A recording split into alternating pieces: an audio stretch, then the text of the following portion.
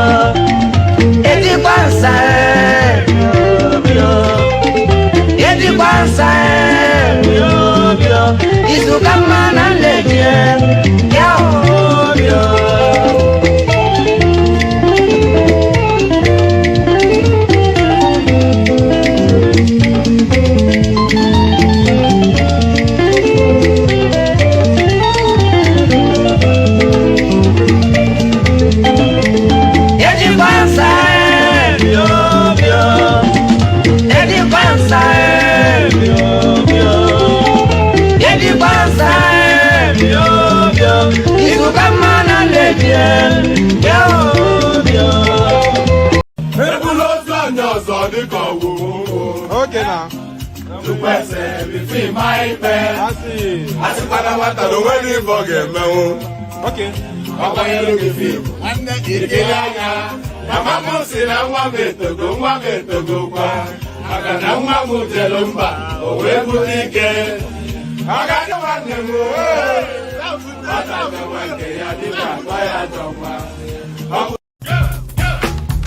1990, Sharp Rock jumps upon the scene with a lean and a pocket full of green. The green doesn't symbolize I made it on the top, but RoboCop last year was a shock. The tone of the Popeye cut shook your butt. Kids are screaming, the media says what? Kind of music is this for you to dance to? The man with the plan and the band demands you. Leave the smack and the crack for the whack, for the ball and the knock, keep a smile like that. Leave the knife and the gun in the store and ignore temptation set by the nation. Facial game cause his pain needs a new rep in your heart and mind. Never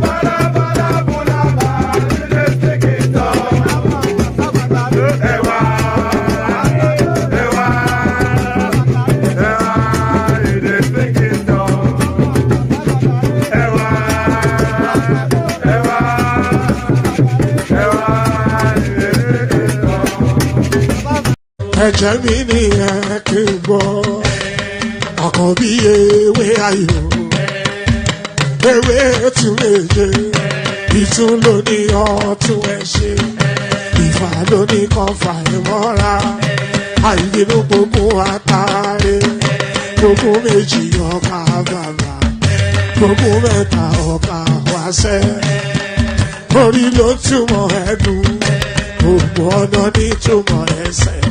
Akọni ìmọ̀ tú ìmọ̀ ọjọ́ ìmọ̀ èmi ni wọn kì í dálẹ̀ wọ́n bá lọ mẹ́lẹ́mọ́ wọ́n á fi jóye ẹlẹ́mọ́ akọni wọ́n bá lọ gbé fèrè wọ́n á fi jóye ẹrùkù bọ́ọ̀wọ̀ wọn bá tẹ̀lé wọ́n á fi jóye aláre àwọn mẹ́tẹ̀ẹ̀ta parapọ̀ wọ́n wá jọ ń pẹ́ mọ́ ẹ̀ẹ́mọ́ olóko jẹ wọ́n pa Akíntọ́lá ọmọ Ògún wọ́n pàdé Ìyọ̀dà ọmọ Àtàlàbọ̀bà Àkànbí wọ́n pàdé Ṣàtàdàdẹ ọmọ ọba Ìjẹ̀bú Mèrè Aṣíwájú odò gbólùkẹrẹ Ajagun lólòdì ọ̀run.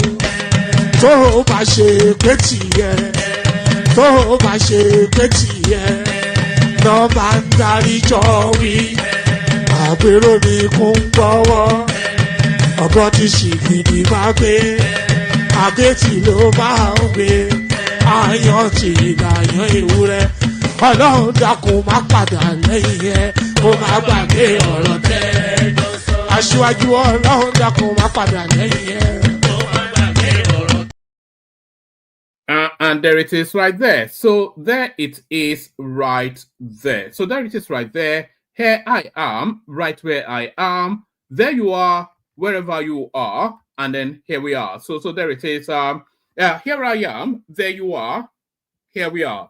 Do you understand? Here I am. You're looking at me. There you are, wherever you're situated. And what does that make as a collective? Here we are. So here we are. Here we go again. Another day, another session.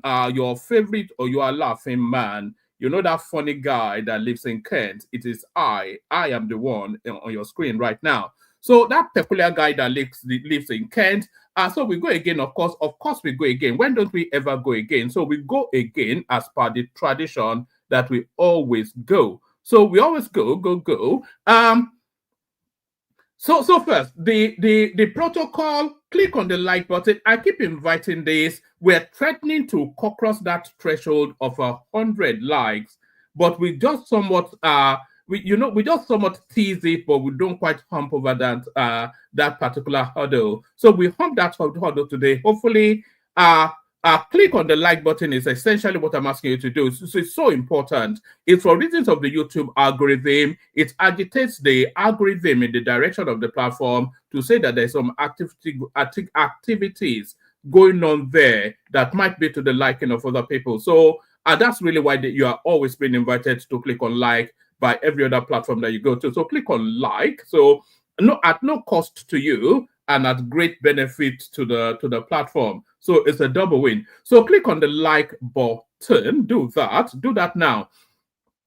So having done that, if the subscription button is red on your screen, then you have not yet fulfilled all righteousness. So all righteousness to be fulfilled, they press that red looking subscribe button, turn it gray, and then you're part of the inner caucus. So is it caucus or caucus? I call it caucus. Some people call it caucus. I'm a Know Your Man. So English is secondary to me. So the fact that I'm even able to speak a foreign language at all is a feat. Not being able to speak English at all, it doesn't diminish you in any way. So the fact that I Know Your Man from the interiors of the villages, I'm able to express an expression in a foreign language, that's a feat in itself. How many English people can speak Oyo? That's the thing. So click on like, make sure you're subscribed.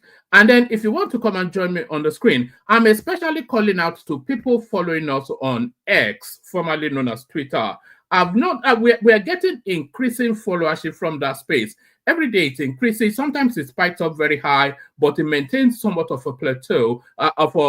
It's established a baseline there. But we've not yet had anybody come join us from that space yet. So if you are listening to us on our X, formerly known as Twitter, I'm especially inviting you to come and join us on the screen. You watched it long enough to know what the format is. You watched it long enough to know what the format is. Ditto the people watching us on Facebook and all of the platforms that we're streaming to. Everybody is invited. Free drinks for everybody. Free drinks for everybody. So click on like, make sure you are subscribed, and do the equivalent in whichever platform that you're watching from. Click on like, make sure you're subscribed. If you want to come and join me on the screen, click on the hyperlink that says StreamYard. Share the link in your social media spaces. Super chat towards the stream. So all those 5 things. So that the 5 calls to action. Click on like, make sure you're subscribed. Click on the hyperlink that says StreamYard if you want to come and join me on the stream. Share the links in your social media spaces, super chat towards the stream. So all those 5 things, and then you'll be a cool guy. So if you do all those 5 things, then you'll be a cool guy. So says me. Anyway, so yes, a lot of the conversations will start around the Dele Farotimi space. Because that seems to be the number one thing trending within the Nigerian media space. So the Dele Farotimi thing, why exactly was it even picked up? What we're hearing is that it was picked up at the instructions of Tony Elumelu, but why? Obviously, the reasons defamation, but what did he say to defame? So that's the thing. So all these questions, hopefully the answers come through in the course of the session. So we'll kick it off with, actually, why don't we just kick it off with that now?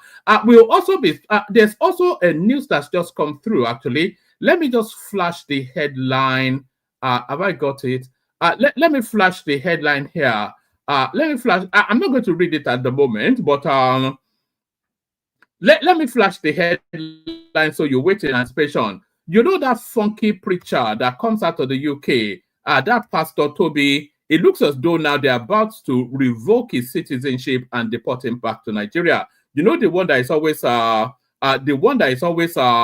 Davido and all that. It looks as though they're about to revoke his. It looks as though they have actually revoked his citizenship and about to deport him back to Nigeria. So that would be quite interesting. That would make me laugh because I cannot abide the guy. Is any and everything a pastor, not one of them, is there at every Owambe, throwing dollars at Davido, is fleecing members of his church, sleeping with. It's just a wrong one all the way through. So I would not be disappointed if it came across some strife. Talking about coming across some strife. Police arrest Dele Farotimi after Afe Babalola's alleged defamation petition. So Afe Babalola now seems to be the name that is punching through. We thought it was Tony Elumelu. That was the original inflection. That was the original allegation or the original attribution, and that's what we went with. So we'll see in the course of police arrest Dele Farotimi over Afe Babalola's alleged defamation petition. So what does this have to offer us? The police on Tuesday arrested a lawyer and political activist Dele Farotimi over a defamation petition by senior lawyer Afe Babalola. Correspondents understand that Mr. Farotimi, whose fierce advocacy for citizens' rights often pits him against the society's powerful, was arrested in Lagos Tuesday morning. He was promptly transported to Ekiti, where Mr. Babalola wields untrammeled influence as the largest private employer and businessman. Mr. Babalola did not immediately return a request seeking comments about Mr. Farotimi's arrest, which reportedly followed alleged defamatory statements by the activist. Hours before his arrest, Mr. Farotimi said in a statement online that he was being sought by the police on a warrant by Mr. Babalola and another separate complaint from Tony Elumelu of United Bank of Africa. So anyway, let's finish the reading. The petition from Mr. Elumelu was not acted upon. A spokesperson in a message to correspondent, a spokesperson said in a message to correspondents, and the whisking of Mr. Farotimi to Ekiti all but confirmed the police were prioritizing the senior lawyer's petition, a copy of which the police have yet to make available to correspondents, despite an initial request and a follow-up. Mr. Farotimi's arrest has elicited a flurry of criticism from fellow rights activists, including Deji Adeyanju and Enebihe Effiong, who expressed a steep disappointment over the police's continued use of force to handle defamation complaints. The Nigerian Constitution guaranteed fundamental rights to speech, and the 2015 law that allowed criminal punishment for so-called cyberbullying, a catch-all for all police crackdown on free speech, was repealed in 2023. So this article has been updated to clarify that the police were acting on the petition from Mr. Babalola in arresting Farotimi, not the petition from Elumelu. So this clarification then is obviously this person that's in fear of course, the repercussions of it. So this is the thing. So this is where we have now found ourselves. You know, now all this wild and unfettered. You know, I'm for free speech. I'm exercising it right where I am now. I'm all for free speech. I am exercising it where I am now. But where your free speech stops, I can't speak because I need water.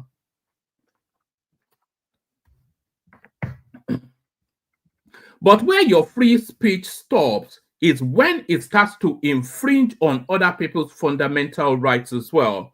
So you cannot, for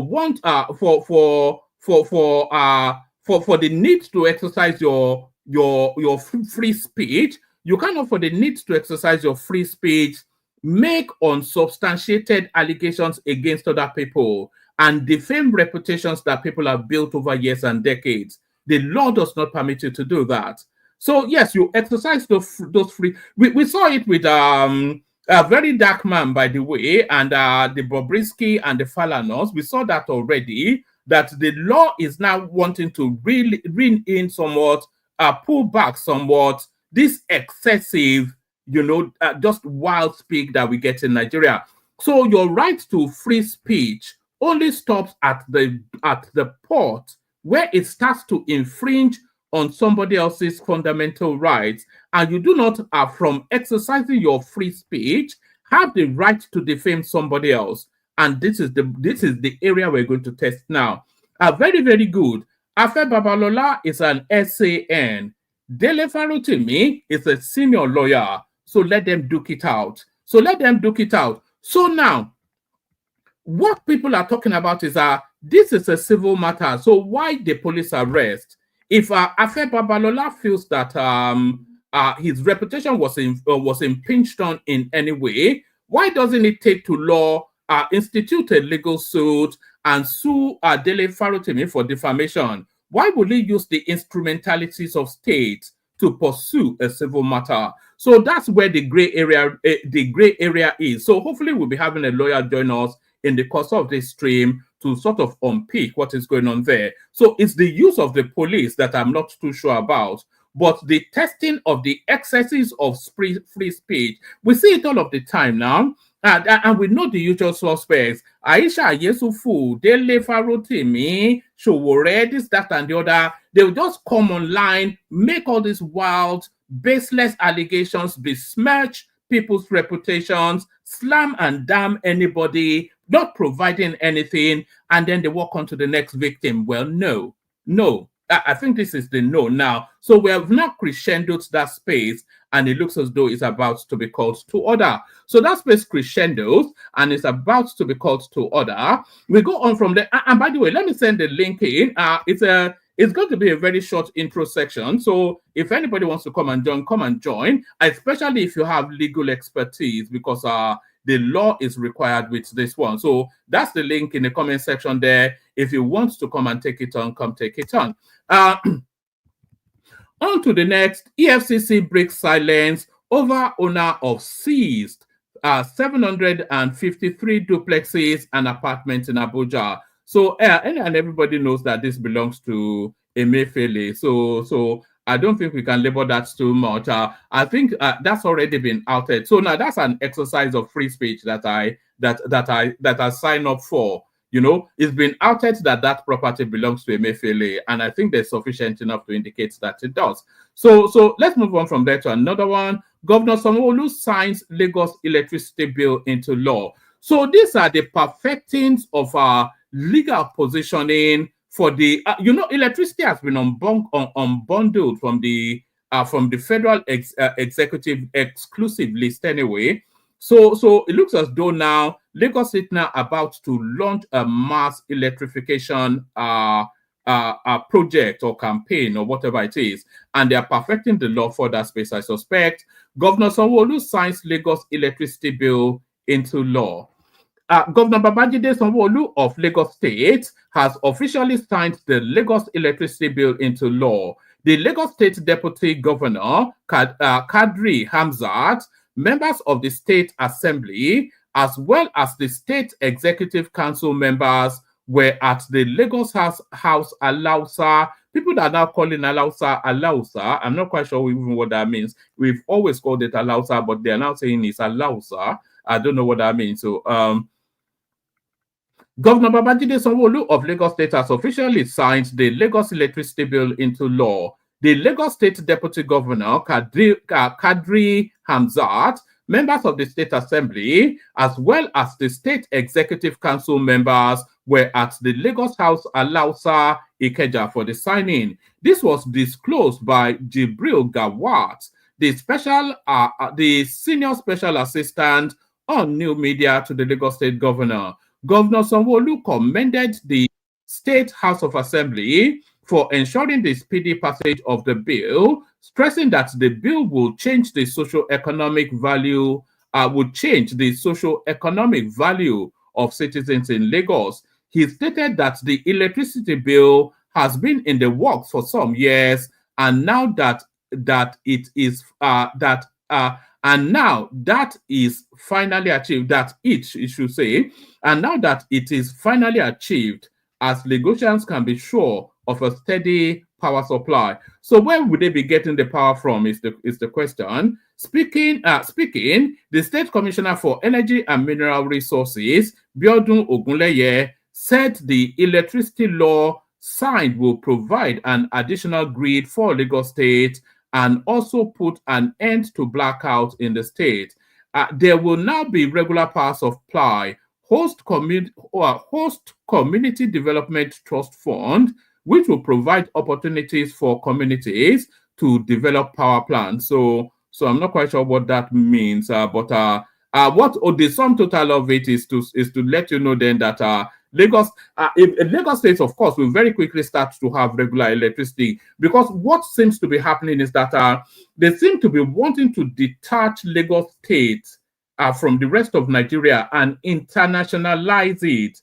So you have the intra-city rail system already in situation. You have they're already actually in the process of passing that state police bill. It's already in second reading. Has it even passed second reading? So Lagos State is putting all the ducks in a row for when the legislature or legislation catches up with this plan. So it says flash.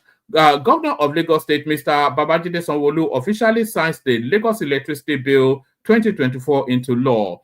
Today at the conference room, Lagos House, Alausa, the mandate. The Lagos State Electricity Law 2024 is a comprehensive plan of Governor Babajide Sanwo-Olu's resolve to address long-standing challenges in the energy sector. The law will lay a robust foundation for economic growth, fostering industrial growth, improve quality of life, energy equity, economic prosperity, and environmental sustainability. Objective of the law: establish a Lagos electricity market that is technically sound, financially viable, and well regulated. Ensure access to affordable, reliable, and sustainable electricity for all citizens. Promote diverse energy sources, including renewable energy, and encourage energy efficiency. Foster investment, competition, and innovation in the electricity sector. Electrify underserved areas, contributing to the sustainable development of Lagos State. So that's the grand plan. So that's the grand plan right there. So the grand plan right there. Let's go on from there to the next one. Quite a few of them. I'll probably only give you the headlines too. Why Nigeria of all countries? Often they've made that cry in South Africa, but this time for justifiable reasons. Why Nigeria of all countries? South Africans react to relaxed visa rules for Nigerians. So everybody now caught in Nigeria as a result of TINUBU'S international whirlwind, diplomatic whatnot. South Africans have expressed mixed feelings following President Cyril Ramaphosa's announcement of simplified visa processes for Nigerians.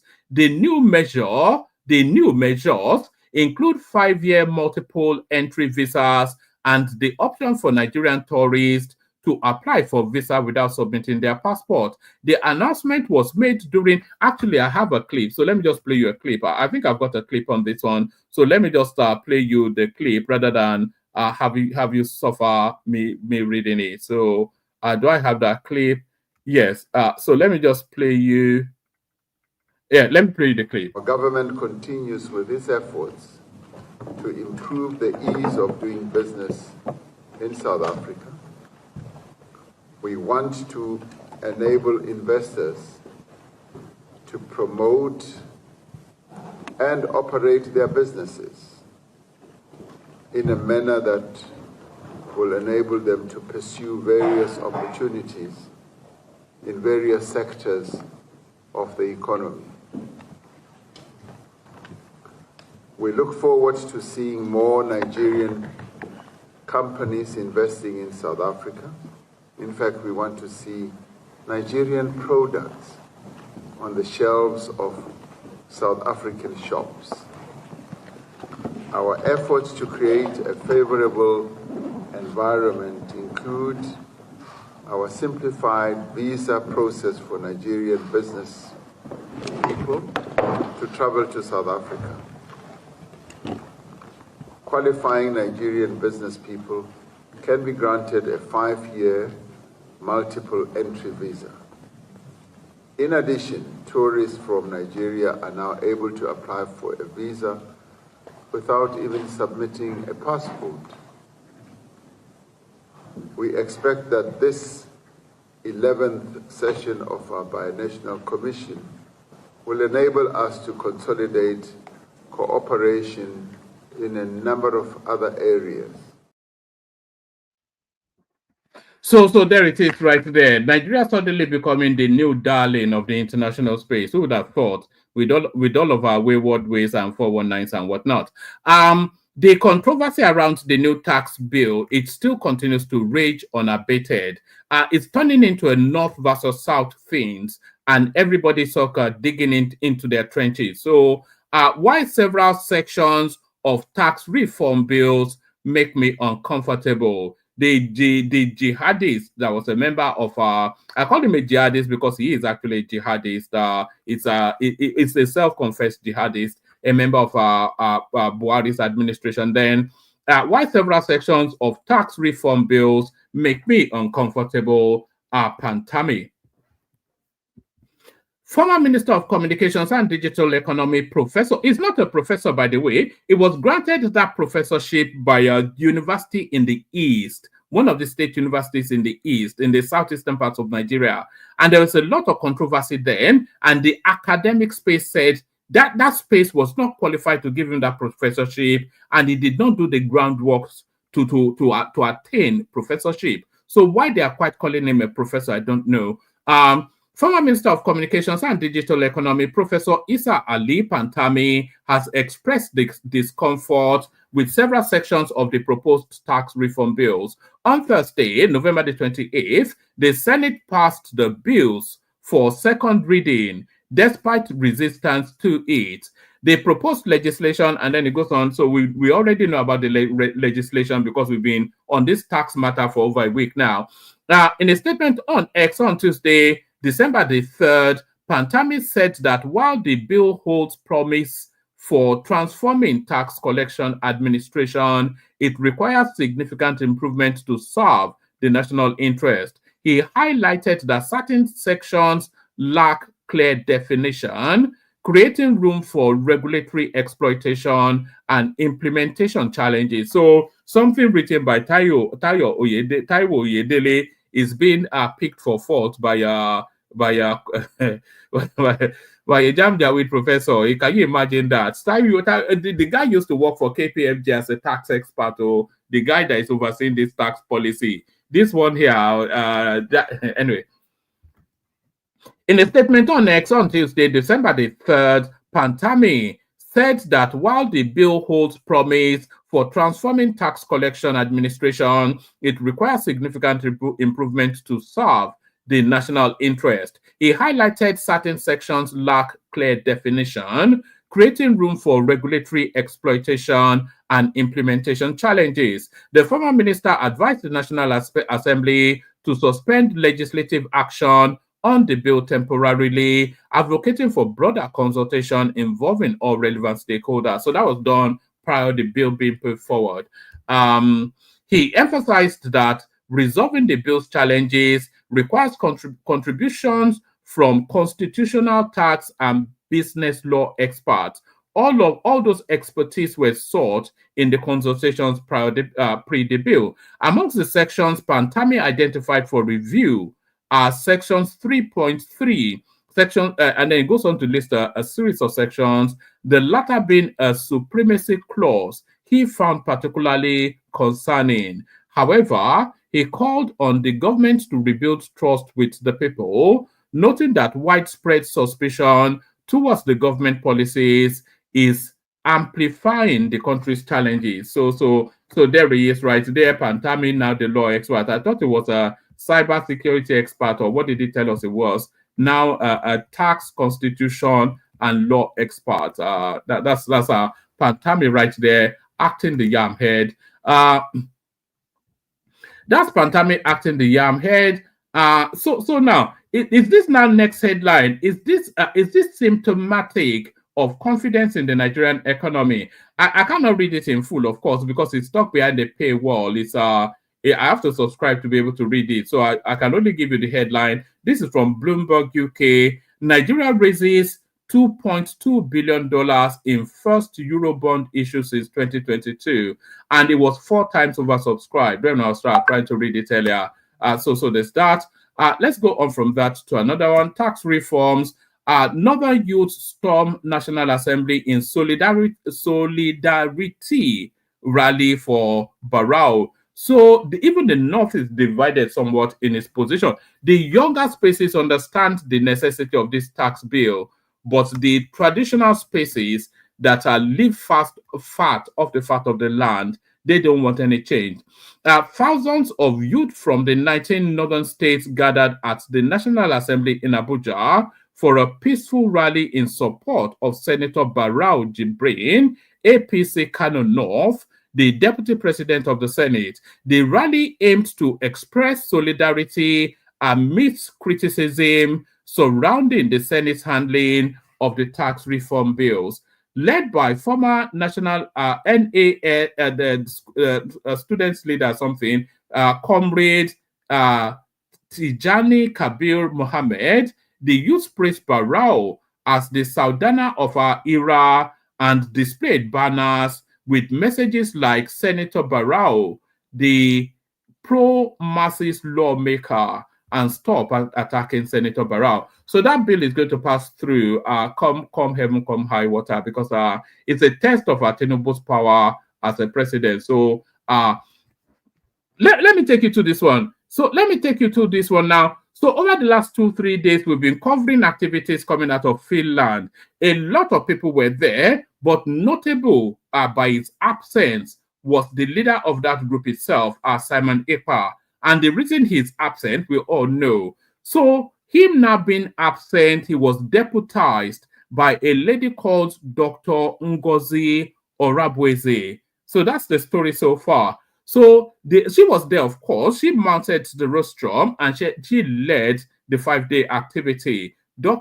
She apparently, allegedly, she's the chief of staff to that organization. So the story at that point. So now she's gone to Finland. They've had this grand event, which by all matrices was a success. So having now conducted and superintended a successful convention, she now makes her way back to America, or does she? So this is the coming out. So this will flesh out tomorrow, but you heard it here first. IPOB chief of staff cannot leave Finland. She has been stopped from leaving Finland. So she has been stopped from leaving Finland. I actually have a clip of her granting interviews to the Finnish media, which I'll play you in the course of this session. But apparently, allegedly, coming out slowly but not yet confirmed, it looks as though NGOZI ORABUEZE, the stand-in leader whilst Simon Ekpa is incarcerated, it looks as though she is now somewhat in the processes of being incarcerated herself. If she has American citizenship, that might save her, but I think she might well be in the clutches of the Finnish authorities now. I wouldn't normally come out of Twitter to announce anything, but the person putting it out is a well-known figure within that space, so he can come out without some veracity. So there it is right there. IPOB chief of staff cannot leave Finland. She has been stopped from leaving Finland. So there it is. We watch that story develop with a keen eye. Watch that story develop with a keen eye. Update: police arrest human rights lawyer Farotimi over defamation allegation. We still don't know what exactly said about both Tony Elumelu and Afe Babalola to have led to all this. GUMI backs TINUBU'S tax reform bill amid northern opposition. It looks as though there's somewhat of a chasm in the criticism of that bill in the north. Amidst criticism from northern leaders, prominent Islamic scholar Sheikh Ahmad GUMI has expressed support for President Bola Tinubu's tax reform bills, describing them as beneficial for Nigerians. So there it is. You never thought you'd see the day. I'm worried at the super charts, by the way. I'm not seeing anything that looks like a super chart. Let's see the colors of some super, not from Ayo though, not from Ayo, but let's see somebody else super charts to that space. So that's Sheikh GUMI right there. So support from strange quarters. Aero cuts airfare to 80,000 for all destinations. So I just saw this and it seems somewhat Nigeria's oldest aviation company, Aero Contractors, Nigeria's oldest, I didn't even know they were still a going concern, Aero Contractors. Aero Contractors, Nigeria's oldest aviation company, says travelers will pay a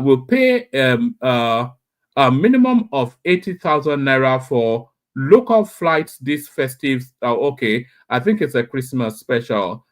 So I thought it was like $1 million now that they were charging for people to fly around Nigeria.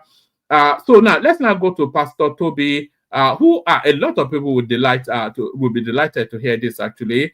An immigration tribunal has ruled that Pastor Toby Adegboyega, 44, the cousin of John Boyega, the Star Wars actor, should be deported back to his native Nigeria after investigation, including by the Telegraph, exposed misuse of funds by his church. So there it is right there. And by the way, that's coming out of the Telegraph of the UK. So there has to be some veracity to that. They've been pursuing this guy, and I think they're now seeing him out of their country.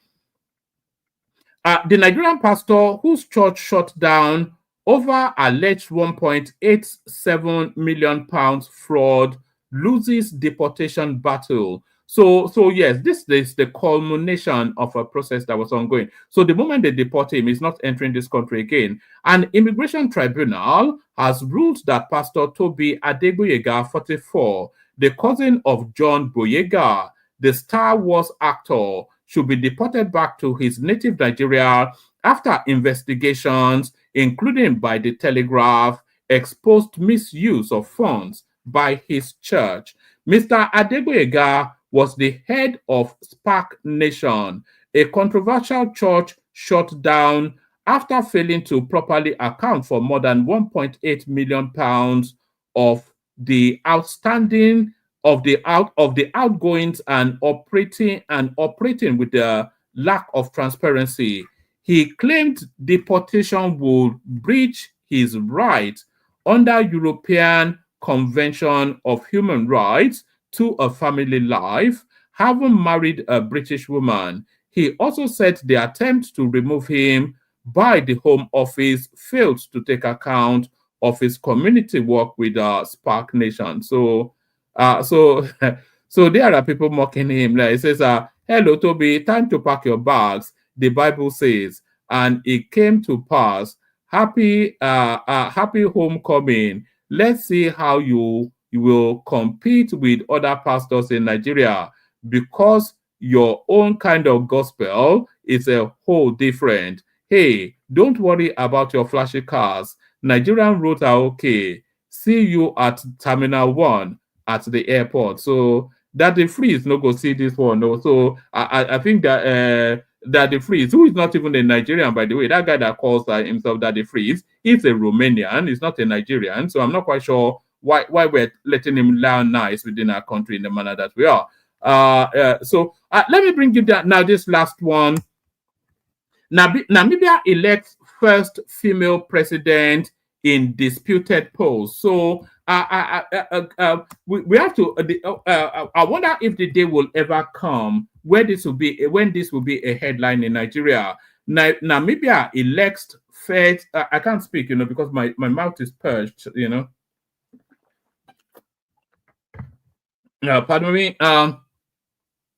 Namibia elects first female president in disputed polls, but there she is claiming a victory. I think she won by 57%. I won't attempt the name. From the governing South, you know that Namibia used to be a South African colony until 1990. I just found out actually. Maybe it's something I knew but forgot. From the governing Southwest African People Organization, SWAPO, has been voted in as Namibia's first female president after last week's disputed election. The Electoral Commission said she won more than 57% of the votes cast, with her closest rival, I won't attempt the name, getting 26. So I'm not quite sure what the dispute can be if somebody beats you by twice over. So what is being disputed?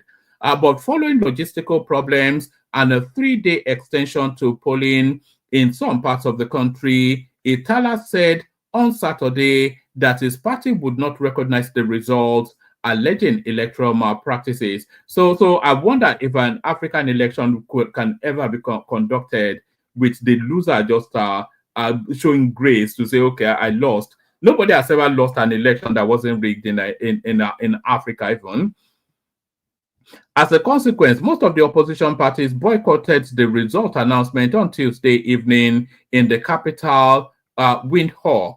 The Namibian newspaper reports the Namibian nation has voted for peace and stability. The Reuters news agency quoted the winner as saying once the outcome has been announced, SWAPO has been in power in the large but sparsely populated southern African country since independence in 1990. So she's from the ruling party who has always ruled that country. So it's a bit like the Nigerian situation. Whoever wins the APC ticket is going to be your president. So whoever wins the SWAPO ticket in Namibia is going to be their president. That's just that seems to be the sum total of that. So that seems to be the sum total of that. Let me play you a few clips. I'll play you the Kegite music. I'll send the link to the studio again. No one in the studio at the moment. So if you want the conversation, then you have to come take it on. So if you want, let me send it to Twitter as well, actually. See if we can get a taker from Twitter. We've not yet had one person from Twitter. I'm really looking forward to somebody. We have about 20, 30 people watching us on Twitter, which is quite a thing for us. Usually it's two to five people, but I'm sending this link right here to the Twitter space. So if you're watching on Twitter and you want to come and join us, click on that link, come join. So if you're watching on Twitter, if you want to come and join us, click on that link, come join. So we're still staying within the South African space. So we've heard the South African president. Here is TINUBU speaking to the South African space. As members of the same family, joined by the hips as co-joined twins in the continent, we have no reason to fail or let down our people. And we have resolved never to do that. We're ready to work with you, Cyril, in any phase that you might consider necessary. We have to deepen, as our members have emphasized, deepen the trade and opportunity to develop our youths, exchange ideas, promote relationship that is mutually beneficial to the two foes. The challenge is for us as leaders to continue to implement with good governance the principle of democracy, freedom, and liberty throughout the world. All right, so that was TINUBU talk. It's very incomprehensible the way that guy speaks. They should really have subtitles, because even you as a Nigerian, you are trying to string together what he's saying to make sense of it. I always imagine what the international audience are making of him when he's speaking to them. Yeah, what's up? I am Chicago. I don't know, man. It's a funky speech pattern. Let me play you this clip. Still speaking to somewhat that the next series of clips will be about that taxation. Apologies, but they are important. It's important that we understand this taxation bits. They are not heavy videos, about 2 minutes, the longest of them, but it's important that we understand that. So let's rattle through and then we kick off the session. We have a parliament that is supposed to be a representation of all of us. I cringe in my seat when members of parliament who have collected big bonus and big vehicles are not ready to go through a legislation process and are saying throw away the bill and are saying don't listen to Mr. Oyewole and his team to even explain what this is all about. And to me, it reeks of, some kind of things that we don't want to say here. So what I'm saying is, I expect governors with profound respect to governors and legislators to look at this bill in the interest of our people, read the bills, get people to add value to it, engage, consult, debate, and negotiate where necessary. I will use the airport for example. Everybody knows if you travel around Nigerian airports, especially let's use Lagos, is the most cluttered in terms of agencies, what you call the pain points, from beginning to the end or coming back. Now, what this is supposed to do is to streamline collection, block loopholes, and make it more efficient. If we look at the single window, concept for the airports, and that is supposed to also address the issues at the other ports, whether it is land or sea. So it is not taking the functions of organizations, but streamlining and blocking leakages and establishing a governance framework where a regulator or an enforcer will not be chasing commission, thereby not doing their real job. And that is why we have leakages in the borders, for example. So I think we should debate, negotiate, engage, and consult.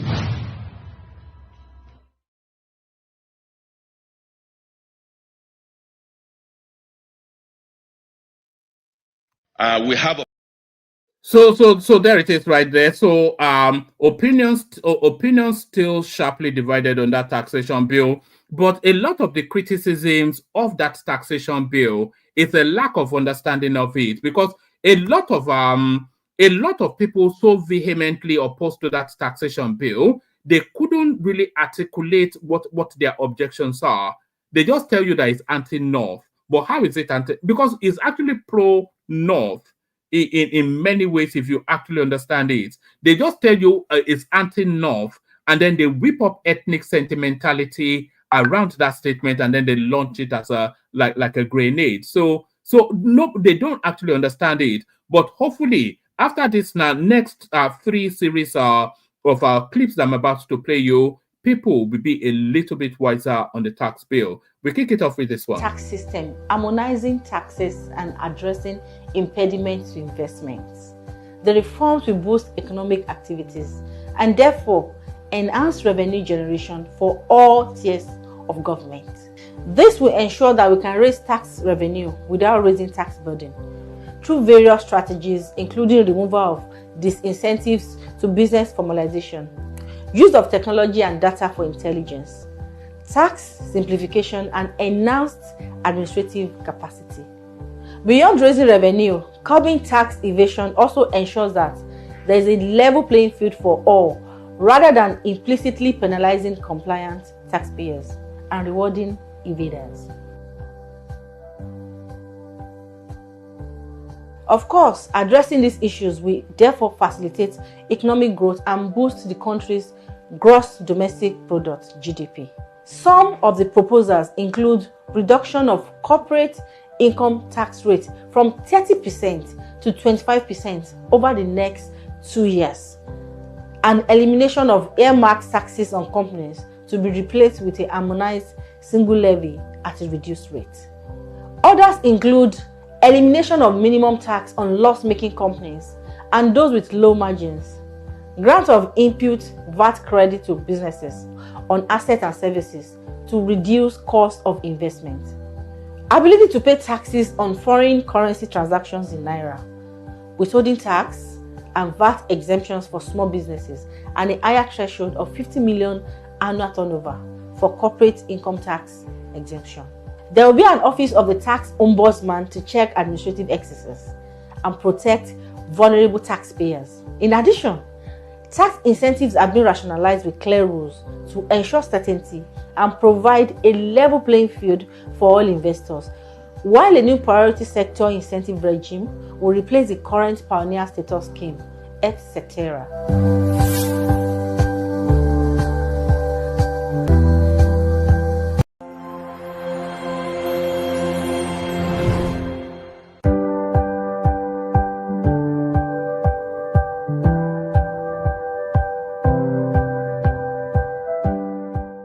Interestingly, the current VAT system is fractured.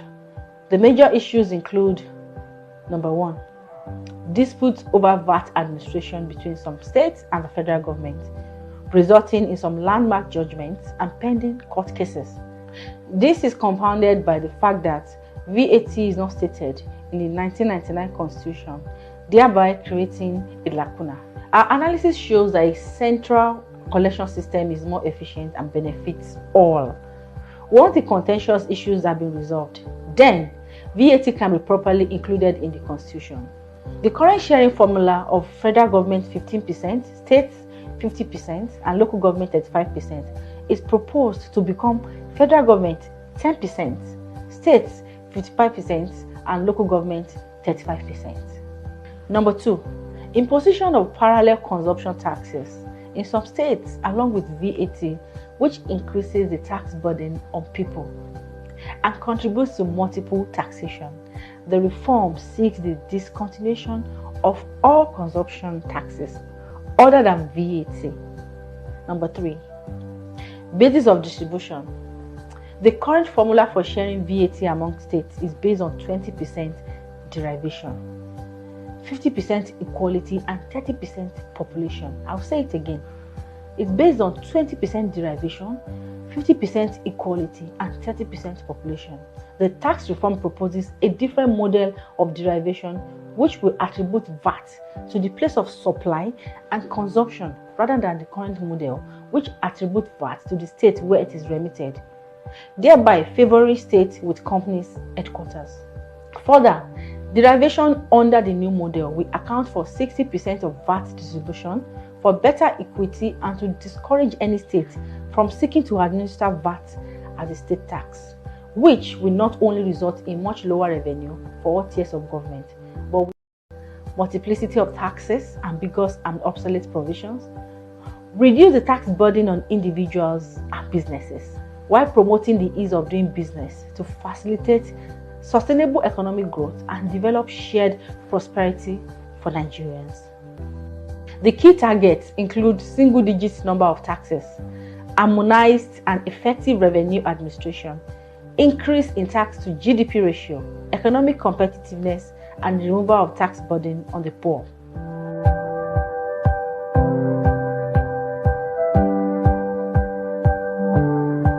The committee comprised over 80 individuals from all walks of life across the 6 geopolitical zones of Nigeria, representing more than 20 government institutions, the organized private sector, trade associations, professional bodies, professional service firms, and the civil society. The composition ensures there is adequate gender balance with people of different faiths and youth. About 45 students were selected from 22 universities across Nigeria who support the secretariat work, conduct research, and participate in committee meetings on a rotational basis. Tailored sessions were conducted for more than 40 sectors, representing over 90% of the economy, and focus group engagement for people with disabilities, of course the youths and Nigerians in the diaspora. The committee requested input from all stakeholders and received memoranda from people in all the 36 states and the Federal Capital Territory, FCT. Furthermore, exposure consultation sessions were organized for chief financial officers, CFOs, with over 300 companies represented, journalists, public analysts, tax consultants, and business owners. We also had engagements with the Nigerian Governors Forum, the Federal Executive Council, National Economic Council, Finance Commissioners, of course the Joint Tax Board, among others. So, and they are still asking for consultations. I wonder who else maybe the monkey on the tree is what they want to be consulted, because that seems to me quite a comprehensive and an exhaustive list of people consulted. So that's the presentation. The link to the studio in the comment section. We play the Kegite music. We'll take it from there. The Kegite. Only water, only water, where they see my water. Oh yes, water, water, water, water, water, water, water, water, water, water. Only water, where they see my Hapa oh naido. Hapa oh naido. Hapa you don't come oh.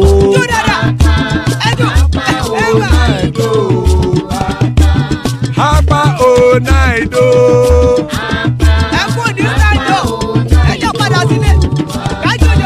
Oro keke elemu ye o.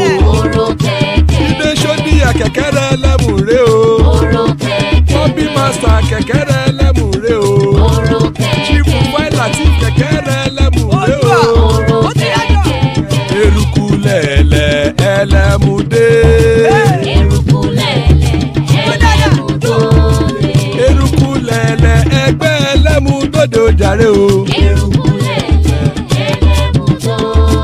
Eruku lẹ̀lẹ̀ Ghana ti dé ẹgbẹ́ bọ́dì o.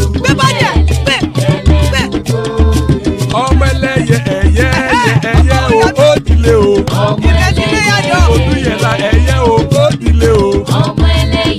Petrosonana ẹyẹ o ó dilé o. Petrosodunke ẹyẹ rẹ ó dilé o. Ẹlẹ́kọ̀ ọ̀run mú ìní o.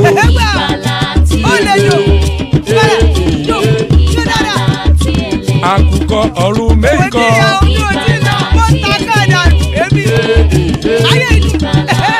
Ikú kò ní ríwà gbéṣe o.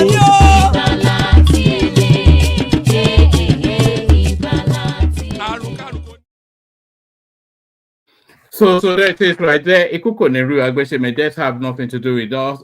Joining us, Baba, always a delight when Baba is here. Ogweni joins us, a real delight because he will give legal perspectives, hopefully to the going on. I think I may have what Dele Farotimi may have said that has landed him in this situation that he has found himself.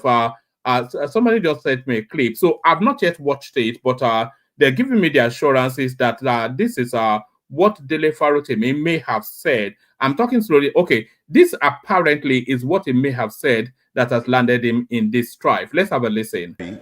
It came out. I'm saying that Ariafe Babalola corrupted the judiciary.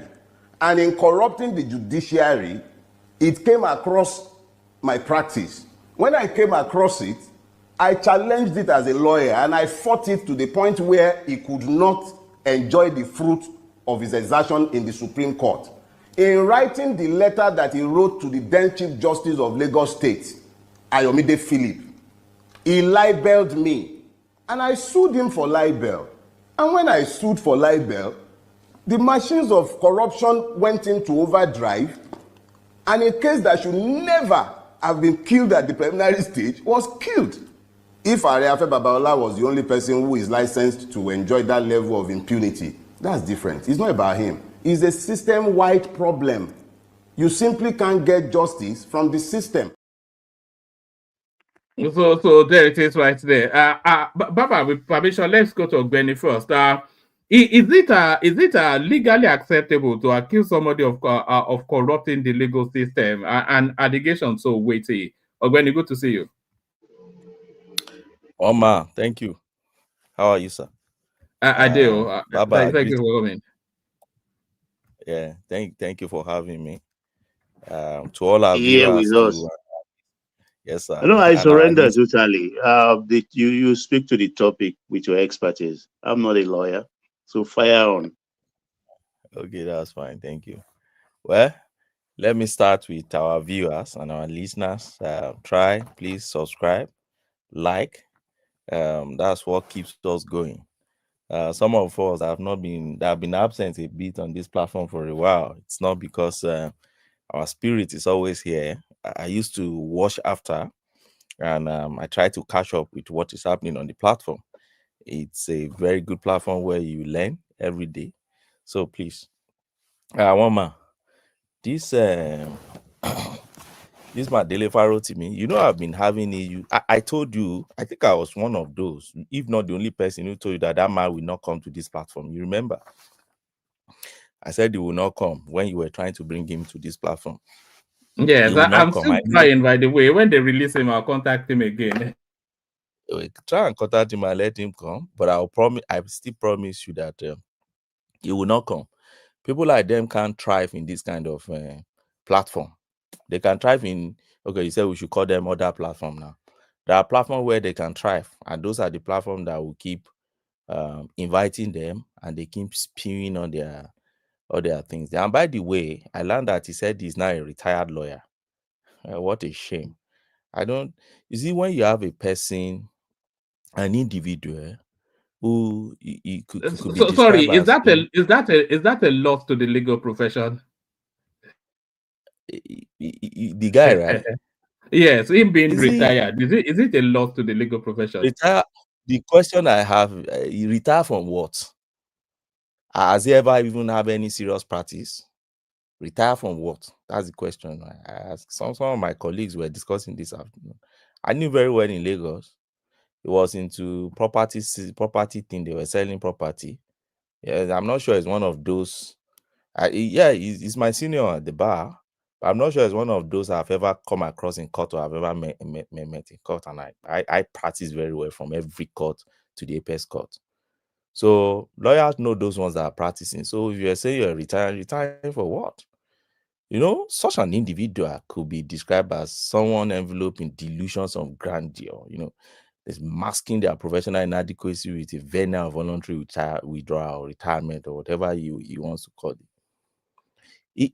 I don't understand his proclivity, you know, for unrelenting criticism. You criticize, which is always devoid of substance or solutions. I try to fathom it. Most time I can't really understand it. Instead of him acknowledging his failure and you know, learning from them, you mask your lack of success with facade of voluntary withdrawal. Withdrawal from what? Do you at all even have a serious practice anywhere that you're withdrawing from? Where do you put juniors? If you really indeed have serious practice in Lagos, we know those who have serious practice in Lagos. You know, so but you know, such individuals, I know people like that, people sadists like that. You know, I've told him, I've called him sadist on this platform before, and I'm right to say so. You know, so no, sadist individuals like them often redirect their frustration, you know, by they just excessively criticize others. At a point in time, he said he was doing dreadlock. I wonder what has happened to that dreadlock now. He has caught it. You know, and in most cases, you see them projecting this air of superiority just to divert attention from their own inadequacies. And they can criticize anyone as long as you don't fall in line with their. So they have this self-righteousness, you know, and the for me the summary of it is I think it's born out of their sense of insecurity and irrelevancies. So, but the obedience movement and everything has made them so relevant now, and so be it. They will continue to remain relevant in our space until we're able to purge people like that out from the system by teaching them lessons. I only hope that Ariafabala will be able to teach them lessons, because I've had situations where they You go know, and beg them. I'm so excited by what's going on, Ogbeni. Not because I wish ill on Dele Farotimi. Far from it, I actually like him somewhat. I'm hopeful that he will still be our guest on this platform in the near future. But the excesses, voices like his, Aisha Yesufu, Showore, they just seem to have this unfettered, unchecked thing that they will just besmirch people's names, say wild things, and because they have this bank of army of very, very wild people, people are too afraid to take them on. And I think Afe Babalola may be doing a yeoman's job. After I'm happy that he's taking on somebody of Dele Farotimi's level. So after this example, I think that will start to sanitize that space. You just come out and just throw all manners of invectives at people. He's not. There are so many in that space, Omar, and thank God you mentioned some of them. I think their leader is also Dati Baba Yusuf. I think they've corrected that one now. And all his social media, the midgets that is producing as lawyers in his base university, all those Dejade Yonjo and all those base university lawyers that will just go to class maybe a few times and they call them to bar. And all those guys is producing. Charlie Boy is one of them in that space. I don't know why anybody has not taken that one up and deal with him. Probably they are looking at his own dad's pedigree and who want to take Baba Oputa boy to court. So they'll just allow him to just be like that, because if you even take him to court, his dad's friend and another will start begging, you know, at the end of it, they said to it and people go away. Because I remember there was a time somebody talked about, I was begging money from someone or something. I think he had you with Dejade and all these things. What do you call that one? As far as I'm concerned, those are businessmen, but they will come out and say they're activists, they are at best noise maker. When you pick their processes and documents they file in court, you won't even be able to reconcile their images and the noise they make on media with the document they put in court. Mama, let me tell you, the real lawyers don't make noise. You won't see them in the media. The ones that are doing well in practice, the ones that canvas fine arguments in practice, the ones that understand the skill of advocacy, you won't see, they are not in the media. There's a man I have so much respect. I keep telling people, as far as I'm concerned, he's my best lawyer in Nigeria. His name is N0NS San. You won't see that man in the media talking what? But go and meet him in court. You understand the stuff he's made of. But when you see them jumping up and down and talking on the media, any little issue, they jump on the media. Even cases that they are handling in court, they come to the media and be making noise about it. They don't have serious practice. They are just media practitioners, because that's where they win cases. Many uninformed Nigerians who are very unsuspecting Nigerians, they approach them immediately after, that man that's talk on media. That's where they make their clients. And so all those, their group, I put them in the same bracket. All those base university byproducts that Tati Baba is producing, I put them in one bracket. And then all the Yusuf, Ashia, Yusuf, and others, those ones, they even know what they are doing. Shore and others, was it not recently Shore was saying there's one secret memo somewhere? Could you imagine? There's one secret memo somewhere that is saying Igbo should not become president in Nigeria. Where do you find secret memos? Have you ever been to the presidency before? Has he even entered Sovila before? So where do you get that? If there's any secret document anywhere, everybody knows that you, the owner of Sahara Reporter, would have published it. It's clear. Everybody knows that there is nothing secret to you. You that can publish military document that is marked secret and confidential, that can compromise the integrity of sovereignty of your nation. Is it not you? Same, you cannot publish what they call secret. What did they even call it? Memo. But they just come out with this self-importance thing, spewing negativity every time, and they thrive in negative criticism. They focus solely on flaws, and they don't even acknowledge any achievement. I'm not against criticism. Let me ask you a question now, Ogweni. So defamation, for whatever it is, it's a civil matter, isn't it? So why would the police arrest him? That's the question people are asking. Okay, one man. Let's get to that. Let's get to that now, because I have short minutes here. I'm doing some markings. Exam has ended, so we're marking now. One man. On this platform, there's something I always say, and I think at the point in time it's going to become a cliche on this platform. I always say, if you remember, that criticism, freedom of speech, is not a floodgate to recklessness. I always say it. Criticism is a vital element of progress. No doubt about that. No doubt. Because it challenges systems. Criticism highlights flaws and foster accountability. We all enjoy it in the Western world where we are. Everybody understands criticism. But however, you see, when criticism now becomes a relentless campaign of negativity without offering constructive solutions, it is no longer criticism.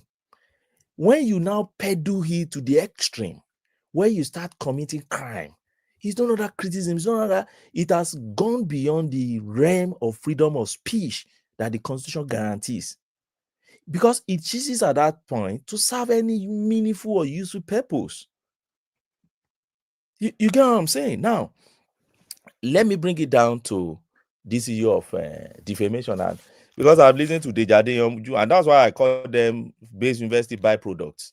I don't know what they study in that place. If they allow me in Nigeria, there are private university that will not even be running law school, law program at all, law degree program. Base university will be one of them. If you give me a chance, if I'm an external examiner to such a university, I don't understand their standard. What kind of standard do they have there? Someone like the Jade, I've seen them coming out and say, then Showore also on I see Sarah reporter saying that defamation is just a civil matter. Where did they study their law? I don't understand. One man, let me tell you. You see, under the law, in both UK, anywhere in the world you find these laws. The point is, a wrong. Don't forget that a wrong can be your action and it can be your omission. Okay? And I'm telling you fundamentals now. Maybe not all lawyer will understand this one, but they are fundamentals. Those ones that use handout in their university may not understand it. But if you really study, you read textbooks and you read case laws. Not all universities in Nigeria do use textbooks. Some of them, some few lecturers will just print what they call handout and give them, and that's what they use in study their law. They may not understand these fundamentals. But if you go to the textbooks, books written by authors, and you read foundations of criminal litigation and civil laws, you will understand this thing I'm about to explain to you, Mama. You can have a wrong, which is maybe by somebody's action or by somebody's omission, that will fall to both criminal and civil wrong. The same wrong will form a criminal offense. The same wrong will form a civil offense. Okay? Then, as a person who is the victim, you choose which one you want to pursue. If you feel what you should press for is the criminal one, you choose it. If you choose what you want to press for is the civil one, you choose it. And you can even choose both. I will give you some instances so that you know that what I'm talking about, I understand it. Let me even start from the highest offense any man can commit in the world, which is murder, right? We all agree that's homicide. They call it homicide in some other jurisdiction. In Nigeria, we call it murder. Do you know in murder, there's a civil aspect of it? So a state can charge somebody for murder. When a state charges somebody for murder, the penalty they want to derive from it, from Nigerian space, for instance, is the highest penalty in the world, which is death penalty. That's for murder, right? But if they charge that person for death penalty, what do you want to get from it? Nothing as a person. You okay? Like the victim, maybe family and the family of the victim. What are you getting from it? Nothing. And that is why in the civil law we have a replica of that same that same offense, which you call unlawful killing, or you call it wrongful killing. It's a civil offense. It's a civil liability. It's not a criminal liability. So I can choose to pursue, and I found one before in Gombe. It was in Gombe. Justice Yaya. What happened to the man? One of these Boko Haram guys was killed in Yobe. That was 2011. I handled that matter. Was killed in Yobe, and then they went to High Court to go and enforce his fundamental rights. Okay, he has already been killed. They enforced fundamental rights. They granted about 600 million against the federal government of Nigeria. Then I step in. I represent the federal government of Nigeria, and my argument was that you can't enforce the right to life of somebody who is dead already. And we push it. Eventually, they throw out that case, and then the judge advised them, you can establish a matter in unlawful killing. That's a civil matter.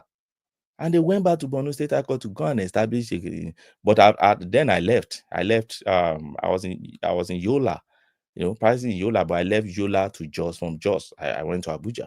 So I didn't even know what happened eventually to that case. But they filed for unlawful killing. That is one I can tell you, woman. Another example I can give you is theft. Theft is what you call stealing here. So if you stolen my thing, I can pursue theft.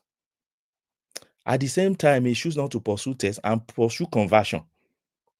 Because if I pursue theft, at best, they will send you in prison. Then what's my gain?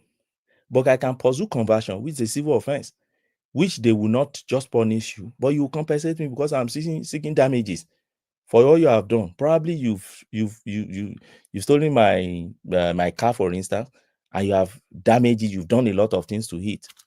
So if they recover that car, I sue you for theft, then it is not enough for me. So I can still sue you for conversion, and you pay damages for converting my thing to your own, and you did a lot of things there. So woman, there are so many. Assault is another example. Assault could be criminal, but at the same time, there's a personal injury involved in it. I can sue you also for the civil part of assault. Let me give you an instance, woman. Harassing, the we call harassing, ARSON. That's you set somebody's properties ablaze. If you set my property ablaze, I may choose to go to police and report you, and police will charge you for harassing. Having simply you willingly or by ill motive, you send my property ablaze. But at best, police is going to get you jail. It's jail term. You're not going to compensate me. But if I realize that you're a rich man, why will I go for harassing? So instead of going for harassing, I will sue you for the financial loss for setting my property. So I have the discretion to choose which one do I want to choose. And all these things I'm saying, there are laws that establish it. They are too fundamental for some people to understand anyway, if you use handout in your university days. So one man, there are so many trademark. You see, most of the trademark infringements, when probably I have my intellectual property, I've trademarked it and you infringe it, I can charge you, I can press for criminal. And I may decide not to press for criminal. Probably you use that trademark to gain a lot of money. Let's say I have something that is, a intellectual property, and I've put it out there, or you stole it before I put it out, and you have made millions from it. I can decide to say, look, if I take this man for the criminal aspect of trademark, which our trademark act recognize those aspects, they will only jail this guy. But I need my money back. I will only simply sue you for the other part, which is the civil part. Then I will get something. So many cyber crime, even trespass and others, they have both criminal part and the civil wrong. So it's the discretion of the victim to decide which part to take. So I think somebody like Ineabon, the judge, they should go and learn more. Many of them don't even do pupillage. That's the problem. They just finish from the school and they just jump and start making noise on media. So that said, Wama. Let's go on defamation. Now, defamation could be criminal, it could be civil. I know some activists in Nigeria have been saying that they should remove particularly those ones that are always on media. And I think Baba Fenfana is one of those who believe that defamation should be removed from our criminal law so that we can pave good way for freedom of speech. At best for now, it's a move, people making noise about it. But what does our law say? Our law still retains it as a criminal offense. Section 375 of your Criminal Code Act, all right, and Criminal Code Law, which is applicable in Lagos State, it make it a criminal offense. Clearly, it's there. Oma, just Google and look for it. Most of the Nigerian laws now are on Google, so you don't need any lawyer to come and do any bobo for anybody. Section 375, Criminal Code, is there. If you publish it, in fact, as far as I'm concerned, it seems like a street liability offense. If you publish any defamatory information or any defamatory thing about somebody, if the person petition, the police pick you, and it's 1 year imprisonment, it's even a misdemeanor. It's not a very serious offense like a felony, or it's a misdemeanor, but it's 1 year. And the second leg of it say, if they now see motive in it, and they see that you knowingly do it, the first leg of it is if you do it, possibly you don't know, but it's a street offense because you've offended someone. But if you now knowingly, they now realize that your your state of mind at the time you did it was wrong because you knew, then it's 2 years imprisonment. So is there one man? That's section 375 Criminal Code. Whoever still doubt, go to Google, look for Criminal Code Act Nigeria and put it there. Shebi Dele Farotimi always tell people that they should get enlightened and all this or sanctimony and pontification on them. So his disciples who are fighting for him now should just quickly go and check and then look at it there. The one thing about it is that the person that is actually, and by the way, there are two people pursuing him, Afe Babalola and Tony Elumelu. So it's just the way they use words. He claims to be a lawyer and is using words that are, defamatory and whatnot. So the person after him is Afe Babalola is a son, isn't he? Yeah, he's a senior advocate. Yeah, so that battle is this guy is even one of his youngest son as per age. He's not up to his last child's age. Afe Babalola is well into his 90s. Yes, now they just I don't know. I think Okinbalo because what you see what he has written that thing and what is the substance of what he's talking about. I'm not privy to the case he's talking about. I'm not privy to that case, but with the little I've been able to pick, and some people have made a call to and try to pick what exactly is this guy's problem. For what he has said, he said he had issue with Baba. He had issue which was a personal issue, and that he sued Baba for one letter that Baba wrote. Boya Baba Bunu letter, I don't know.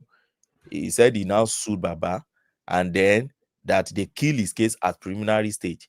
As far as I'm concerned, my understanding of that as a lawyer is that they terminate, they dismiss your case based on technical ground.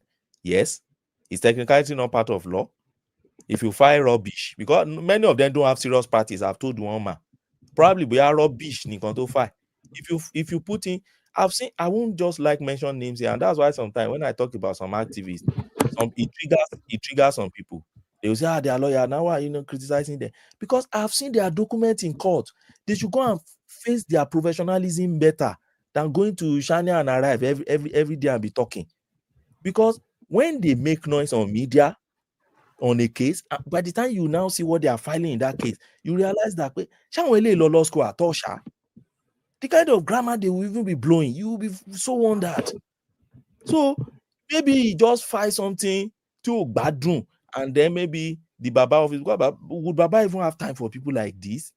Maybe somebody in Baba office just go and handle that case, and then they put in a preliminary objection, and the court look at it and say, what do you have here? And they dismiss it. Then they will go out and be making noise that they kill their case at the preliminary stage. Will your case be the first case to be terminated through a technical ground if your case is not solid enough? So they should wait and waste the time of the court to expend the state resources on a case that doesn't make any sense. I don't want to prejudge, but that is my preliminary observation for now. From what he has said so far, he has not said Baba gave anybody money. He has not said he caught Baba's transferring money to anybody. How long can they hold him in custody for? I mean, it's not a matter that needs excessive being held by the police. How long can they hold him for? Anyway, I've seen a lot of misinformations about his arrest, woman. I've seen one on the usual Gazette, or what do you call that one? That one People's Gazette. That's a comic book anyway. But, Gazette Nigeria. I've seen that one that said they bonded him to Ekiti. That's a lie. I don't think that is true. But Shifapewala has office in about 5 major places in Nigeria, and even in London. They are into vibrant practice. You see them in court every day. You can't go to any court in Nigeria, you won't see fair people. They are there practicing. So if this one is saying they said Gazette said they've bundled to where? At best, as far as I'm concerned, maybe it's Baba Lagos office that will just put in that does Baba even have even problem for issue with all these people? Maybe his office in Lagos just feel like, okay, we have to put in a petition there and they pick him for interrogation. Maybe Ola, they will just release him, because as far as I'm concerned in Lagos, if they want to charge you, they will still charge you, because there's nowhere this one is going to. So maybe they will interrogate him, and after a while, because they know they are noise maker, they're outside there. Before you know it now, they will tell you, I spent 48 hours, so they should take him to court. So me, I will just advise, once they interrogate him and they get anything, then they should just release him, and then when they are ready to charge, then they should just charge him to court and let the case flow like that. So if he's guilty, then he should go to prison now. Shebi, he said the Nigerian system is not working. So if our law is working now, then he should be the first beneficiary of the system that is working. So Mama, that's all on him. I don't. Over time, I've been telling you that I don't rate him. I don't really rate the guy. No, I rate him somewhat anyway, but because I want him as a guest, but we'll see. Are you following the narrative of this Pastor Toby, who has now been in the process of being deported back to Nigeria? Are you aware of him? And you know, I cannot. I think this guy is this. Let this me pastor show you. is in London somewhere now. Yes, he's in London. This is somebody that purports to be a pastor, and this is what he's doing with the congregation money, spraying it on Davido in bales. Those are pounds, by the way, not naira. So, are you aware of his storyline and him being deported? I'm not aware of. I'm just seeing it for the first time now, but I think I've met 2 of his members before. The member of his church. Sorry, a repentant member also. Somebody who was there before, an but SKP. An SKP. I've met one SKP before, and the guy was telling me how he believed though his own that I believe that this guy used prison visitation or something like that to make money in UK. That they will arrange all these. He was that his objective or his target when he got to UK was to be winning ex-drug addict and all those things in the prison, winning them back to Christ. And then at the point in time, they gave him the leeway, they gave him open space because they saw that those who were changing really, but they realized over time, UK government realized over time was not really changing them, that once they leave the prison, they become part of his gang, to do drug and a lot of things that he was telling me. That he left his church and da. Okay, good to you. You've left, and so what are you teaching others who are still there? Be praying for them now. It's good. Oma, we're all adults. We choose what we believe. We choose to follow. You know, once it's been whoever we want deported, to. is never entering this country again. Of course now. You will fight not to be deported now. You trust Nigerians. Yeah, now. he has fought. It's been to the tribunal, and I think the verdict has come in. The Telegraph is chasing him. You know, the blue chip newspaper, the Telegraph. Yeah. And that British newspaper. Yes. One chance, I don't wish ill on anybody, but I cannot stand this guy. It's just only Rolls Royce, one car the other every day, just they brag everywhere. I don't know. Drinking eating at the Savoy, acting, anyway, that's what they turn Nigeria. That's what they turn Christianity to. It's God that will save us. Let me go to which one? The tax. It's funny that GUMI is supporting this tax thing. Yes, it's curious, isn't it? There's a space I wanted to take you to actually, but go to the tax. GUMI is supporting. I don't know. So, but his grandson, Pantami is not supporting it now. So, what parties are they playing with us in that north? I don't understand them because I know GUMI and Pantami, they are on the same page now. So why is he supporting and his guy is not supporting? I don't know what they are playing. But as far as I'm concerned, Tinubu better get this one and push it through. If he relents on this one, I'll give up on him. It's done. It's done. Because this is the biggest challenge against his authority. Yes, so if he it's going to cost him, he should just push this thing through. He should should not withdraw that thing, because if they lie, and he shouldn't make too many amendments as well. Yes, that's another thing, because now if they realize that they are losing, they will just go and hide inside one amendment and start bastardizing that thing. They should just push it through, and then we keep our fingers crossed. I know that it won't take 5-6 years to build Nigeria. It will take. They've dented this country internally. Nigeria has. Do you agree with the moves that Tinubu? Do you agree with the moves that Tinubu has been making? Just broadly over the last going on 2 years. Okay, Benny, before you answer that question, let me add my own. It's just a perspective. We can see ordinarily a reform on tax bill, the brouhaha it has cost. Imagine if that subsidy is subjected to this kind of debate. Would we have succeeded in removing the subsidy? That's my question. We won't. Baba, we won't.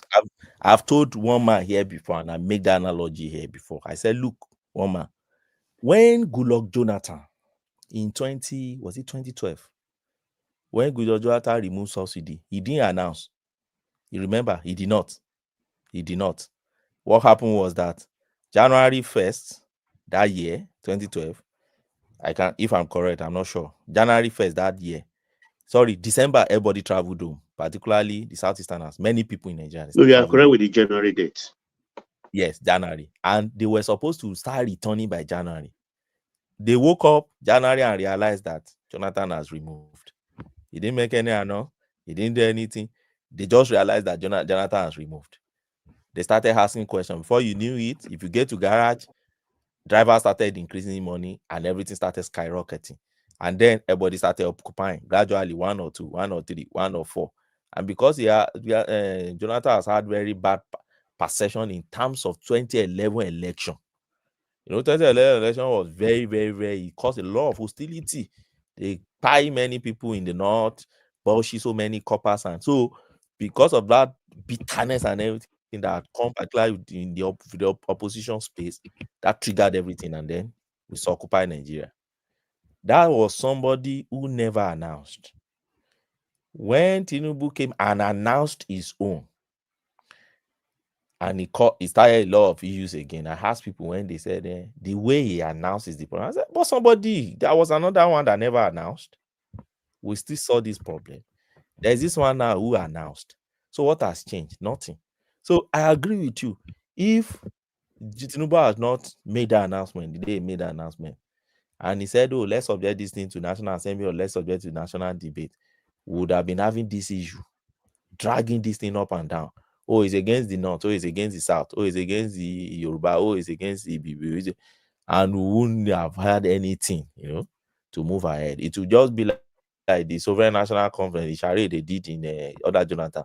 Until today, we're keeping all the papers, sovereign and gathering dust on the shelf. So I agree with you. But to ask me about Tinubu's government so far, Mama, I've expressed my opinion severally here before. There are areas where I'm disappointed in Tinubu. There are areas. Some of the areas is electricity. I don't know why Tinubu should not declare state of emergency on electricity. Even for me, if that's the only one you're facing and you're doing, and I can see you projecting. In fact, I expect Tinubu himself to be the minister of power. Make it your ministry. That power, we need it. As far as I'm concerned, that's the first thing in Nigeria. Make yourself minister of power. Leave petrol. Make yourself minister of power.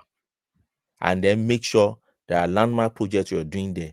Have timelines and be transparent enough. Let everybody know. We Sorry, are generating Ogbeni, but it has been removed from the exclusive list and devolved to the states. No, what they simply do. No. Yeah. So what they simply did is that they allow states to start having that. But let me give you an instance. If you say education, for instance, I will say education is education is not exclusive. Education also is is shared among them. But the leading light in education, particularly university education, is still the federal government. They are still the leading light. Any project or any policy they have now, states follow because they are the leading light. That's the way I see it. So if they can ensure that, you pick that one, that's my first disappointment with Tinubu for now. Second disappointment I have with Tinubu is food, agriculture. The man that, in fact, there are some key ministry, about five ministry, that we should be seeing their activities on a daily basis on the TV. Not that we should be seeing them on a daily basis, roll their sleeve up and be walking up and down. The way that interior minister is moving up and down, I'm expecting the minister of agriculture to be going up and down. We should be knowing what is this man doing. If they lie, they should have, but I'm not saying. And price of food and everything, although I have another perspective to the reason why price of food is rising in Nigeria. I know many people call it conspiracy theory. The last time I said it on this platform, and I still believe it because I'm a farmer. I have my own farm in Nasarawa State in Nigeria, and it's not a small farm. And I understand middlemen issue with Nigerian agriculture and our agri chain. So my understanding of that food issue is not the way people see it, like it's because of dollar. I've argued it before. I think with Patowski, if I was on the other side, I don't see how dollar is the one affecting this thing. Even fuel, I don't see how fuel. I see some middlemen who are the gatekeepers of Nigeria who are not happy with this present government, frustrating that issue and pushing the price of food up. People will say, go and look at the main people who are the main middlemen in the Nigeria agriculture and your agri chain. They are not up to 10. They are not up to 10. You can count them. Try and look at it. And who are these people is the question we should be asking ourselves. Who are these people? And the moment you pick them from that chain and you remove them and you liberalize that area, you see results. That's my understanding of that area. But because Mama, if you pick, let me give you sugar for instance. Sugar is key to Nigeria production industry, like beverages. Most of our beverages, you find sugar there, right? Milo, all you find sugar there. Have you asked yourself who exactly is producing sugar in Nigeria, or who is bringing in sugar in Nigeria? I can tell you it's only one man in that country. If you see any other one bringing it in, they are bringing it through that man. I won't mention the man's name. I've mentioned it here before. And then they have another commission in somewhere in Ilorin, in Kwara. They call something sugar commission. And I learned that one is not even importing anything. That one is also rely on that man to bring in sugar. So you can imagine yourself, you have a population of almost 300 million people. We don't even know our numbers. But let's assume approximately 300 million people. And it's only one person that is supplying sugar or bringing in sugar for how many industries, beverage industries you have in Nigeria. If you want beverages to shoot up, it's very simple now. I will just strip the thing from that source. And then others follow suit because they don't have any alternative to source. So but is that one man not performing? Can I interject? I want to say something. Can I say something? My opinion, I think my opinion, Tinubu deceived Nigeria. Tinubu is the next Buhari. Tinubu deceived Nigeria, but speaking good grammar. That's a fact. He deceived Nigeria. Nigeria got played by all his. Tinubu speaks good grammar. When did that start? No, Tinubu was not prepared. When did he start speaking good grammar? Big F. Big F. Tinubu was not prepared. I'm sorry. That's the truth. That's the truth. Tinubu was not prepared for the. He was not prepared. Why do you say that? Why do you say that? Why did you say? He's making so many mistakes. He's not. Well, like what? Like what? Like the tax bill. He's just putting it randomly. No. So sorry. Like what? Like what? What mistakes is he making? Like the tax bill. Tinubu was smart tax bill. Yeah. No. What's wrong with the tax bill? Hold on. Don't run off on a tangent. What's wrong with the tax bill? What mistake was made there? The tax bill. I'm saying what Tinubu was smart. What? No, you said he's making too many mistakes, like the tax bill. So what mistake was made on or in the tax bill? I'm saying he's making so many laws, but he's not doing it in the process. He's doing way too fast. It's doing too fast. Yes, and he's confusing Nigerians. I thought you were calling him Baba Go Slow, so he's making too many laws. You are saying he's not prepared, and you are saying he's going too fast. How can those two statements coexist? He's going too fast, but he's not prepared. Tinubu's like Buhari. That's a fact.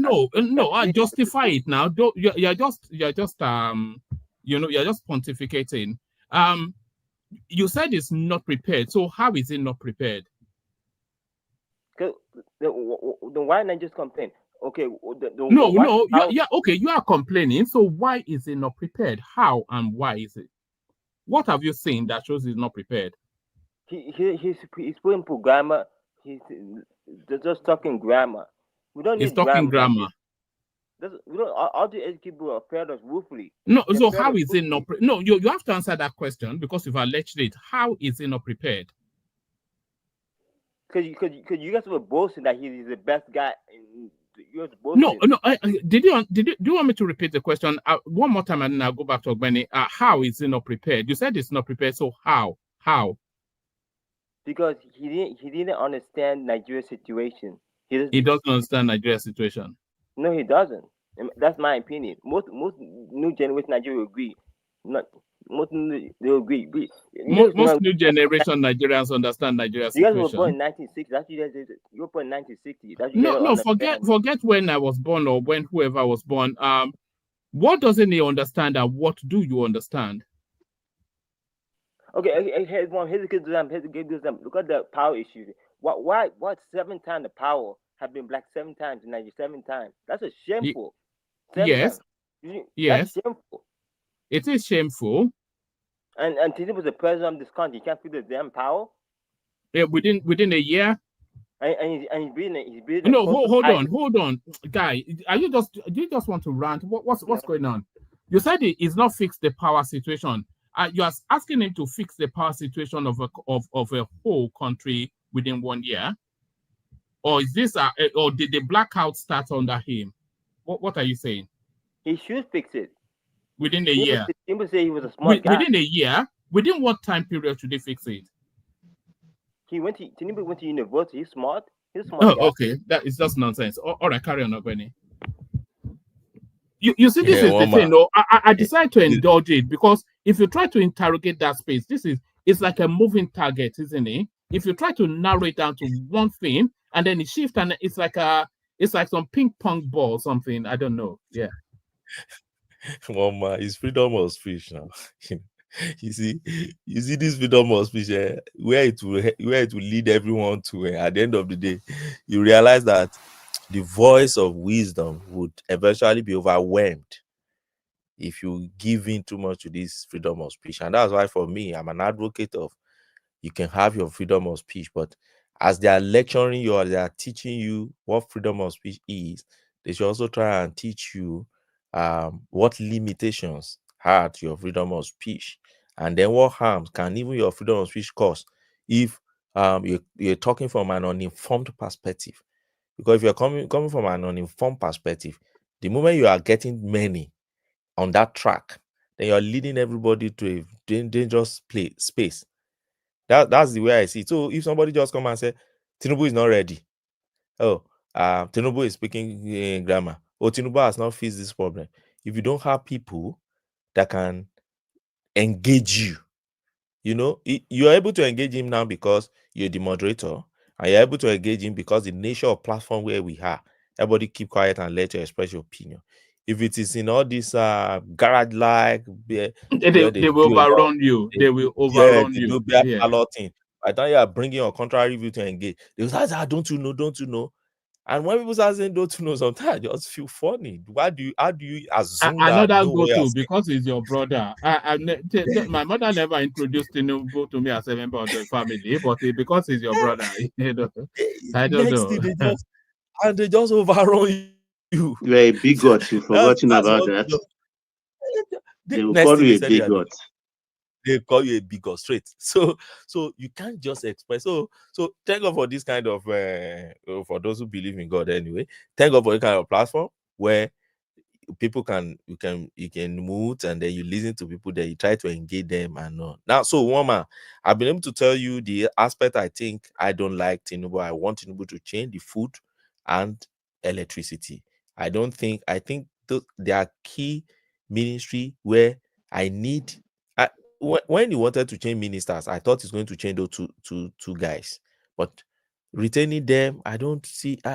People need to eat first, mama.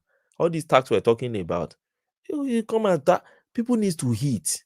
We need to drag out that price of food to make it affordable. That's the I agree with you on that. I'm just not sure why he's not showing urgency in that space. He said no importation until recently. There is no. I think we're in 2 cycles now of our farming now, so we're not seeing anything. Yeah, I don't know. I've thought about it, and another thing I thought about is that what's the state governors doing? Here I've made the suggestion before. I said if I were Tinubu, I can't be him anyway. If I were Tinubu, what I would have done, you see all the 770 local government chairmen, I would do a retreat with them in Abuja. 2-3 days retreat is enough. Although I deal with them directly, I don't deal with the government because they are the third tier of the government. They are government on their own too, at the local level. And so I'll deal with them directly, call them to Abuja, and I'm going to give them only 2. My time of residence is going to be 2, just 2. When you are coming, bring your palm sec. That is at the local government. Bring your most senior civil servants in that place, which is the palm sec of that local government, and you as the chairman. Just 2 of you is enough. I'm going to have a retreat. And 2 terms of reference. Mine will be food security and life security. Come and present to me as the president. What can your local government do? How do you want federal government to support you in these 2 areas? Let each one present. Let it be a retreat with them. Let everybody present. Maybe 5 days, maybe 2 days, maybe 1 week will be too enough for a president. Maybe few, then short 5 minutes presentation, or you do your presentation and everything. So if you're coming from a place like Abakaliki, what we know you for in Abakaliki generally is rice. So tell me your problem. How many hectares can you plant? How many farmers do you have? Take statistics. How many you can plant in your area? Is the security the issue? What is the local intelligence saying? What exactly is the issue? Report directly to me. let the local government chairman report directly to a particular this thing that can get directly to me. If you are from look, each local government they just have their strength, woman. In terms of food chain or any, they have their strength. If it's the riverine part, if it's fishing is your own and everything, then I can harness all these things together. Then, if the support you need is, you need probably in your area where your strength lies in terms of food production. If what you lack in security there, and you think first solution to that is to have police station around that place, or to even move some few army barracks to strategic points in that area, then restructure and put all those things there so that you can help. If the problem is the place is too far, they need road. That's some area, local government, that the only thing they just need that is affecting their food production is just road. They need good roads. Some just need water to get to their place. Some need schools for their children, so they won't leave farm and all those things. Then put them in order. Let there be communicate you reach after the whole thing, and there be a strong follow-up on it, and then we start seeing changes coming from the local level, so that everybody feel the federal government. The chairman can meet his people and say, look, I met the president, see what I presented, see what the president would do. That should not be too hard, woman. We see Prime Minister UK moving around every day. Yesterday night, I think it was somewhere in Shetland, inspecting one fish this thing in Shetland. Before I knew it, the man is already in somewhere in Wales inspecting another industry. That's how, because that thing matters to them and matters to their economy and matters to their people. That's the way I think Tinubu should take this food thing serious. That said, woman, now when you ask me whether what he has done so far, yeah, substantially, I've mentioned the area I think I'm expecting a lot, but substantially, woman, I told you before the election, I said first thing on my agenda is Nigerian restructuring. I remember that day you asked me, what do I mean by restructuring? I said, I believe there will be restructuring under Tinubu.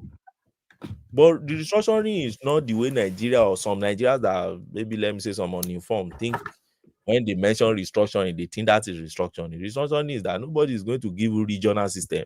Regional system for what? So you want to merge my Ekiti with Oyo to come and be surprising us again? Gone. Oh, you can't have that again for life. We'll go fight. Nobody will have it. You come and merge me with one western region. Which western region?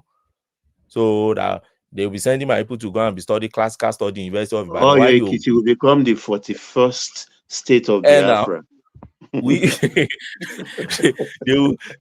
My dad told me that in those days, the Awolowos, they were just giving.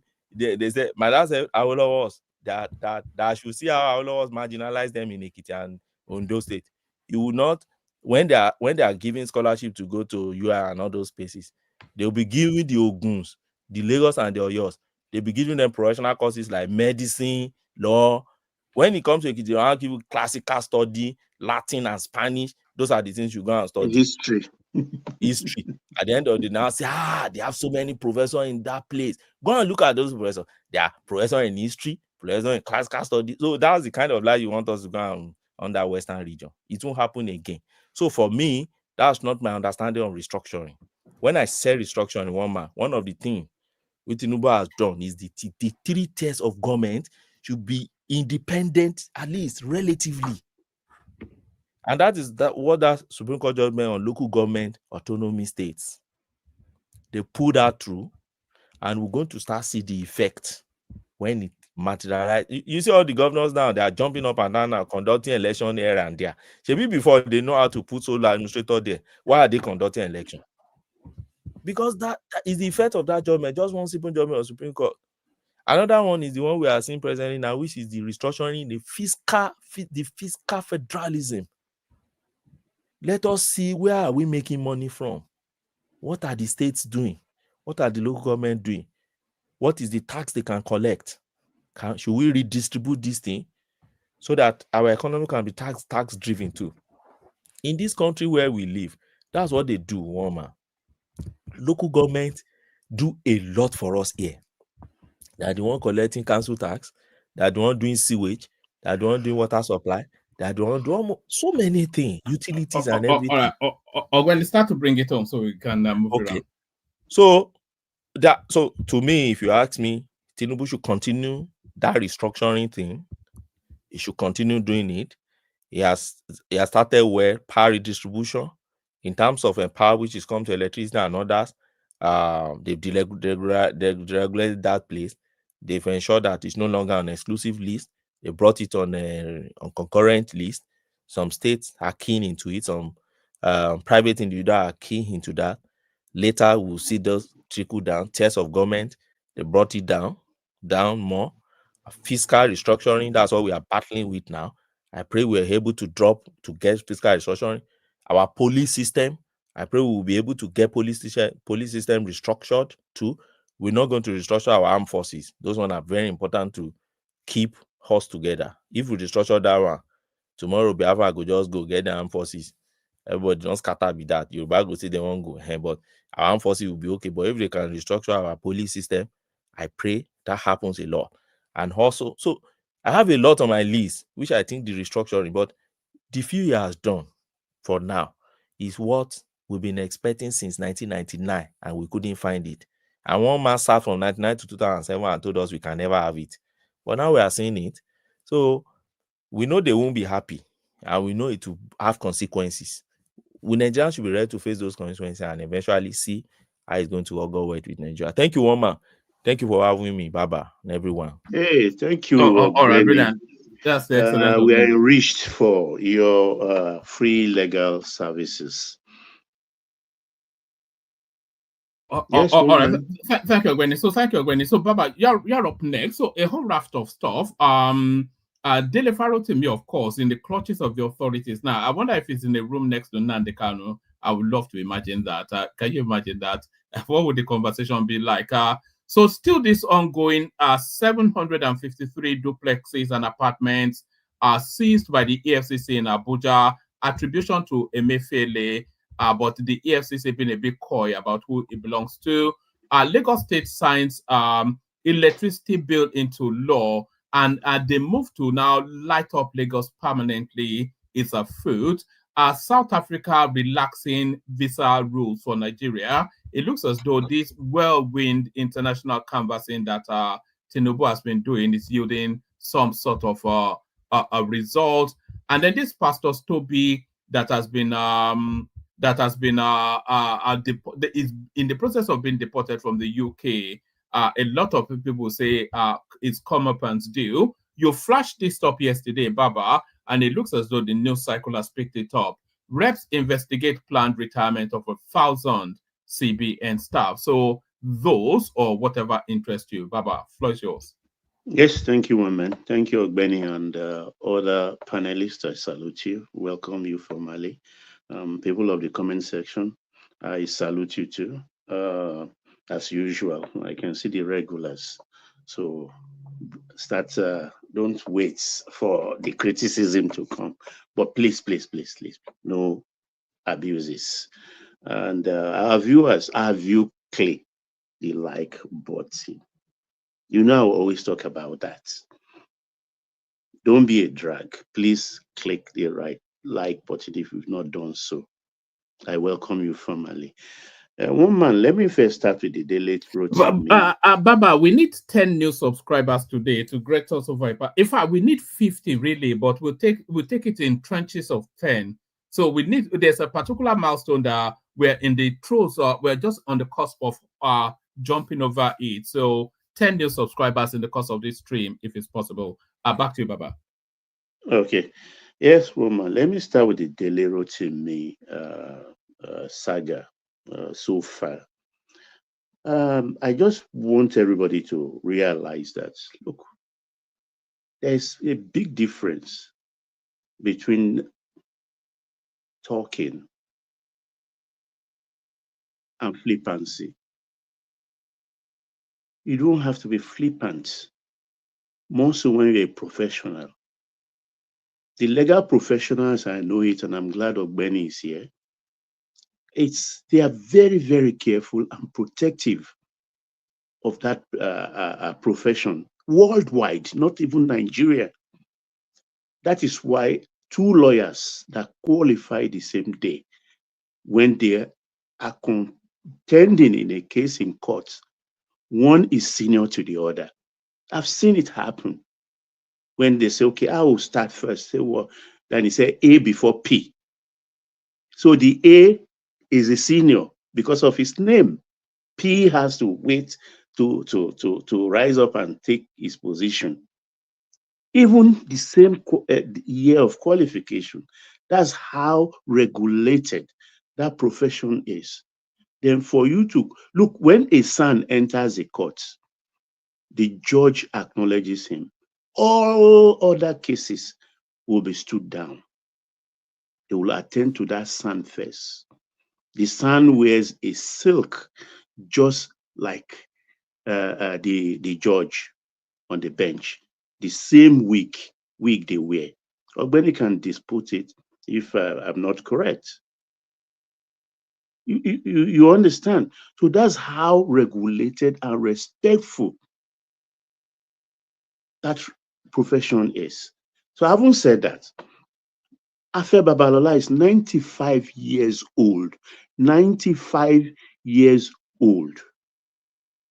He started legal practice 1963. 1963. Do the maths. He became a son 1987. 1987. 37 years ago. He has offices in Lagos, which I know. He has in Ibadan, which I know. Well, I don't know other ones, but I know if he has a university in Ekiti, naturally, he could have a chamber there also. His university has the best teaching hospital today. It's in his hospital, Alaafin of Oyo, Obalamidi Adeyemi died, I think about 2 years ago. It's in that hospital that the Freeze's mother also work, or in that university as a very senior academician. He's a vice chancellor. Oh, okay, very good information there. Adif's mom is the VC. So you can see he's not a lawyer of main faith. It's CONOFR. Now, Dele Farotimi qualified as a lawyer 1999. He graduated and started practicing 1999. And he's 56 years old.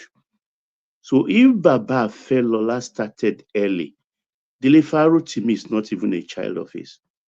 Dele Farotimi will be Baba's grandchild.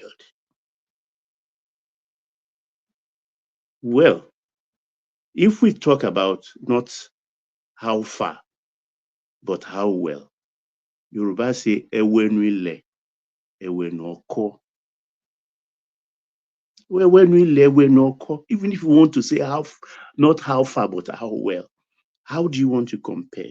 You open your mouth. And if you play that clip, because people don't pay attention, I pay attention to details. And I can give you the lesson why, let me digress, why I pay attention to details. In a medical school teaching, a professor of medicine with a what's it called now? This dead body on the lab, put on the table. Cadaver. He put it down. And this professor said, look, to be a doctor, you don't have to hit anything or detest anything. You must do everything. He turned the cadaver and used his center finger. Listen carefully. This is about paying attention. He used his middle finger and poke it into the anus of the cadaver. Poke it deep in, like you are testing for prostate. He brought the finger out and he licked the finger. Everybody, they were appalled. And he asked them to do the same thing. They were very reluctant that to put your finger in the anus of a cadaver and lick it. But one person summoned courage and start, and the others follow. And they were licking the center finger. And you know what he told them? He said, this is about paying attention. Do you know I did not lick my middle finger? I licked the second finger. They were horrified. They were horrified. He didn't lick this middle finger. He licked the second one. And they were not paying attention. They didn't know. They've licked the nonsense that came out of the cadaver. They were almost puking. So this is where everybody has to pay attention to what is happening in our personal life, our spiritual life, and in the life of our nation. I listened to the tape. It was not just defaming Afe Babalola. What he said there simply, and you can play it back, it was like Afe Babalola bribed the judge or the judges. I can see why he retired early, because he cannot relatively enter any courts and they will not deal with him or deal with his cases, because these judges are human beings. He alluded to that. If you can play it back, and that is where the defamation comes. I pity the judges because they cannot sue you. They don't have a voice. So they can stamp everything on them. But when you do that for a lawyer of the reputation of Abel, you think he will lie low. You think he's Falano.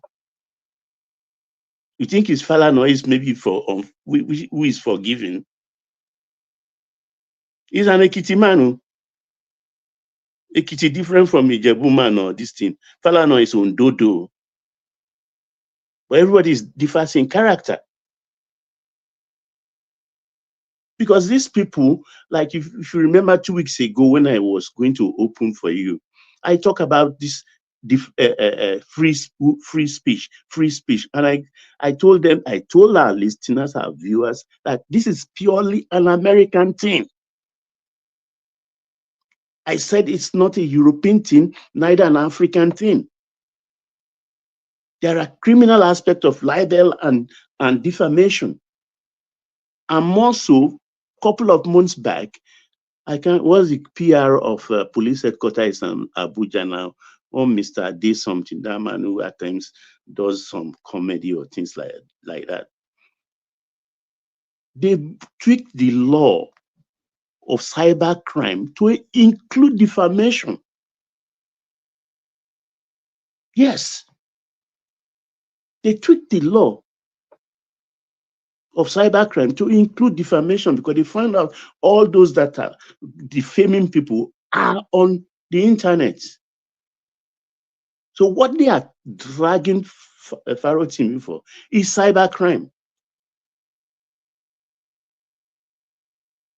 It's cybercrime. And they've taken him to Ekiti. And I've had him before. Few months ago, he said they will eventually come for me. I don't want anybody to beg for me. I'm ready. So people should not beg for him. People should not beg for him. I don't know that of Elumelu, whether he did anything, but it is Afe Babalola's own that is very, very clear now. Because I see... Apparently, Baba, there are two petitions against him. There's one from Afe Babalola and one from Elumelu, but it looks as though the Afe Babalola one got to him first. But there's still another one pending. Before that Baba could really write a petition, you must know that he must have said several other things, maybe even beyond that that clip you just showed, which was sent to you by a private citizen. A 95 years old man. Baba. Yeah. Baba. Yes. If you watch his interaction with his interview with Okimbaloye, yeah, you realize that he actually wrote a book. It was inside that book he first defamed Chief and those people. So it's in print. It's not even only that one you see him talking. Mm-hmm. There's a book. Okimbaloye so it's not easily denied.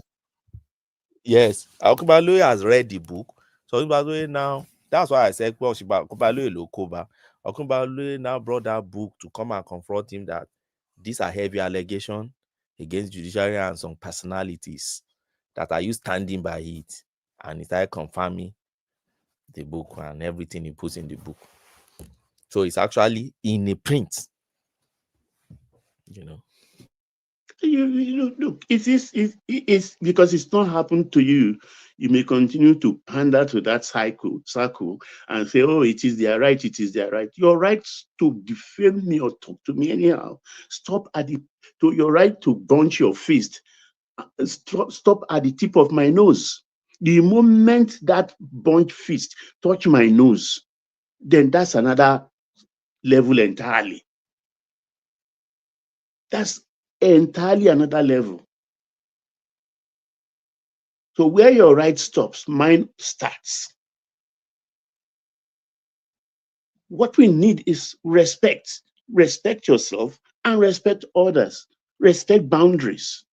If you're a professional, submit yourself to the rules and regulation of that profession. You carry yourself well, like that profession demands. It's because our NBA is not very effective anymore. Because the sonship already now is like confetti. Sonship in those days, at times, they started with only 1 a year, 2 a year, 3, then less than 10 for some time. But also the quota system now crept into it. And you know, when quota system crept into something in our country, it becomes for all comers. That's how the sonship became for every Dick, Tom, and Harry. And they lower the bar for it. And maybe there will be lessons, whether this thing continues or they just stop it and allow him to go. I mean, he will learn a lesson. And I think he will not just open his mouth flippantly and defame people anymore. More so, people who are more superior, who he cannot hold candle to professionally. Professionally.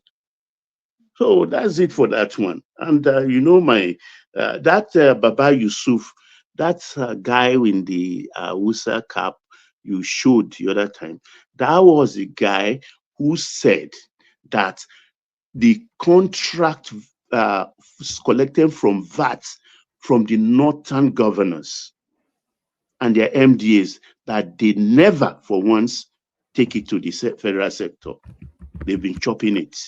That's the guy who said it in Steve Ayorí Day Sunday show on Arise TV. He said it, and he's been in government before, so he knows what he's talking about. That's where he accused them. And if we are shocked about GUMI supporting the tax bill, how about Archbishop Kuka? He came out today, didn't he? Yeah, exactly. Kuka, yeah.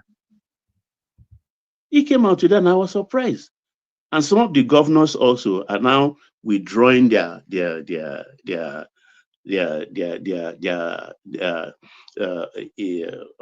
opposition to the tax bill, because you've come to understand it.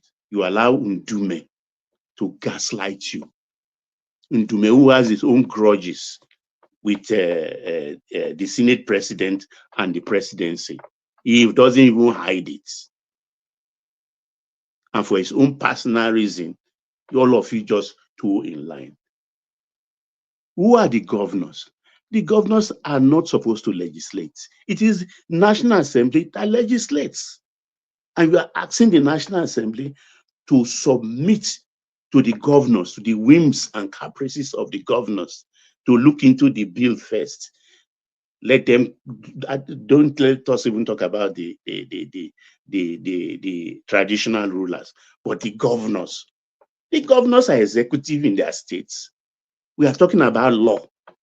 What concerns them? They've had their own input Is it because the Taiwo is only concentrating on the bill?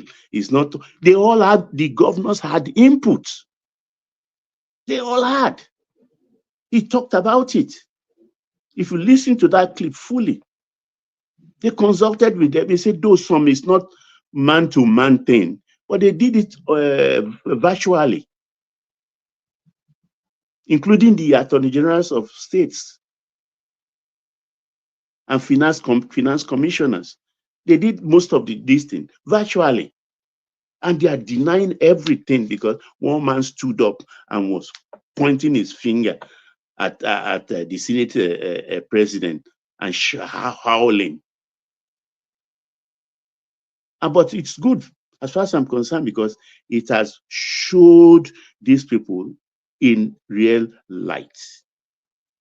It has showed them in real light because inadvertently or inadvertently, they've played into the hands of other regions in the country that, oh, na so na bien. So people who are even talking about, we want the Southern governors to talk and things like that. The South don't gang fight. There are 3 regions in the South. The South don't gang fight. They can gang fight, and at the end of the day, are they not regretting their actions? They say, oh, the South should come. The president is enough. It's a presidential bill. Presidential executive bill, not state governor's bill. And he is enough, he's man enough to defend himself. Because this is the thing, the only way to reform our country in all aspects of governance is the way this president is going. Because if you now come out and say, I'm going to reform, these same people from the north will oppose him. They will not allow it. Are these not the same people that came and said, if not for them, Nigeria wouldn't have gotten that 300 nautical miles of sea space that we are digging oil from now, from the ultra wells? These same people with funny arithmetic, they said it. So that they said that oil in the deep waters, it belongs to them. They said it, you show the clip. This is how they think.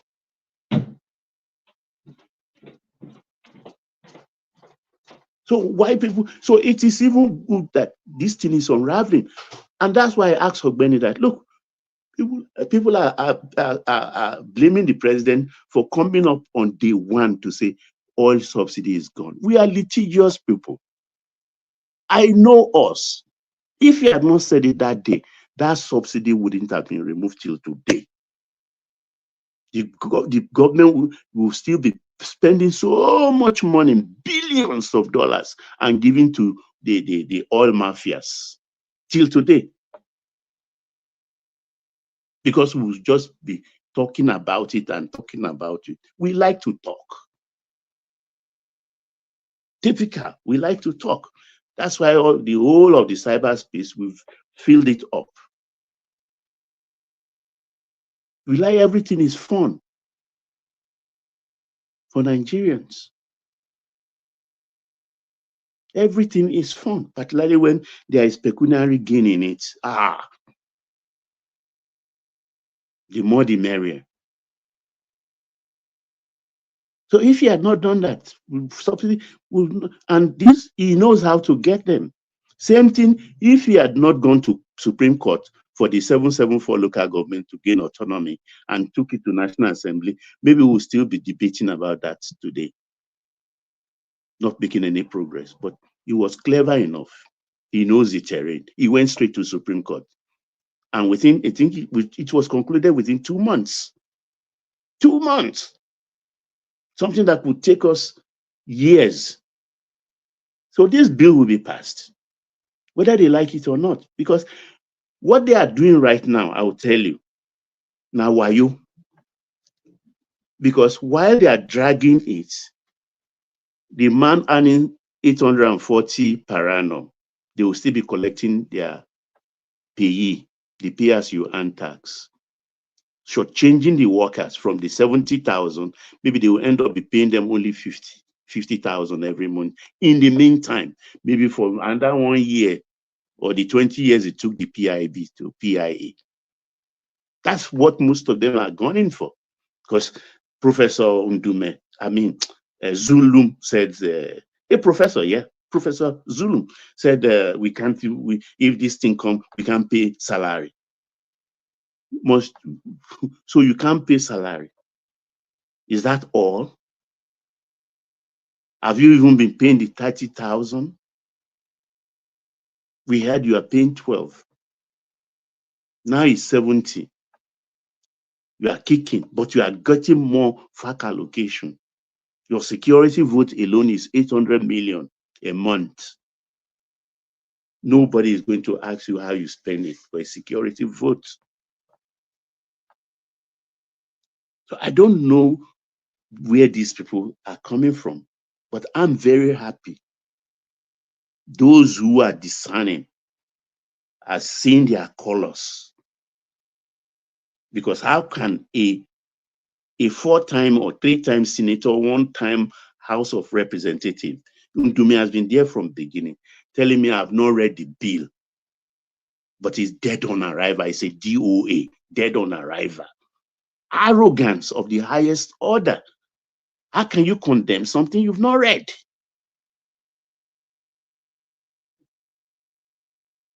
Condemn what you've not read, and you've said it openly. And you put a clause says dead on arrival. Who are you? And others start to follow. Hard mentality. Sorry, Baba. We're still after 10 new subscribers. If you are not yet if the subscription button is showing as red on your screen, then turn it gray. We need 10 subscribers in the course of this stream as you continue to enjoy the dulcet tones of Baba. Baba, sorry, back to you. Yeah.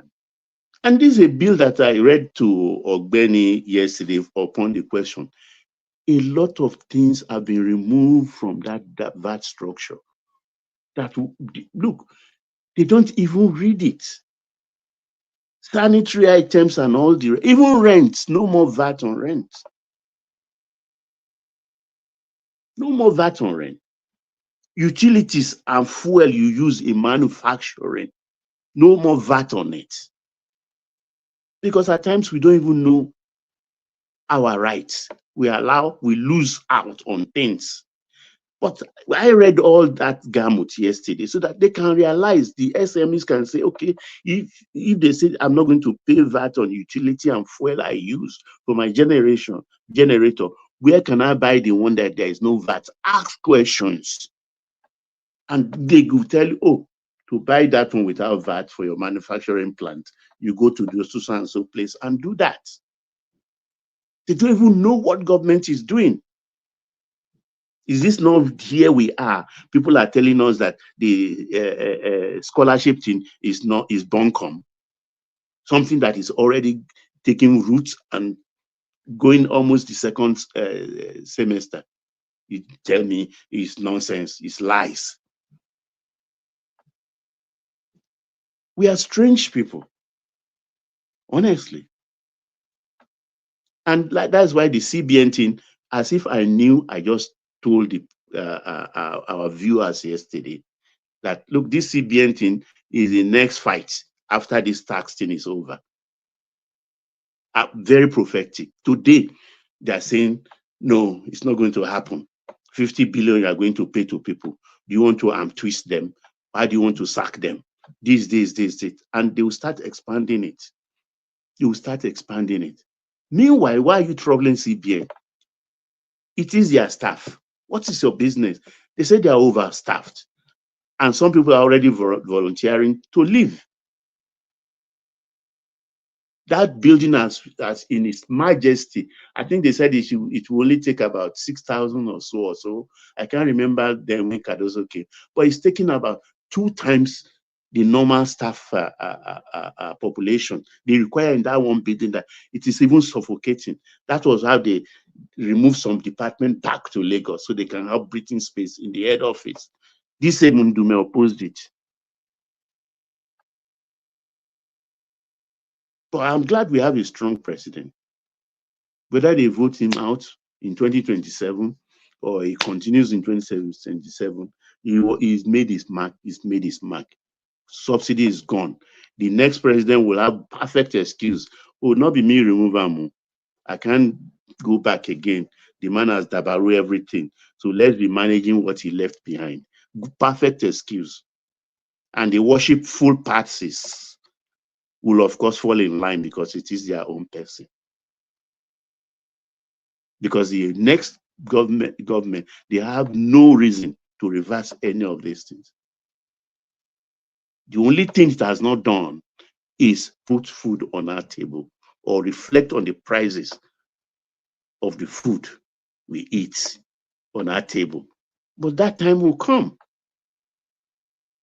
That time will come for those affected. Because in the midst of all of this hardship, there are people building houses. There are people buying cars. There are people doing businesses, new businesses. Is it not the same country we are? That I don't even know the kind of mentality we have.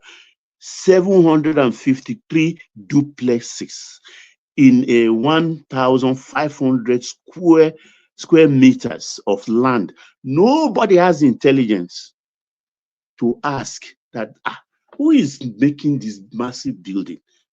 753.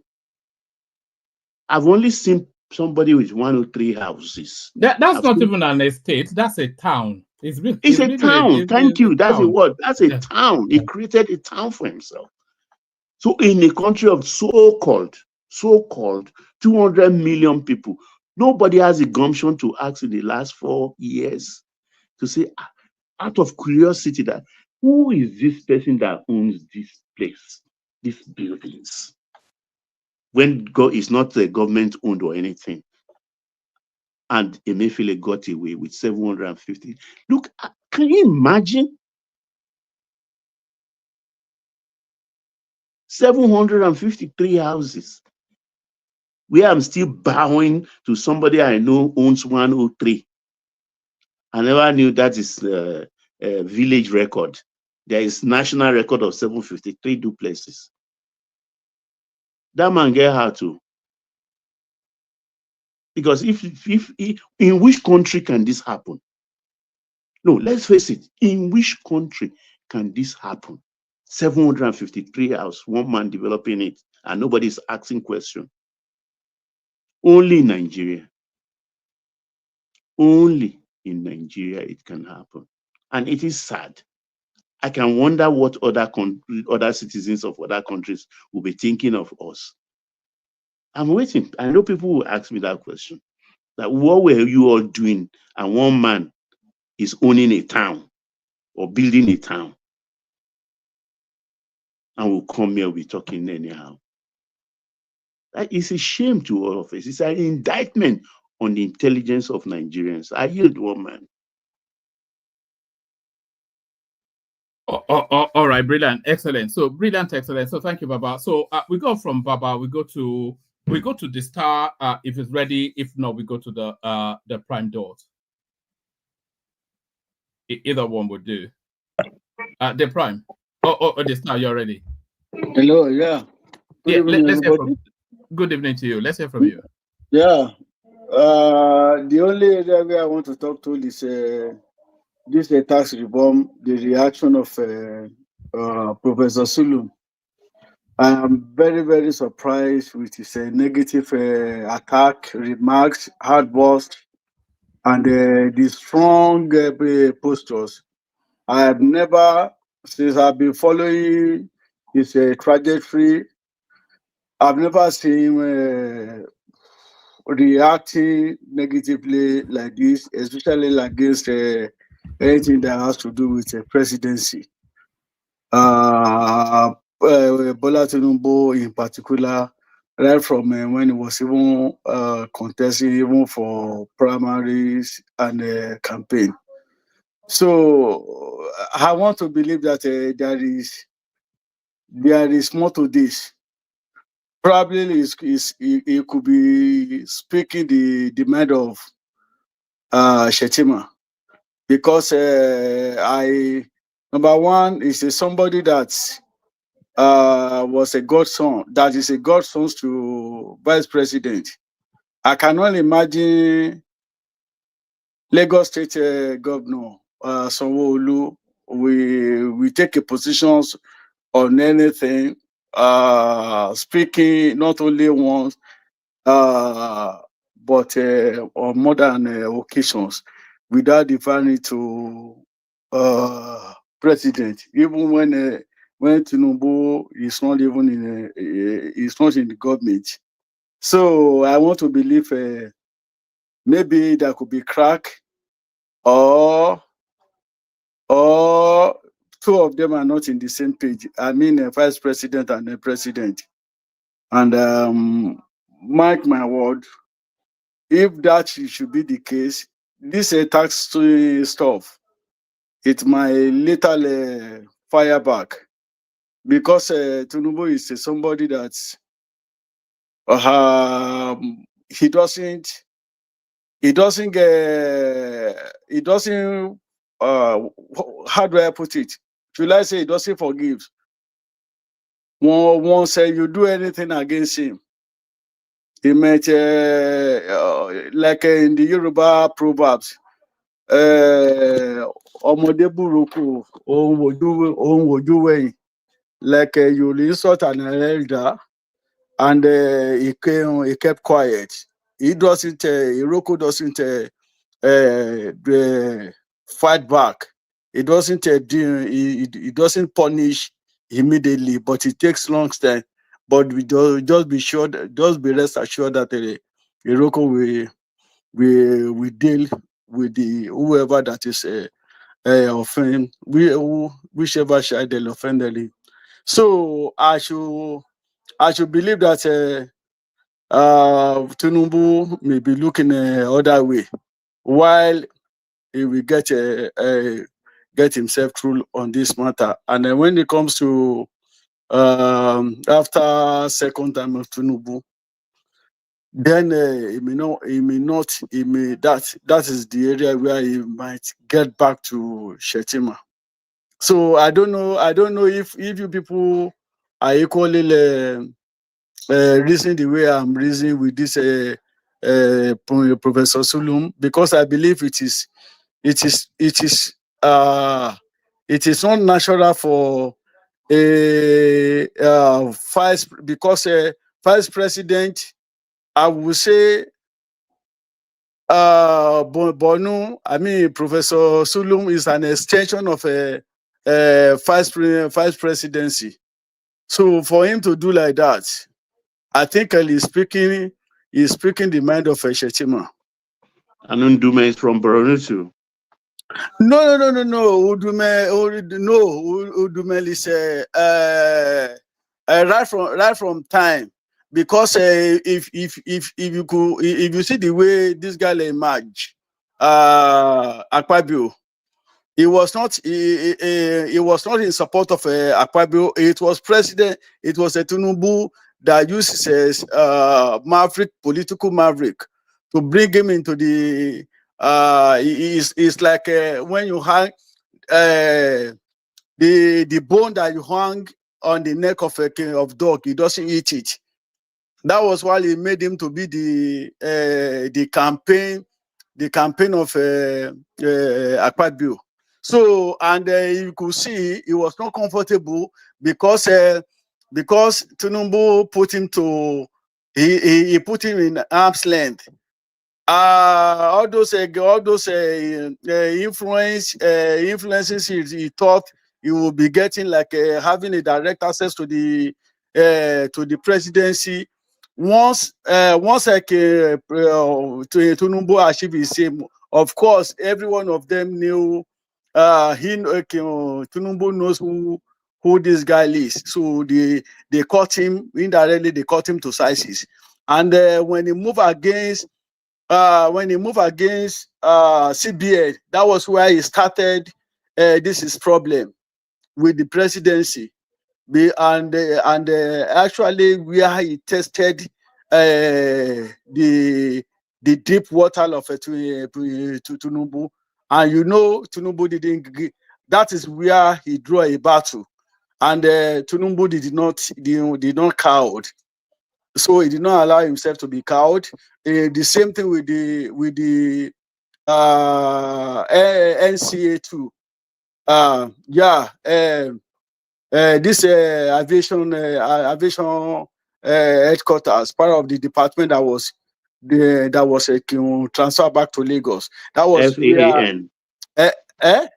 FAAN, FAN.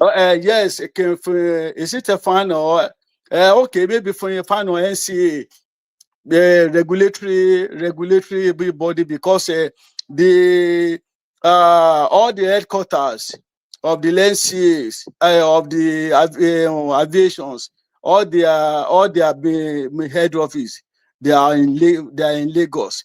The quality managers of each airline, they are all based in Lagos, and they are the one that is dealing direct with the NCA. If anything, if they want to get an issue sorted out on any aircraft now, it means that the quality manager of that airline, we have to go to Abuja, and if he does not go, if he writes letter here, if he writes letter in Lagos, it will be through to the DG. It will first go to the office in Lagos before this goes to Abuja DG. Then DG, when he treat it, he still go back to Lagos before he comes to. So you could see the absurdity. Even in US, the seat of power is in Washington, but the major hub of the aviation is in New York, and that is where the biggest airport is, the JFK. The CA authority there, they are in New York. So which is what has been in existence tool in Nigeria too. The NCA, the governing body left, every one of them, they are in Lagos until Buhari came, and of course they backgroundize everything, they take everything to Abuja. So I cannot read any minutes to Ndume, and even naturally, Ndume, even when they subdued him, they subjected him to ridicule, and he even apologized. After apologizing, and they directed Akpabio for him to restore him back to his former positions. That's a chief whip. You could see that indirectly it was just on paper, just to fulfill all righteousness. They didn't mean it. So, and that is why it becomes a ordinary floor member. So already it's anything that every available opportunity. Of course, you wouldn't expect him to be happy. This is somebody that has been a Senate leader. He has always in the position of authority in the National Assembly. But today, you could see even this guy, Deputy Senate President, because it was not. Look at the way he even referred to him, that in all applications that is not his mate in parliament, in government, in everything. And today, this guy now has authority power more than him in the National Assembly. So you wouldn't expect him to be happy. And for goodness sake, it was the campaign manager of the Senate president. He works tirelessly for you to emerge. And today is nowhere. So whatever they fire at the prey, every opportunity if we want to use this to score to score. But my major concern is Sulum. So if a presidency, if vice president could be talking through his governor, because if he was not talking the mind of Shetima will have called him to order, and there will have even been a rebuttal that I know I was quoted out of context, things like that. But it's like he's continuing to hammer on this. So there is a vice president. For the first time, I think I am disappointed in Shetima. So that is my own point on that. So as for Dele Farotimi, I think he deserved whatever that is happened to him now.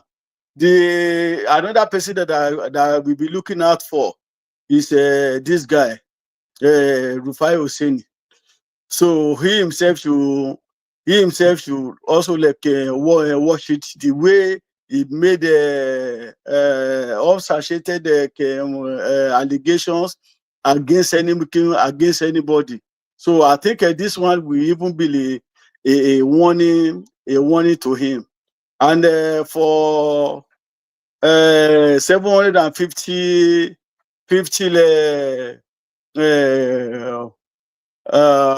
houses that was seized from Emefiele.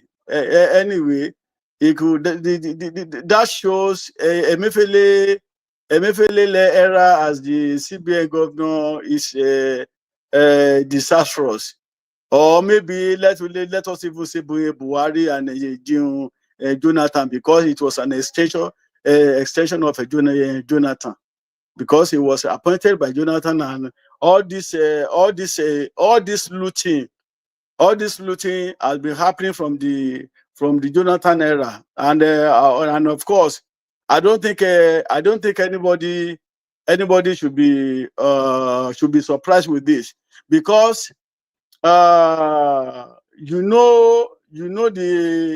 atrocities Zenith chairman Jimovia committed even in the running in the same apologies, the Prime. A comment in the comment section just caught my attention. Yes, so Chief Tola Adeniyi, he is coming to join us on Saturday. I'll send the link to that stream. He's not the Yaradua spokesperson. No. That one is Adeniyi. For Shegun Adeniyi was Yaradua spokesperson. No, not Chief Tola Adeniyi. Yeah, he was the former CEO of Daily Times and a few other spaces. From tomorrow, I'll start to give you his profile a lot more. But certainly, it's going to be a riveting session with I mean, somebody that has headed Daily Times. If there's nothing he doesn't know about the inner workings of Nigeria, it's not worth noting. So I'll send a link to that session in the comment section in a moment. I'll go bookmark it. So the star, back to you. Start to bring it home. The star. Okay, let's I'm through with my contributions, please. All right, brilliant. So that's the star, of course. That's the star. So we're going from the star to the Prime. Is there something or the other in the lane? So the Prime, you're up next. If you're still there, the Prime. Hello, good evening. Yeah, good evening to you. So sorry for the long wait. Wow, there's a heavy feedback from you. Is that what? There's a heavy feedback coming from you. Okay, if my audio is really bad, so probably. No, that's good now. Where you? Yeah, there's a thing. Is it better now? Yeah, carry on. Just carry on. Maybe if I'm quiet, then yeah, carry on. Okay. Actually, as I said earlier in the comment section with the chat with you, like I've not been following Nigeria. I don't even know what's happening in the country in the last few months. So However, from Oh, are you on Mojoy? So what? Yeah. Yeah. Sorry, apologies about your mom. So sorry about that. Yeah. But from the little I've had in the conversation with the lawyer in the house, it's always a delight to listen to him. And Baba, it's been a while. I've not been able to come around to say anything. If I can just give my rough opinion of the whole thing, starting from the Emefiele having over 700 apartments. I think that is a clear indication that we have a system that is broken. We have a system that needs serious data collection. From the point, okay, let me just put it like this. I'm expecting two things from Tinubu. One, this tax reform, then the census, so that we can capture the data of almost everybody in that country. Otherwise, Tinubu is a joke. And by the end of next year, I'm going to withdraw my support for Tinubu as a person if it doesn't toe that line. Because that is one of the reasons why somebody can steal that much. I think the person that builds over 700 building has some mental issues as a civil servant. That's a lot of apartment. It needs to be examined mentally. There's nothing you want to do with those things. So back to the issue of Farotimi. Most times when I listen to that brother on the TV, I don't see someone that whips up emotional sentiment of the people. It doesn't really have substance of the law, despite the fact that I don't have legal backing, but I still believe common sense is a bit detached from most of what it says. He only try to whip people into frenzy. That's what I say about him. So and with that you can get away with it during political during electioneering period. After some time the dust will settle and people will start picking you up for libel.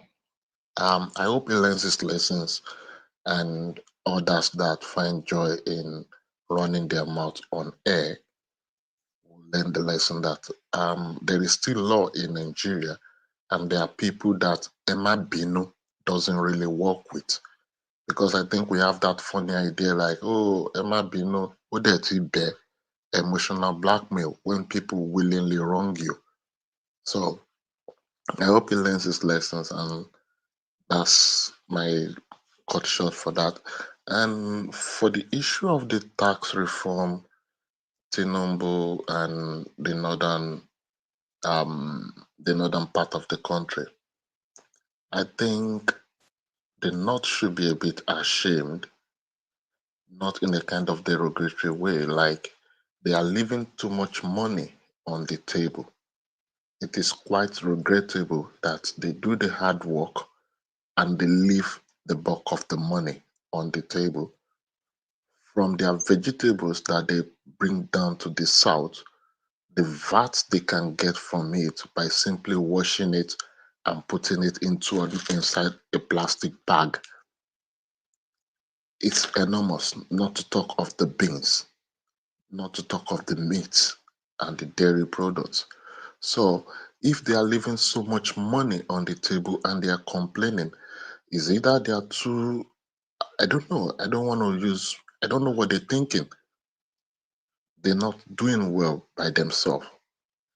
They're supposed to have a processing unit in the north, and that will probably would have helped the communal clashes, because if a state governor knows that the cattle in that state are part of the revenues of that state, they would not encourage the migration, the nomadic way of life.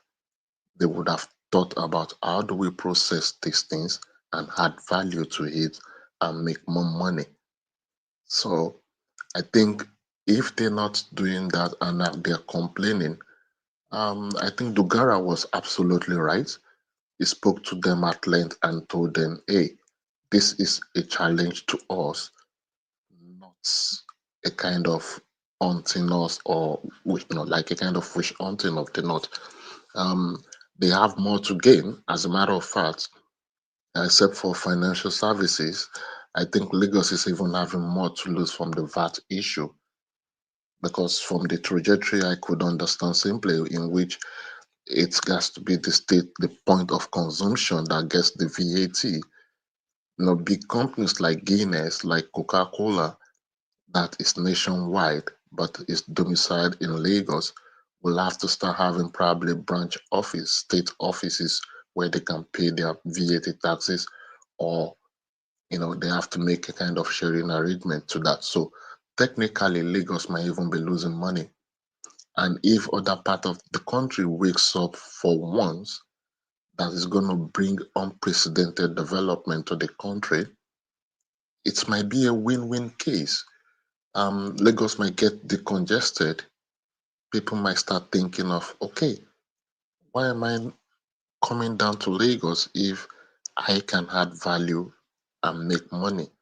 Because processing of agricultural product, which is the area of specialization of northern Nigeria, will be enhanced, and every other part of it. So I think tax bill is a good thing, and I hope it comes.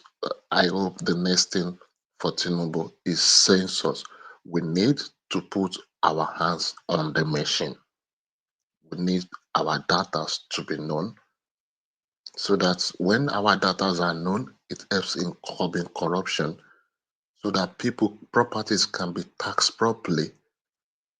If you know you have to pay property tax that in 10 years is going to be almost the price of that exclusive luxurious house you're building somewhere, you're going to think twice, so that inheritance tax will be eventually introduced, so that people will stop stealing money they don't need.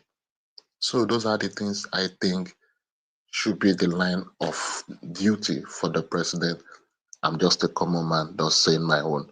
I think I don't have the right to advise the president on what to do, but I just have to put in my own way of looking at it. So that is just my submission in a nutshell, except you have something else you want me to talk about.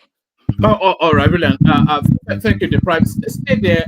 I'll go to World Peace and then Dewale, and then if we have more time, we'll loop around again. So World Peace, it's been a moment. Good to have you here. How are you? World Peace. I'm fine. One man, it's noisy. I don't know. It's from my stand. It's noisy. It's a whooshy sound like from you. Yeah, no, I've muted it. It was coming from the Prime. Yeah, one man, thank you so much. It's been a while. Today, for 2 days now, I've been at home. I have flu, but I've been busy. But I've been coming to your show. I think you finish early these days. One man. No, well, I leave early. Okay. No, I leave. I tried not to do more than 4 hours. And then if there's somebody to take it on, I'll otherwise I'll just shut it down. Okay, yeah. Sometimes I still listen when I'm at work. I do listen. The other day it was 2 Niger. I think you left it for 2 Niger. Yes. I was listening, but sometimes when I come to your platforms, I try to go back to the beginning to listen so that I can catch up with the present. But most times when I listen to from the beginning, I already have the full picture of what's really going on. Sometimes I just listen to the better part. Like that day I listened to Baba and he wrapped it up, things I wanted to hear. So after then I didn't really show more interest. But I was just there to listen, Anyway, thank you, Mama, for your show. Thank you for bringing everybody together. Thank you for hosting this show so that we Nigerians converge to talk about the problem of the country. I saw your topic, your headline that Dele Farotimi was arrested, right? Yes, he's still in custody now. Where was he arrested? For defamation. Did he defame the president? No, he defamed a senior lawyer called Afe Babalola. Oh, and then okay. He also defamed Tony Elumelu as well. Oh, okay. I thought it was for the presidency. Well, it's okay if he defended other senior colleague. Then he has to face the music. He knows the rules, so shouldn't be worried about it. But he should be guided a little bit. You know, all these freedom fighters, sometimes they take it too personal. No, they are taking it a bit because it then took us into that space. All these so-called freedom fighters. Aisha Yesu for another one. They just say all manners of things, you know, and people are starting to have enough of it. Yeah, it's true. You know, it's true that day when I talk about VDM, I just said well, his words will shaping his action, because sometimes when you talk too much, when you think you are fighting too much, you wouldn't know when you are making a mistake. You should be guided. There should be a limitation on the red line. There are things you need not to say, you know. But in Nigeria, I think we don't really have policy for all these freedom fighters. They just say anything they like, and they just drop it on the masses, and it affects the masses the way they think. You don't just say anything, just be loose with your talk. We should be careful. We know the country is not good. We know there are a lot of corrupt people, but you be very careful and choose your words properly. When you say it, how you say it matters a lot. You know, so that you don't push this country into anarchy. We'll just manage this country for now, so that we can pass through the difficult times. There's a better days ahead. We might not believe it, we might not know it, but 100 days is not forever. One day there will be a better day. You know, so that's what Dorothy Farotimi. Which other matter do you have, so I can just drop one to? We were talking about the tax bill. I don't know your thoughts on that. Is this something you are discussing on your platform, or are you? Yeah, they're discussing on my platform, but I wasn't around in my platform when they discussed. I think my host discussed on Monday, because it was my topic. Though I put a little thing. Yeah, I've talked about it a little bit, I think, but I've not really listened. I wasn't on my show like that Monday. I wasn't feeling too well. But the tax bill is a welcoming idea, though. Now you can see people pushing back against the tax bill. Now that you not understand there are good things in the tax bill. If it wasn't good, people would not push back. This country has to have a sense of direction, regardless. Now, please, let me quickly say this. Let me digress a little bit. Though I don't like this MOU Tinubu want to sign in France, but at least we should try and make a move to put our mining situation in a way that you have a direction. Our mining sector has no direction. That's why they are looting it. We have so many minerals because it's not yet registered. Yes, because we are not taking a full charge of that mining minerals. Those minerals. People are looting it to make billions out of it. So now that they have signed that bill that we cannot mine our minerals, even though we don't like France, at least there's a sense of direction right now. You cannot mine it illegally anymore. So that's why you see some people that is screaming, "Oh, we don't like France." Yes, I agree, we don't like France. I agree, Tinubu might sign a bill that we might not like, but people are benefiting from it. Just individuals, not the country. That sector can bring money into Nigeria coffers that will boost in our economy. We should learn how to start having a direction in this country.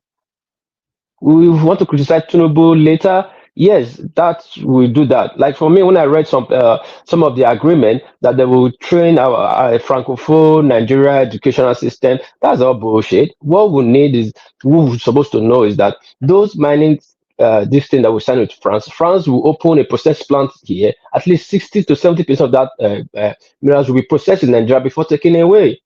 And we have to teach our people the technical know-how about those factories and how to go about these minerals we are mining. Not service education they want us to go and learn to partner with us in France. Service education would not do us any good.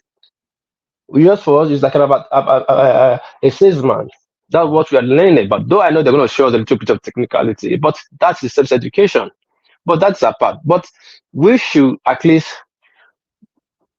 grab hold of that mining sector and control it, have a proper ministry about it, have account of the minerals we have in that country, have the numbers of the minerals, the quantity and the qualities we have, then we know what we're talking about.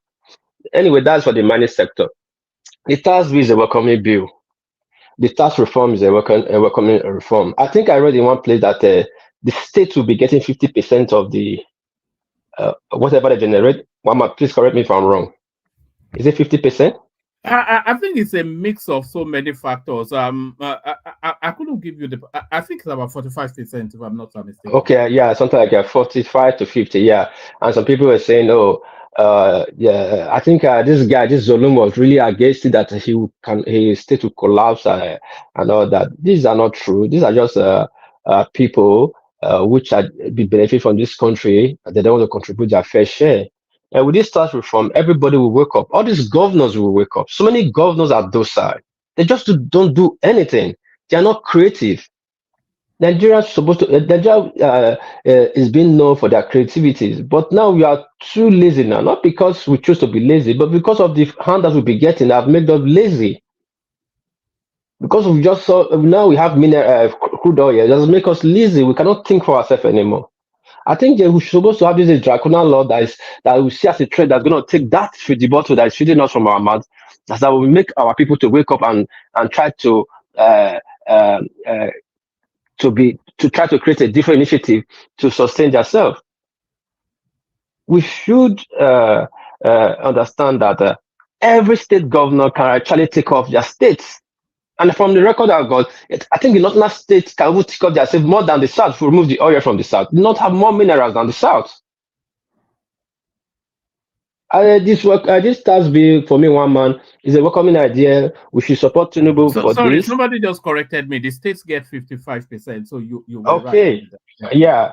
So we should support Tinubu this to push it through, so that at least for once we should have something we can talk about. Every time in this government we just talk, no art. In short, that VAT bill that this guy took them to court for, what's his name, Wike. I believe, to me, I was thinking by now Tinubu should have used his executive power to put that thing through, so that every state collects its VAT. You cannot collect VAT from the south and go and give it to the north to be digesting with. These are so wrong. There's so many fundamental things that is wrong about Nigeria. We should look at it from all perspectives so that we can fix this thing. This problem is a collective problem, not just a single problem. That they make you want to feel like it's a single problem. Oh, this tax bill will cause this thing to Nigeria. No, there are so many things that is causing problems to Nigeria that the north is feeding from.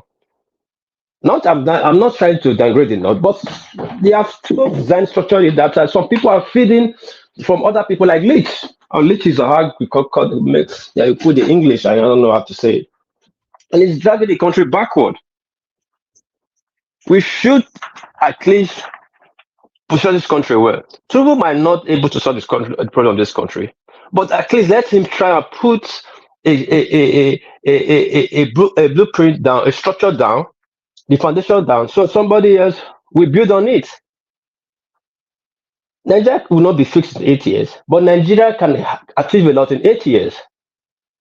That the next person will come and build on. It's hard time we sit down for once. When will we sit down for once and present one thing? I say, okay, this thing is not too good like this, but let's go like this way. Probably we'll have a light at the end of the tunnel. We don't. We always have 1 billion opinions. It's not going to help us, one man. It's not going to help the country, and the people benefit from the country will keep benefiting. The Western country that is making us dry will keep making us dry if we stick out there dividing ourselves by half. One man, that's what I have to say about it. One man, world peace before you go. How are you and the family? On a lighter note, I heard you guys are in USB now. So when are you going to have your thoughts? Leave that crazy man. The man that is declaring want to declare freedom is already in jail. But you don't know, say your name they list. We are there.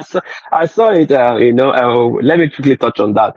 These are the things we are talking about now. Baba, have you seen N0NS reacting to this? Baba, yeah, I had their statement. Okay, I've not seen it. Please enter. But have you seen Peter Obi reacting to this? No, it's not. These are the but he has reacted today. He has reacted to Dele Farotimi. But he has reacted to Dele Farotimi. Now, Now, these are the things that is setting the country apart, and you people are just docile about it. Even the honest, I've not seen their reaction, but the Igbos are supposed to have stand up and kick against these things so that people will have a sense of trust in them. Like, okay, these people are not part of it. But everybody just kept quiet, like, okay, it's like No, that. Leave them like. IPOP kicked, Ohaneze kicked, but there was still sit at home yesterday, Monday. The question is, who is IPOP? Those no political actors. Who's IPOP to be taken serious? People that are looking for to jail that they'll kick. So these are not the question. But again, everything has disadvantage. 2027 is around the corner. People think it's just forever. 2027 is just like few days from now. I'm not saying, I know it's not few days, but 2027 is just few days from now. By few days, we are 2025. Before you know, you're 2026. You see all the people start running up and down campaigning again for 2027. And all these things playing out, and you guys are just keep quiet. Right? Arresting some people is not even enough to dial this tension down. I don't know their leaders. I don't know what kind of coffee they are drinking. I don't know. They're not saying the handwriting on war. Tinubu is going to be the next president 2027. If all these things continue like this, the division is only going to make the people in the center stronger and stronger. They don't really care about you. It's taking its own everywhere. Don't be surprised someone become one minister or become a governor or whatever it is. But that's politics. The smartest win. Trump is going to be in power today in January. Her daughter is going to be in Aso Rock in the White House. You can cry all you want to cry. Ivanka is going to be there holding a juicing position. In as much as getting the job done, then you suck it up. It's not every time we criticize something and something. And because Nigeria is not working, well, that's why they're criticizing Sheikh tables with his father. Who else wants to be, like my host will say, who else you want to be with? You want him to be with? His uncle?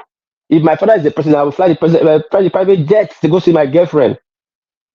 Prince Harry. Is it Prince Harry? When was is it Prince Harry? He flew. One man, please correct me wrong. He flew a helicopter to go to his girlfriend's house when he was in a deployment. True or false, one man? Is it Prince Harry or the one of the sons? He flew Prince Harry, the redhead. Yeah, it's probably true. It sounds like something like that Harry would do. He flew a helicopter to his girlfriend's house. What are people talking about? We should stop all these things. We're just saying like, oh no, what is nobody's a saint. If my father is the president, I will enjoy it to the fullest.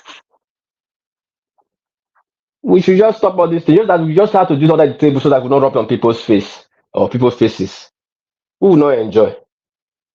I beg you. All this is on a different, in the wrong direction will not help the country. Let's at least agree on one thing, and let's see how that thing can work. The coastal highway, we're not talking about it now. Do you know what that thing have generated for us? That coastal highway, what would have opened up?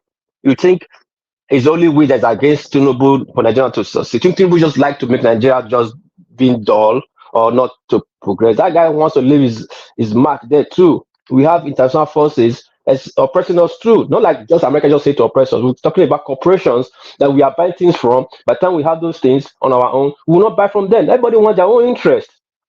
Everybody wants to set their own interest. This world is a monopoly where the strong survive, the weak loses out. Indians single-handedly killed Ajakuta on written law anyway. Single-handedly sabotaged Ajakuta steel mill there because at 80s we were importing steel from India. So India will not allow you. That economy was very fragile. The only way they were making money, stable money every year, they want you to give it away. They won't allow it now. We should try and know this first.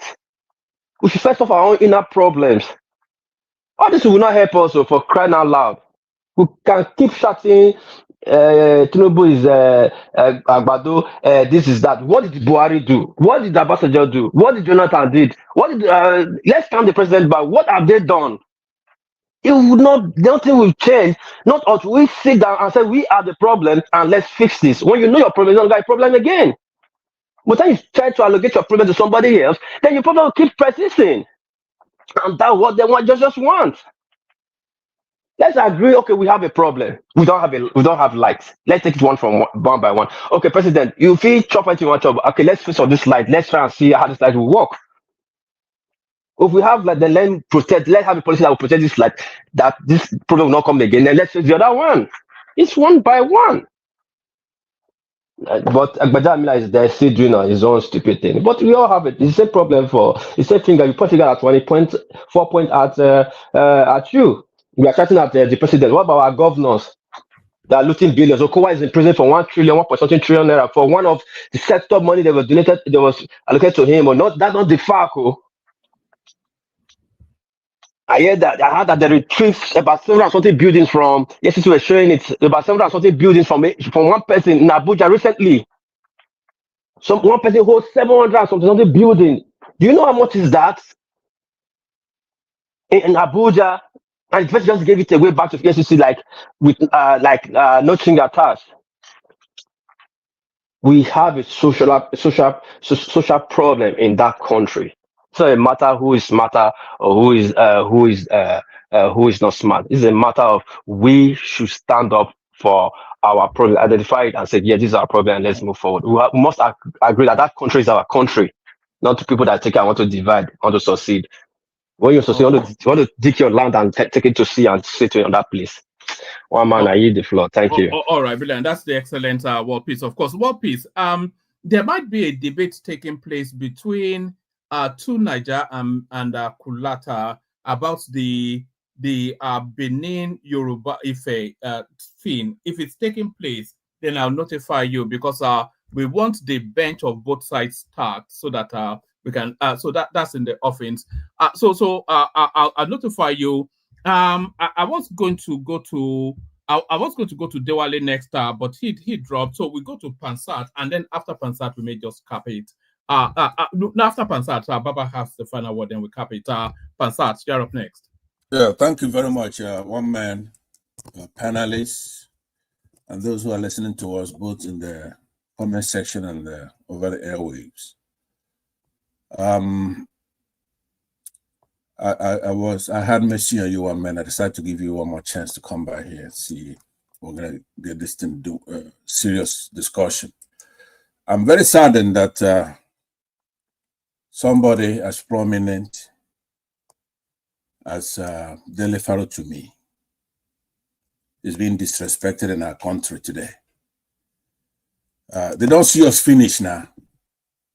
They don't see us finish. They go there, you arrest somebody like Dele Farotimi. You know, that's the gravest mistake anybody can make. Yes, we have in our laws defamatory laws that have not yet been reformed, like some other African states, like Ghana, who've taken the time to reform it. So it's in the books. Nobody's doubting that. Section 373, I believe, of our Constitution makes this criminal defamation, where the individuals, it's not just individual who could go and sue somebody civilly. If there's a defamation, you sue somebody. It's not for the state to come in there and use the police powers and doing things like we're in the 60s. These laws were inherited from Britain, British laws at the time, common law. So the democratic process has moved on. There's a division between civil matters and then criminal offenses. Individuals and entities can file a civil suit for defamation, and then they're going to go over there, and the standard is lower. It's by preponderance of the evidence, and then there's the prescription for stuff like that. So just because we had those laws when we're dealing with military and all kinds of stuff, it's not an excuse for the state to be oppressive and try to limit freedom, criticism, all kinds of values that we take to heart. So I would caution those people who are here because of political reasons cheering on what this government is doing. We're democracy. All right? The defamation laws are not friendly to the media. They want to curtail them. And activists and people who challenge unethical behavior in our government, illegal stuff. So please, I don't want us to try to happen on that. I think everybody should know that now. It's enough. These are our heroes. Somebody like Dele Farotimi. What gives somebody the impetus that they go out there? Do you think they should make a harsh example of him to caution the excesses of that place? All those wild or unsubstantiated things that people the usual suspects, him, Aisha Yesufu, those sort of, they just go online and just besmirch people's names. Look, one man, this is really not one that we're going to joke with, right? What we're seeing here is a retreat from democratic progress and development. It's a real concern, right? This is not a joke anymore. You can go look at all our people that they're using all this stuff. To one of your friends here, that used one of my enemies, that's your friend Ijele, and so many others. They've been using this stuff to curtail our liberty and our freedom. We have to be able to criticize people. Now, even at that now, I'm not adjudicating this matter. We don't know the substantive issues involved, but there's also a limitation even with the laws that we have it now.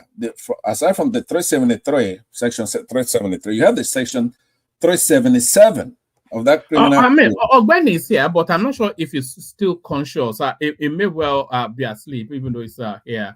Yeah, that's what I wonder if there's a jail term that goes with this. If there is, maybe people would like to see this guy feel there. Maybe a cooling off period in prison. Well, look, it's going to be a blowback. I think they've overdone it this time. There's a jail term of 1 year, but then if it's criminal aggravated stuff, then it's 2 years. But it has to be false. In essence, in section 377, it says the publication of defamatory matter is not an offense if the publication is, at the time it is made, for the public benefit, and if the defamatory matter is true.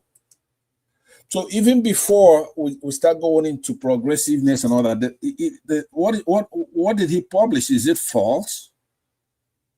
I don't see Dele Farotimi publishing anything that is false. Do you?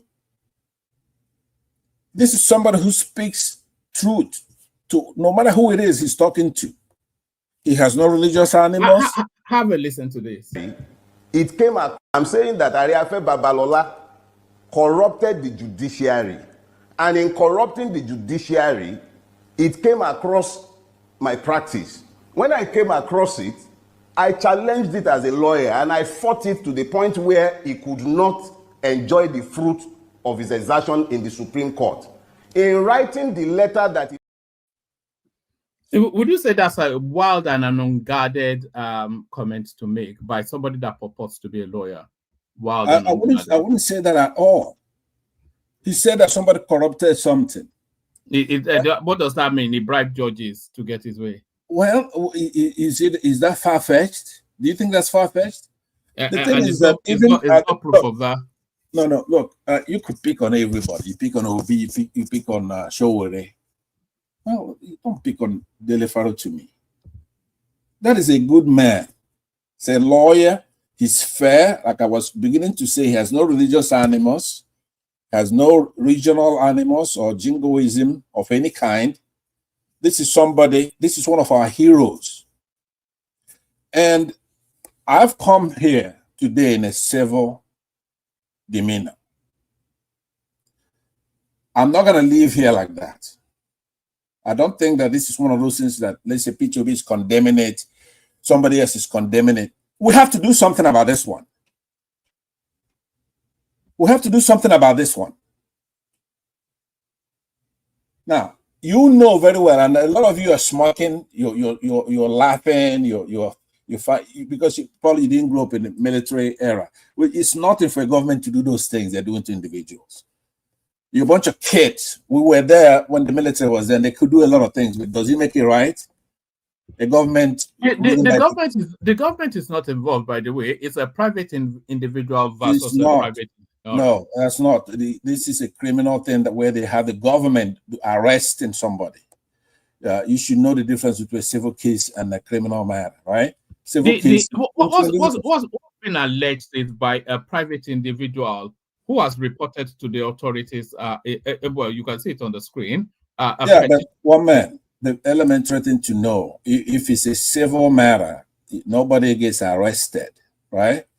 When you have the government arresting somebody, means it's a criminal offense. But are these charges, are they even legitimate? I think when they addressed earlier on, but anyway, carry on. Can a journalist be accused of defamation? In what context are these? You know, we have the letter of the law, and then we have the spirit of the law. These are anachronistic laws we have in the books. I guess in 1961. Now, our neighbors had similar cases.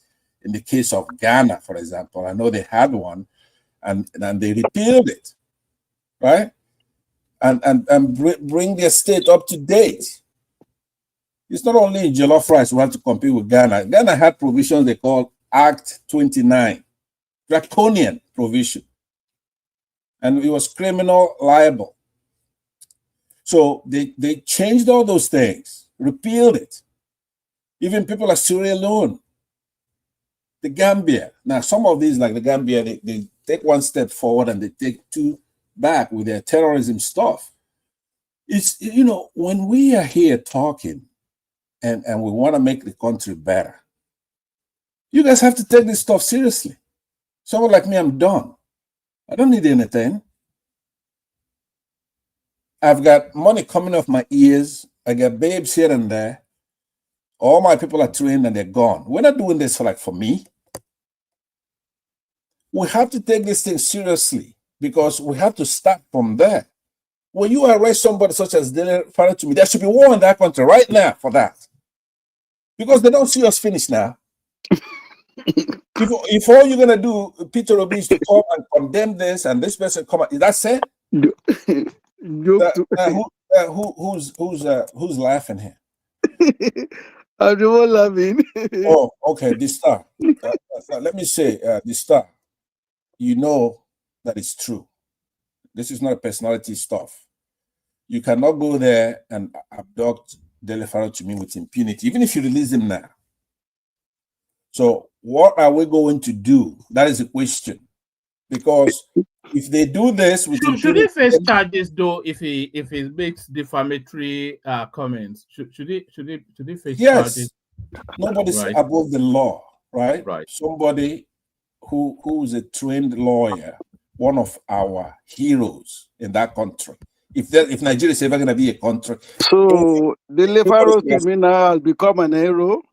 In what yardsticks? What are the parameters? Are you using to rate Dele Farotimi like that? Hero as what? Okay. What has it done? I will answer you, right? Because it's what hasn't it done. He's an educated man. He's a lawyer. He's brave. He has courage. Right? He's a great man. What do you want? He's fair. He's a hero of ours. Everybody should aspire to be like Dele Farotimi in that country. You're not going to be picking on Muslims or Christians, Yorubas or Igbos, Northerners or Southerners. He doesn't have those kind of animals in a country like that. He's so tired of the country that he doesn't even go to practice. This is what. Let me ask you. I don't get it. People like, especially you, this star. I've noticed that when you come here, all the stuff that's supposed to be good for our country, you're against it, right? Why? Now, in this case, it really doesn't make any sense. It's not an Igbo man. He's no threat to you. He's not an Igbo man. Why do you want to be devil and insult one of our heroes in the country, in the continent? I don't have anything against Dele Farotimi, but for you to borrow him in a robe that does not befit him. So in all applications, I cannot see any reason why you should just because is it because is obedient obe stuff. So anybody look, Passage, the thing I notice in you and you people is whoever that is supporting Obi or whoever, it becomes a hero. Today now, if what is his name? Whoever they rise up tomorrow now and say Obi, instantly it becomes an hero. So in all applications, even in education, in servicing to the nations, what has he done? What has he ever achieved? Is it like a Ghanify enemy of this world? Okay. For crying loud. Let me answer you. Your concern there. There is a nexus between supporting Peter Obi, for example, right? See, the truth is modular. You could pile one on top of the other. Supporting Peter Obi, yes, you have to be a dunce. You have to be an ignoramus not to support Peter Obi, right? So he scales that fence. Now, hold on. I gave you substantial time to make that interjection. What you said is not unreasonable. I'm just trying to tell you that's a nexus. Yes, right. This is somebody who's unimpeachable, in my opinion. Now, one man had me say that he has nothing to do with that, though. But that goofy stuff that you do, people in the Southwest, they're very good at doing that. Which is to say, is that because he's an Igbo man? That's why you're voting for him.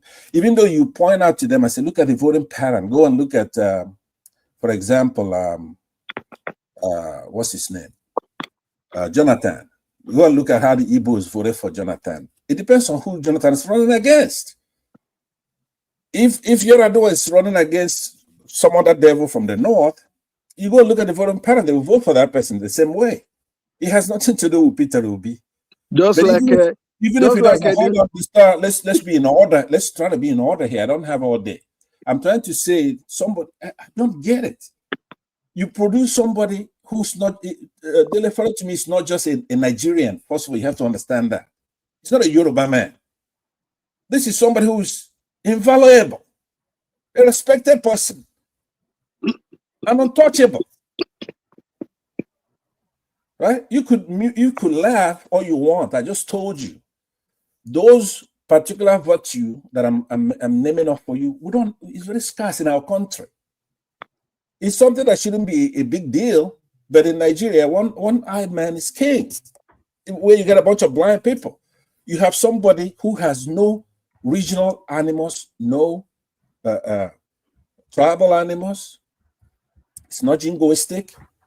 It's courageous. Tells the truth. It doesn't matter who. Who is better than that in the whole world? Who's better than that? Tell me.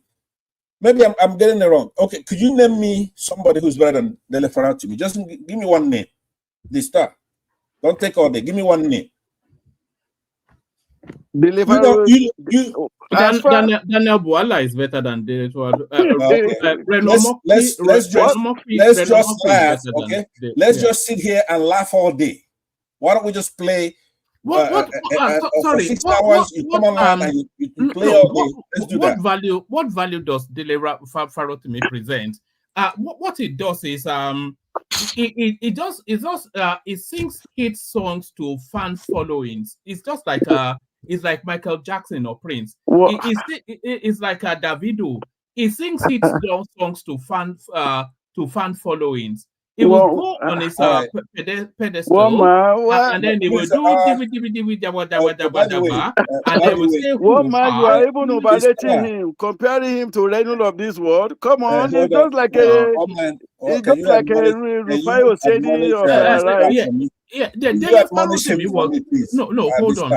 Forget the admonishments. Dele Farotimi is no more of an. It wasn't an entity pre the Obi space. Yes. He only became an entity post the Obi space, and the only entity that he is within the Obi space.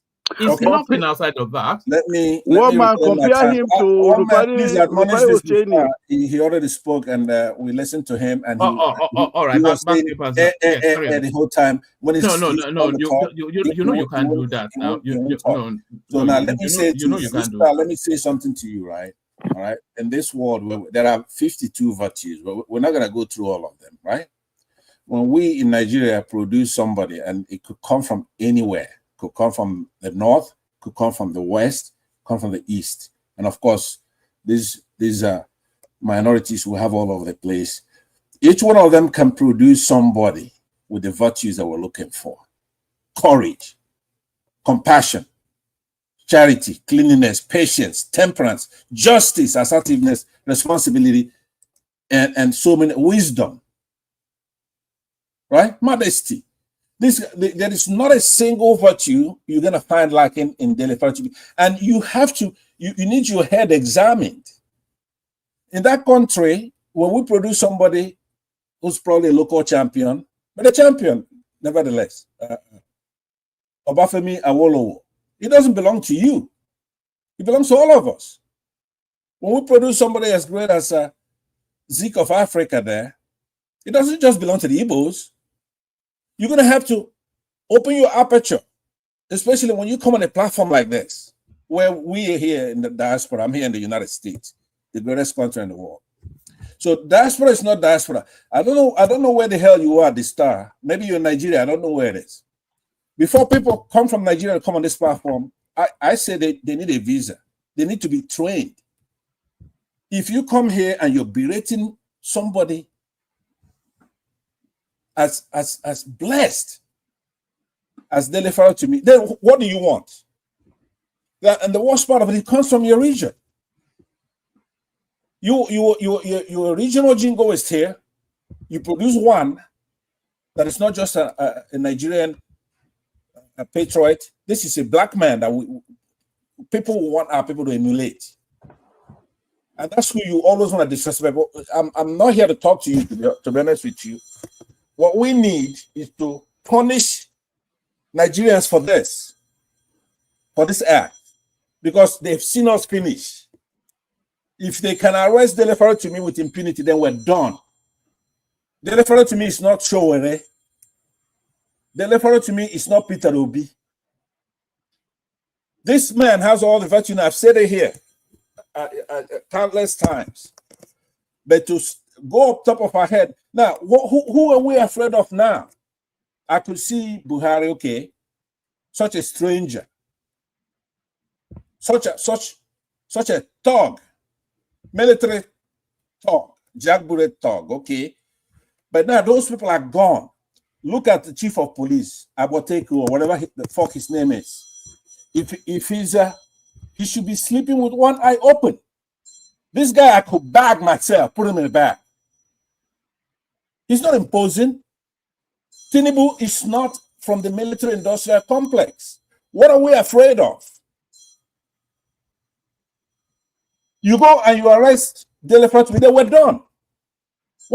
There's really nothing to talk about anymore. Because if you're a talker and you don't make sure they pay for this, they have to pay for this. Even if they give up now, they cannot go and arrest Dele Farotimi with impunity, as far as I'm concerned. If they don't know it, they're not scary anymore. Who do we have as president? Tinubu. It's a civilian thug here.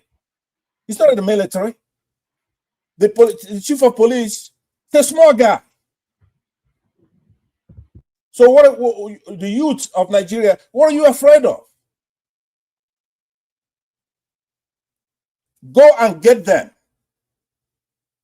It's an oxymoron to say you cannot do a violent protest. Why? Who made that law? It depends on who you're protesting against. What are they doing? So if you stay there and Dele Farotimi spend the night in jail, come out, I will never, ever talk about anything again from today. I'll be done. And don't think you've won, because obviously we have to take our country back. But if we're fighting for you guys in Nigeria, you lazy bums, motherfuckers, sitting there, every time somebody comes to fight for you, they put the language. The language. I take that back. Yeah. I would have to caution you though, right? I have to caution you. Are you referring to me, Pastor? Let me check on you. No, not you. No, it wasn't referring to you. I think it was I'm just talking about all these Nigerians, all these easy bombs. Yeah, we're gonna leave. I'm gonna leave. A senior moment. I'm gonna come over there and protest for you. This is a patriot who doesn't even want to leave the country because of your asses, right? So they grab Showore, they ruffle him, and you sit there. But I think this time they've overdone it. They've overdone it. When you say you are done, is it like a rare steak or burnt toast? How done are you? Like a burnt toast? No, look, one man. It's futile to be fighting for these Nigerians so that they could have a good time. I'm here. So they've broken you down. They've broken you down. Right? I could stay here, eat steak a lot of 3 or 4 times a day, driving Maybachs, Porsches, whatever I want. Got my mansions. Now, so what I'll be doing is to go to Nigeria and protest for them. If these people, this is a test. If these people go there and grab, if you go to Nigeria, I'll come with you. Let's both go. How about that? Going to Nigeria. Third week of January. Let's go. What are you bringing? Are you bringing liberty when you come? Are you bringing justice? You have to take justice to Nigeria. They will never come. No. I think dollars will do. They just take dollars. They will never come to justice. Iraq did it. It's the only thing to do. But these people in Nigeria are not giving those of us here any leverage so we can be able to move. If you stay there and they keep grabbing this people, they grab the Ijele, one of your friends, with this defamatory bullshit, right? So all our journalists like Showore, they grab them. Nnamdi Kanu speaks as they grab him. Simon Ekpa speaks as they grab him. Now, Dele Farotimi, what is your excuse? What the hell are you talking about? We're still waiting for them to grab Peter Obi. He's the one that misjudged. If they could grab Dele Farotimi, of course they can grab Peter Obi. Of course, I mean, it's just that's why if this goes through, right? Maybe they'll put him next to Nnamdi Kanu. That would be cute. Yeah? How about that? Or whatever. Now, remember, there's a nexus to the people that grab him. When they grab Showore, it's because he met with Nnamdi Kanu, right? After he met with Nnamdi Kanu, then they took it up a notch. They're scared of the Igbos, right? So when Showore, normally they play with him a little bit, but once he met with Nnamdi, now Dele Farotimi, like somebody alluded earlier, is sanctioning, approving, sit at home, right? And he set a date certain, I guess, to begin it. We're here discussing with I see that she's here, and I was saying that Dele Farotimi got that right. It's not supposed to be a regional thing, it's supposed to be nationwide. If we do it nationwide, of course, and they know it's going to work. So that's why they treat him like an Igbo man now. That's why they treat Showore like an Igbo man. Because how do you mean that? What does that mean, like an Igbo man? What's that treatment? Well, the treatment that the Igbos get normally, as a matter of fact, like second-tier citizens. Is that what you mean? It's something like that, right? It's something they are scared of. They're not doing it because they really believe the Igbos are inferior. They're doing it because normally what unified the rest of the country was trying to eliminate the Igbos. So with that, Benue Plateau, all the support, they gave birth to the principal culprit during the Nigerian Biafran War. The protagonist was Gowon, and he's from there. So now the war's over, and those people over there are now bearing the brunt of what the Igbos were subject to, right? So now, as they begin to peel off, the alliance is beginning to peel off, and then they treat those people like they would treat the Southeasterners. Do you understand? It's like Emefiele goes there, builds a couple of townhomes, right? Duplexes. I think it was 700 and something, right? Every single Southerner. Now, the first I came here, I told you that's the pattern, right? When the Southerners go there and do it, something everybody else does, right? And they go and get it back from there. But you never see it go back into the Nigerian wallet, you know? It'd be curious to see what they do with those houses. Maybe they'll subject them to public auctions, or I'm not sure, or sell them to civil servants. I know, but you have to expand your mind. Who is he holding those property in what you may call a fraud. No, it's wealthy enough to hold it in his own stead now. He is. That's a lot. I believe that Buhari owns those properties, right? No. I thought you were going to say Malami or something, not Buhari. No. Buhari is a very, Buhari is as corrupt as he is. He's a very Spartan man. I don't think he's a man of excessive needs. It's not Spartan. That was a ruse that he kept up for a very long time. But in this last days there, it's now clear that he was not that. He was a corrupt guy. Now, a lot of his the monies that he's stealing is not small, though. It's enough to support entire countries, right? Where he's really from. He built a train over there. He's transporting our oil over there. You don't know how many countries Buhari printed our money to support. It's a lot of countries. He's not stealing the money basically for himself, even though he does that. His nephew that they call, I forget, there's a Yoruba name for one of his nephews. Tunde something. But start it's not a Yoruba, it's just a... No, he said the nickname. Let him bring it home. Yeah, let me land it. By the way, where are you? What part of the world are you in? What's the makeup? I am very, very close to you. You're in the Western world. Thank God. Let me tell you something. That Pansat, you see the star that you're listening to there. He will match you Maybach for Maybach. You don't know some of the people on here, but I know a lot of them. He will match you Maybach for Maybach. I don't doubt it, but you see, my dignity is not on my Maybachs, right? I'm able to come here. And I would. He's more successful than you are, is what I'm saying. I'm probably better educated too. Okay, but that's also my virtue is not even in my education, right? Yeah, but you come here vaunting all the time. I've got this and I've got that. And nobody else comes to vaunt quite in the manner that you do. See the point though. There's something I have. In Igbo land, we call it Ofonog, right? I have that. That is my biggest weapon in my arsenal. I tell the truth. The star cannot tell the truth. I watch him many times here, and he's always on the side of evil. Doesn't matter what he's got.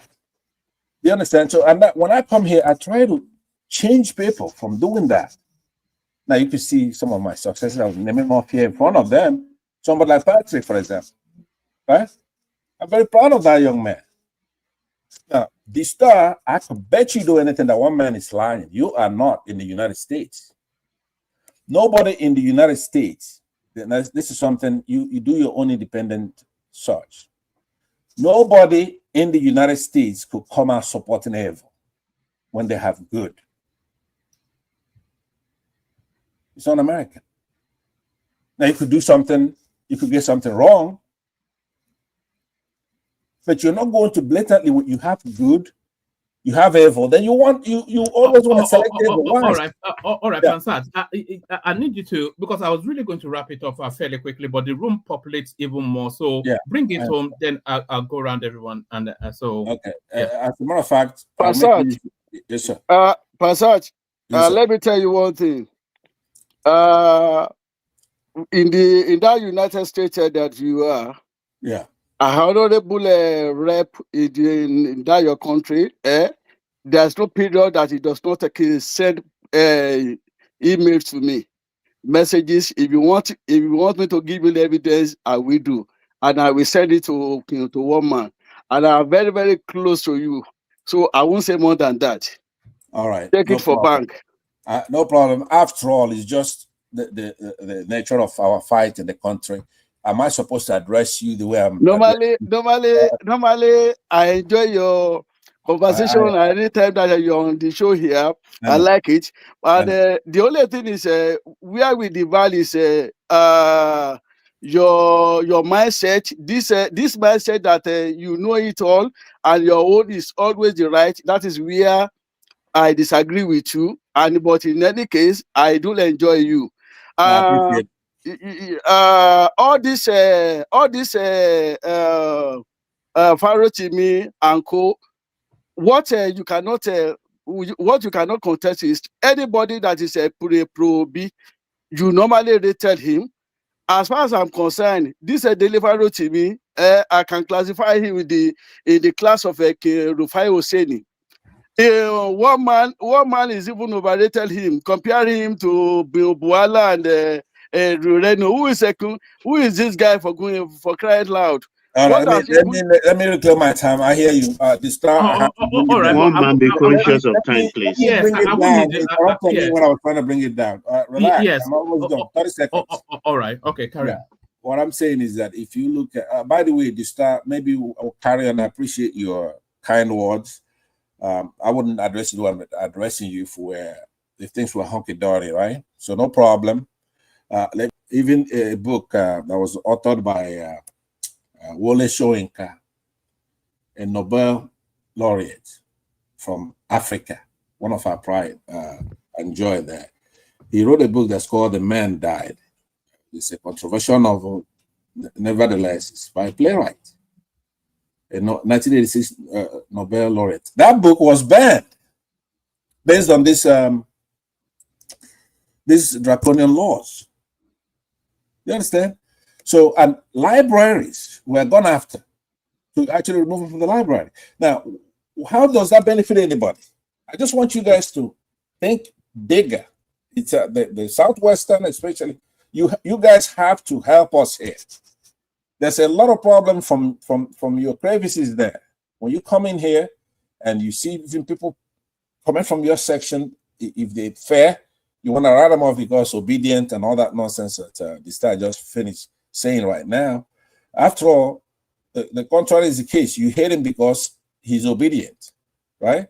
But the answer is that truth is modular. Somebody who's supposed to be obviously is up there in fairness and otherwise. All right, thank you very much. I'll be around. Right. All right, thank you, Pansat. So that's Pansat, of course, not completely inhibited well, let me not say that. Up next, Dewale. So Dewale, Prince Trump Daddy, and then we have Zeta.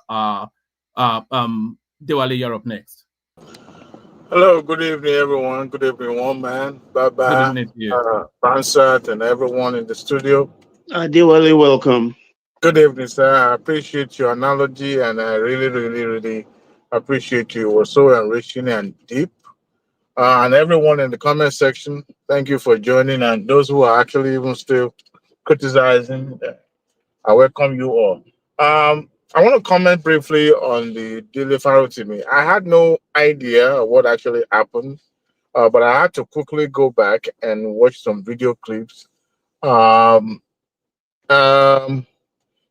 they say in Yoruba, once you climb tree above the leaf, then that's what's going to happen. The Dele Farotimi is a nobody as far as Nigeria issue is concerned. And I went back. I'm unable to actually go to the Nigerian Constitution to look at what the law actually say about defamation and all that. But I think I listened to Pansat reading a particular line from that law. But you see, I think someone in his level should have known better. He who alleges must prove beyond reasonable doubt.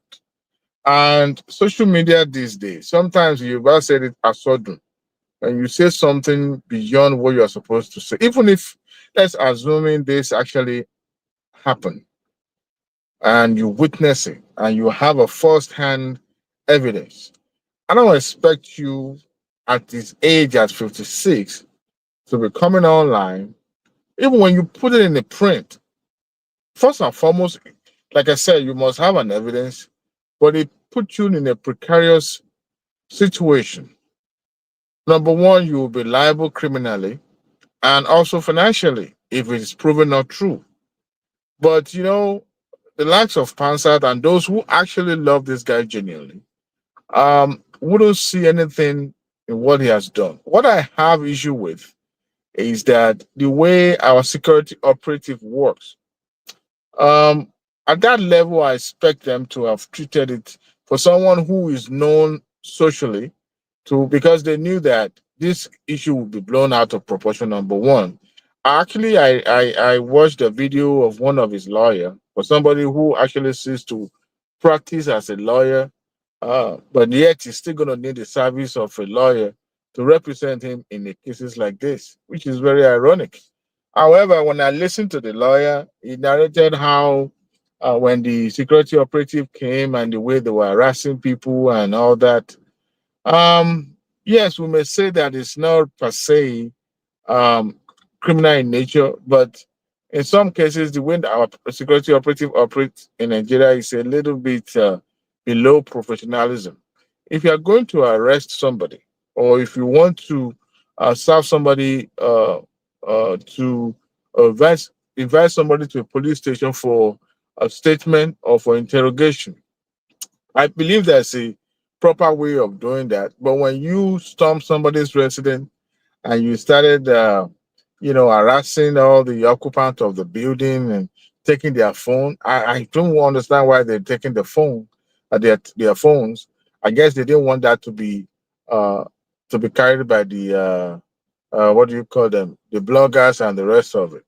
But the thing is, I expect that when an allegation is made, except if it didn't honor the invitation from the police force, but if they had invited them and he chose or they refused to show up, I think that's when they could take that step. But when you now decided to storm his legal office and arrest him from there, and he has a right.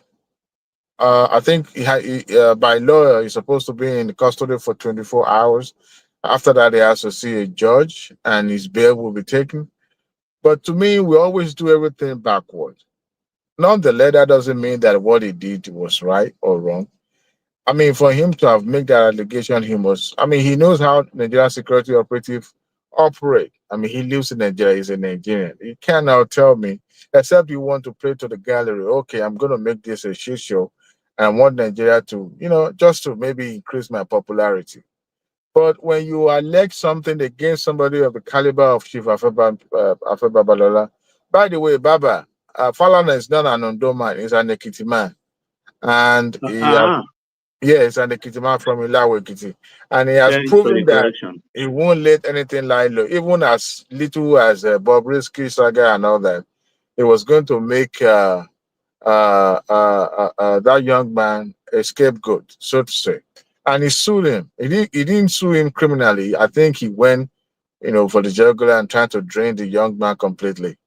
And Just like they did to Hundein, he has 92,000 pounds or dollars against him now. So maybe you need to go and start washing plate now somewhere so that you'll be able to meet up.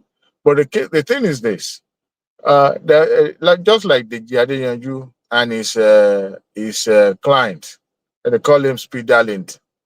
This guy was so stupid, he went to New York and started saying the same thing that got him into trouble when he was in Nigeria. Suddenly he came to Nigeria and he was arrested again.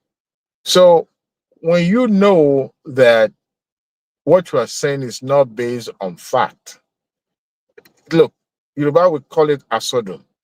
Yes, you want to make a point, but there's a way you can put it across. People are not measured when they are in a social platform these days. They just say things. Recently, Tunde had not carried one. No, was it Tunde had not or one of those bloggers? Because I frequent them just to see what's going on. There was a picture of a woman called Ellen Opabio. She used to be a filmmaker. I think she's also an evangelist based in Akwa Ibom or so. And a young lady comment below that picture that, this woman I make the subjected some young kids to torture or something, accusing them of witchcraft around 90s. And it was just something in under a comment section, nothing really big deal about it. As a matter of fact, people didn't really react to it much. Guess what? The daughter to that woman actually took it up. The lawyer to the woman wrote that lady to take that comment down, or else they will go to court and they will pursue legal way. So we never can tell these days. I mean, we need to test our law. And I think Dele Farotimi as if you are going to pick a fight, but you pick a fight from the big from the big tree. You are fighting for Chief Afebabalola. Yes, Chief Afebabalola was once a lawyer to the government official. He actually he make money from them, but he rendered his service. He was doing what he was trained for as a lawyer. Baba, you narrated, I know how long this man actually celebrated how long he has been being in bar. I think he's been in bar for like 60 years or so. Correct. Way before Dele Farotimi was born. Look, there's a certain level you will get to. I believe, I'm not a lawyer, but there's some privileges you will enjoy when you are a practicing lawyer.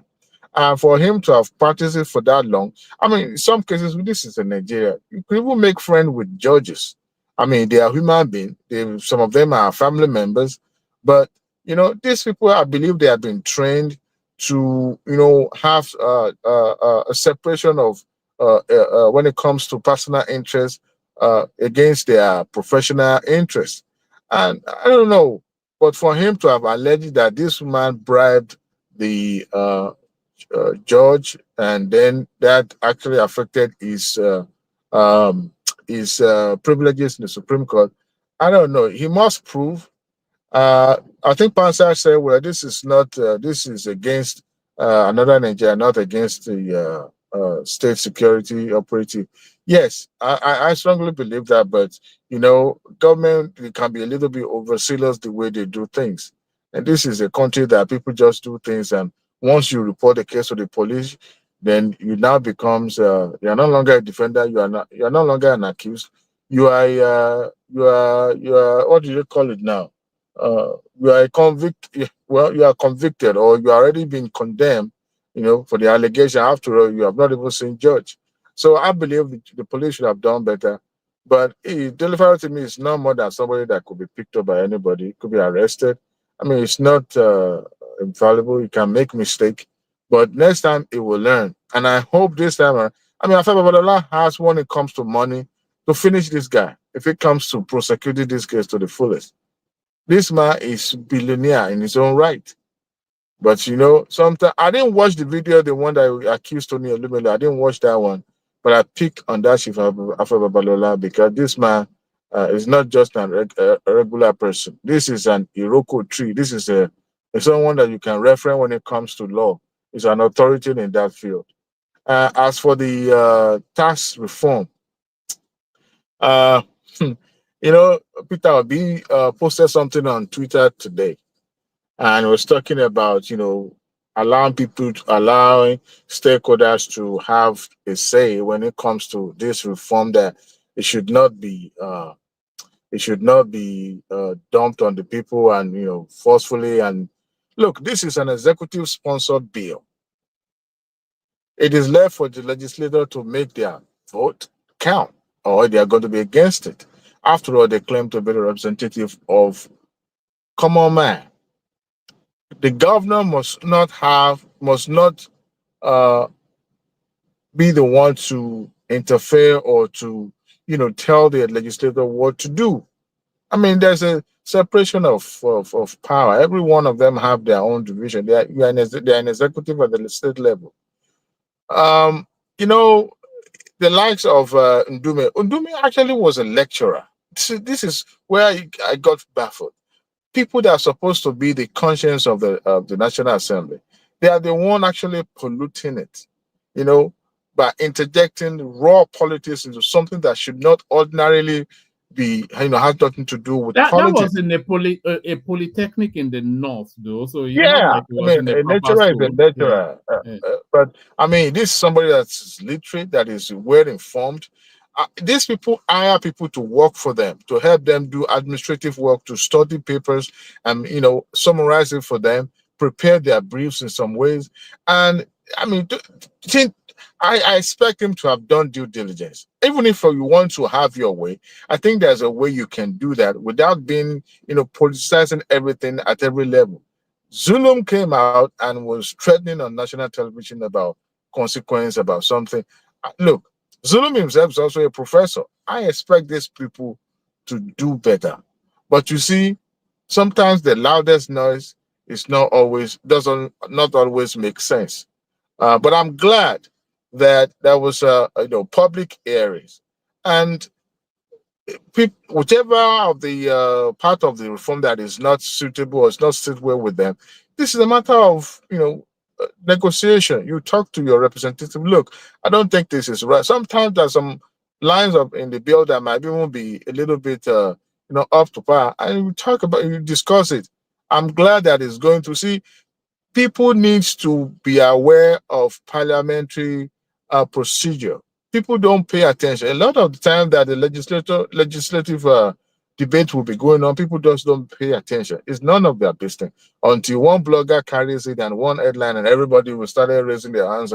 Oh yeah, but we need to get familiar. I'm glad that the Nigerians are becoming more enlightened when it comes to the issue that affect their life, affect their generations unborn.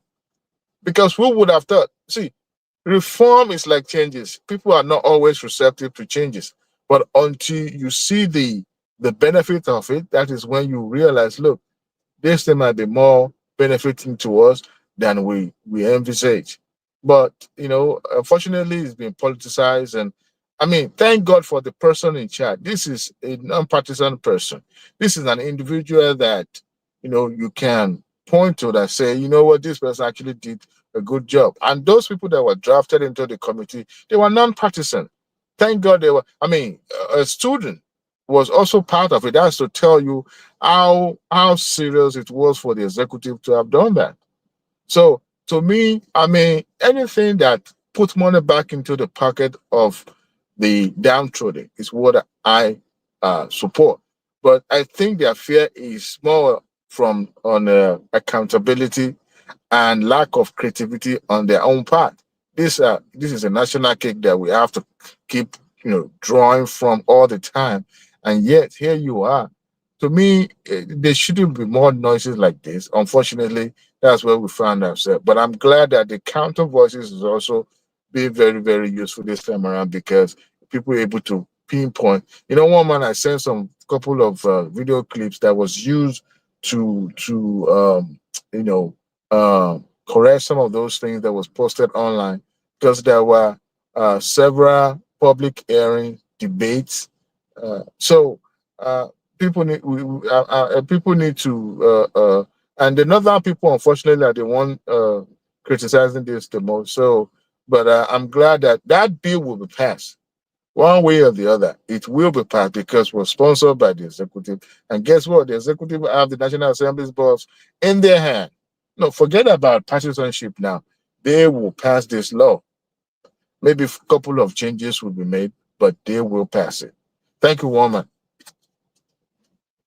All right, brilliant, excellent. So thank you, Dewale. So that's Dewale, of course. So the quality of Dewale continues to shine through as he has overcome that. Just look at it, just enrapturing stuff. Delightful. Up next, Prince Daddy. Hopefully, Prince is there. Trump Daddy, we should say. Trump, you're up next. All right. We don't have Trump. Let me take his time. No. Let's go to Zeta. Let's hear from Zeta. Zeta. One man. Abody. How you dey? You don't chop your turkey finish, Abi, Zita. You don't chop your turkey finish, Abi. Zita don't waka back come Europe now. You don't waka back come Europe now, Abi? I'm back. Look at that. When did you get back? On Sunday. Okay. I thought chop the turkey finish. I'm not even a turkey person. Don't really like turkey. The spirit of Thanksgiving now. It's bland meat, isn't it? Turkey is bland meat. I don't know why people. Yeah. I don't know why people are crazy about that meat. I'm not a chicken person either. So. What's your favorite meal before we go to the? What's your favorite meal? Meat or meal? A meal. Actually, I'm not a foodie. Yeah, I don't have a favorite. I can imagine that you are very. You have, and people don't know what Zita looks like, but it's very thin, sort of. Yeah, but yeah, we were talking about Dele Farotimi, who has been picked up for defamation. I don't think you've spoken on the tax bill situation and just general Nigerian goings on. Who the heck is that person? I don't know who the heck You don't know who Dele Farotimi is? I don't know who the heck he is. Is that the only topic you have today? No, it's on Rastafari. It's I on shouldn't be Rastafari wasting and my like. Time discussing on somebody I don't know nothing about. All right. Let me give you let me give you a run through other topics. So yeah, Farotimi, you don't know. Well, are you aware of the event that took place in hold on. Let me. It's not that I've not heard the name. I think you are not really keen on it. But he is not such a person I should be discussing, or who the heck he is that I should come here and be discussing his arrest and things like that. It's not somebody of importance. It's of no significant interest. But you obviously you would have been aware of events that took place in Finland just over these last 2-3 days. No, I'm not. I'm really having fun. I didn't look at what you guys. You didn't hear about the declaration of Biafra in Finland? No, I didn't. My goodness me! Where have you been? All right. What about the tax bill? Surely you've been following that space, the tax bill. Honestly, I've not been following anything in Nigeria, but I was just trying to ask you if you have released the Simeon Netta. No. Is Njoko still in prison? Yes, he is still there, and he's going to be there till May. You know, the Finnish authorities actually came out and they said because of the nature of what's been alleged, bail is not permissible. So it's not it's not accessible to him bail. So you cannot even come out on bail. So it's going to stay in their custody till May. Okay, so why they're behaving like Nigerian judiciary? Okay, why? It sounds like a political something anyway. I'm not sure. It's meant to be a civilized country. Why can't you have bail? You know? Yeah, because if he's yeah, I think terrorism is unbearable. Now I understand. I understand why they're saying that.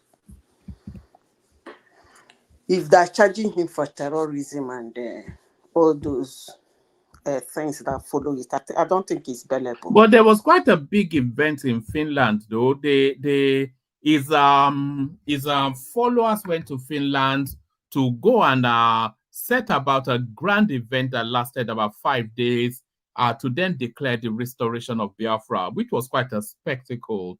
You know, show us the video now. I've been playing it all week. I'm talking about 5 days long of events.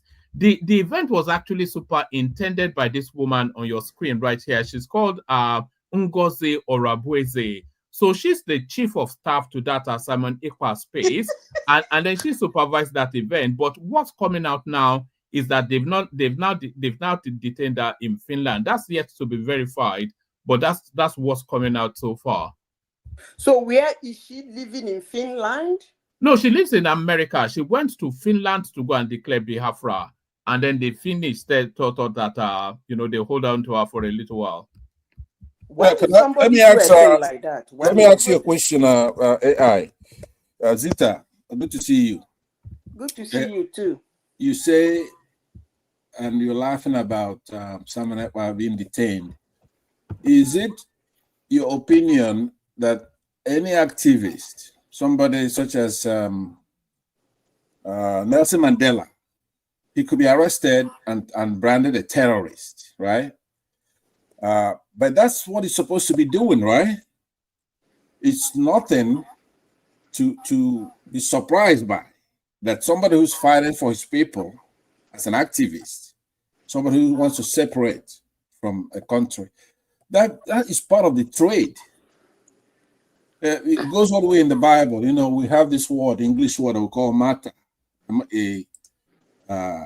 R-T-Y-R, which means to bear witness. That's the meaning of the etymology of that word, right? You have Stephen was killed because he was bearing witness for the Lord as a deacon.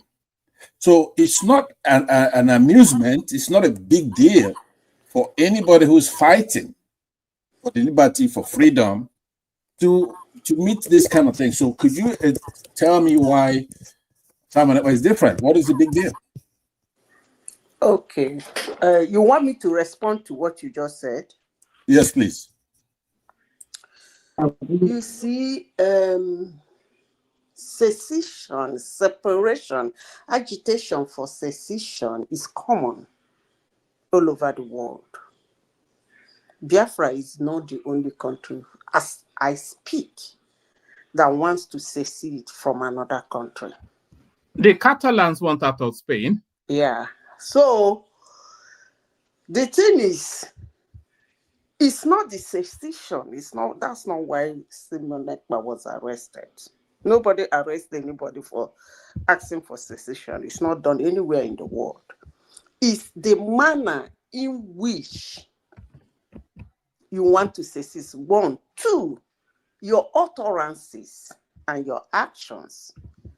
That's why he was arrested. I don't think it has actually that because Simon Ekpa is asking for Biafra, that's why he was arrested. No, that's not the reason why he was arrested. I think, and I believe that the reason why Simon Ekpa is being arrested is because of his actions and his utterances. It's as simple as that. Because if you say, I remember a case in the United States, it's between a boy and a girl, and they happen to be boyfriend and girlfriend. Simple thing, boyfriend and girlfriend. And the girl is serving, is it 21 years imprisonment? Because I followed that case. Somebody might, I think I'm freaking out on the name. They're having a conversation. And this boy keep telling this girl that he's depressed, he's that sometimes he feel like committing suicide. And this girl said, his girlfriend, he said, why just commit suicide? And this boy committed suicide.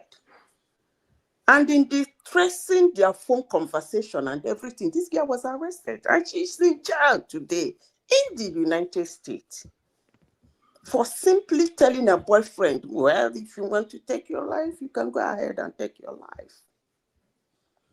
So it is what it is. Nobody is arresting Simon Ekpa for secession. Even the man, the one in Spain, right? Those ones that feel they're superior to other human beings. That particular man that was arrested in Spain, at that time, they didn't arrest him because he was asking for secession. It's the manner in which he was doing it. Nobody tolerates violence. In Spain, in Kenya, you mean? No, the one in Spain was arrested too. Who was arrested in Spain? The guy that was agitating for that thing, he was arrested. I've forgotten his name. The Catalanist, whatever. Oh, the Catalonian. In France. He was picked up in France and returned to the Basque region and sentenced. Yeah. Is what you say and what you do. I remember, if you read, I'm just trying to pick 1 or 2 things to tell you that it's not actually your agitation that causes the problem. I remember during the time of Martin Luther King Jr., when he arrived in Chicago for his usual campaign. I remember, if you read the documentary, Richard J. Daley was the mayor of Chicago then. He gave him some seconds to leave the city. Otherwise, what will be for him, he wouldn't like it. That was in the United States. Is there a reason why you are avoiding Nelson Mandela and the ANC? Is there a reason why you're going to Spain, you're going everywhere, but you don't want to go to South Africa with Nelson Mandela? Nelson Mandela was arrested. He wasn't called a terrorist. Yes, he was. No, the ANC, the entire ANC self was documented as no, Nelson Mandela too was arrested because of his utterances too. Right. Not because so that's why I'm saying during the time somebody's active and fighting for his people, they call you whatever, they brand you all kinds of names. But in the case of Mandela, he ended up emerging as the president of the country. So I'm saying what I was trying to say in a way is that agitation, the search and thirst for liberty, for freedom. Here in the United States, those who fought similar fight, they say, give me liberty or give me death. There's nothing in between those two things. But Putting let in me jail. say this. Let me say this. If you are agitating for something, or you are an activist, you should expect things like this. So the first thing you should do is to guide yourself. That was the first question one professor asked Nnamdi Kanu in California when he came. That was in Los Angeles. He said, what are the bridges you are building in case if you get into trouble? And he keeps saying, I can never, nobody can. You don't say things like that. So if you are going into such a thing, you should expect things like this, because no government, no people, no ethnicity, or no nation will watch you say some certain things that might cause violence to the extent of causing fatality, and they just watch you do that.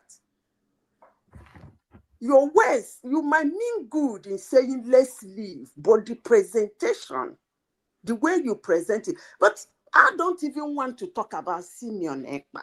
I might slightly discuss Nnamdi Kanu, but making a case for Simeon Ekpa is something I will not forgive myself if I do.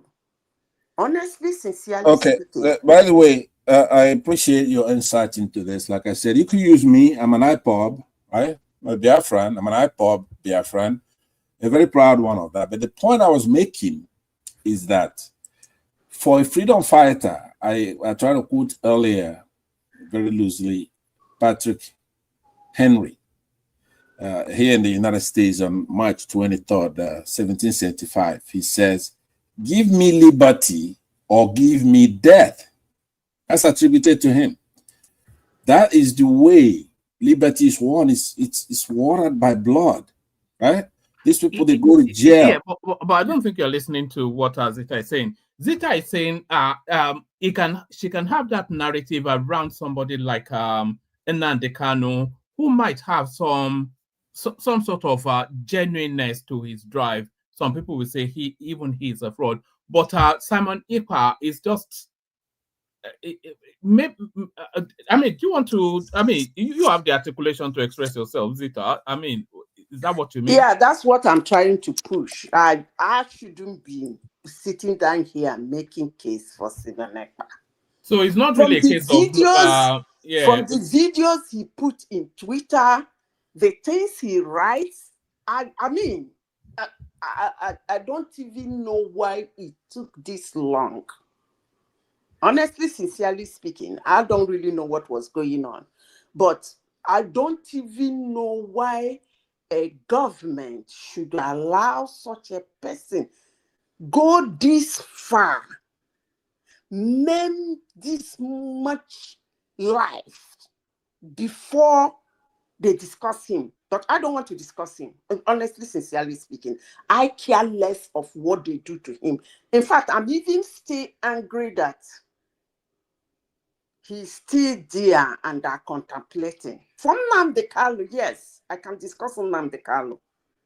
Okay, let's discuss Nigeria, right? Let's forget about Biafra now. As much as I don't like Nnamdi Kanu and I don't like the way, the angle he was going, I didn't like it. Okay, let's discuss Nigeria. Hold on for her, Bansa. Yeah. Actually, these guys are not the first people that asked for Biafra. They are not even the first person that started it. Okay, can you then discuss Nigeria? Just forget about Biafra for now. Because, in my opinion, Biafra wouldn't even be necessary for Nigeria. Are you a Nigerian? Do you identify yourself as a Nigerian? Why not? Okay, so you will agree with me everything is not perfect in Nigeria. Nigeria has violence in it too, right? Do you agree? Of course. No country is perfect. No country is perfect. And you cannot say, I don't want to discuss Nigeria because there's some parts of it that is not working. There's a lot of violence, a lot of corruption. Put the question to her. But can I come in? One man, let's take it from there. You see, when I speak sometimes, I really do like people to listen to me carefully. And if you listen to me very carefully, you will understand me, and then you wouldn't be moving the conversation all over the place. I didn't say I will not discuss Biafra. Please. Neither did I say I will not discuss Nigeria. What I said is that I will not discuss a particular human being. I don't really care what he believes in. Okay. Or what he's I'm just something. Yeah, one man, can you just stay out of this for a minute?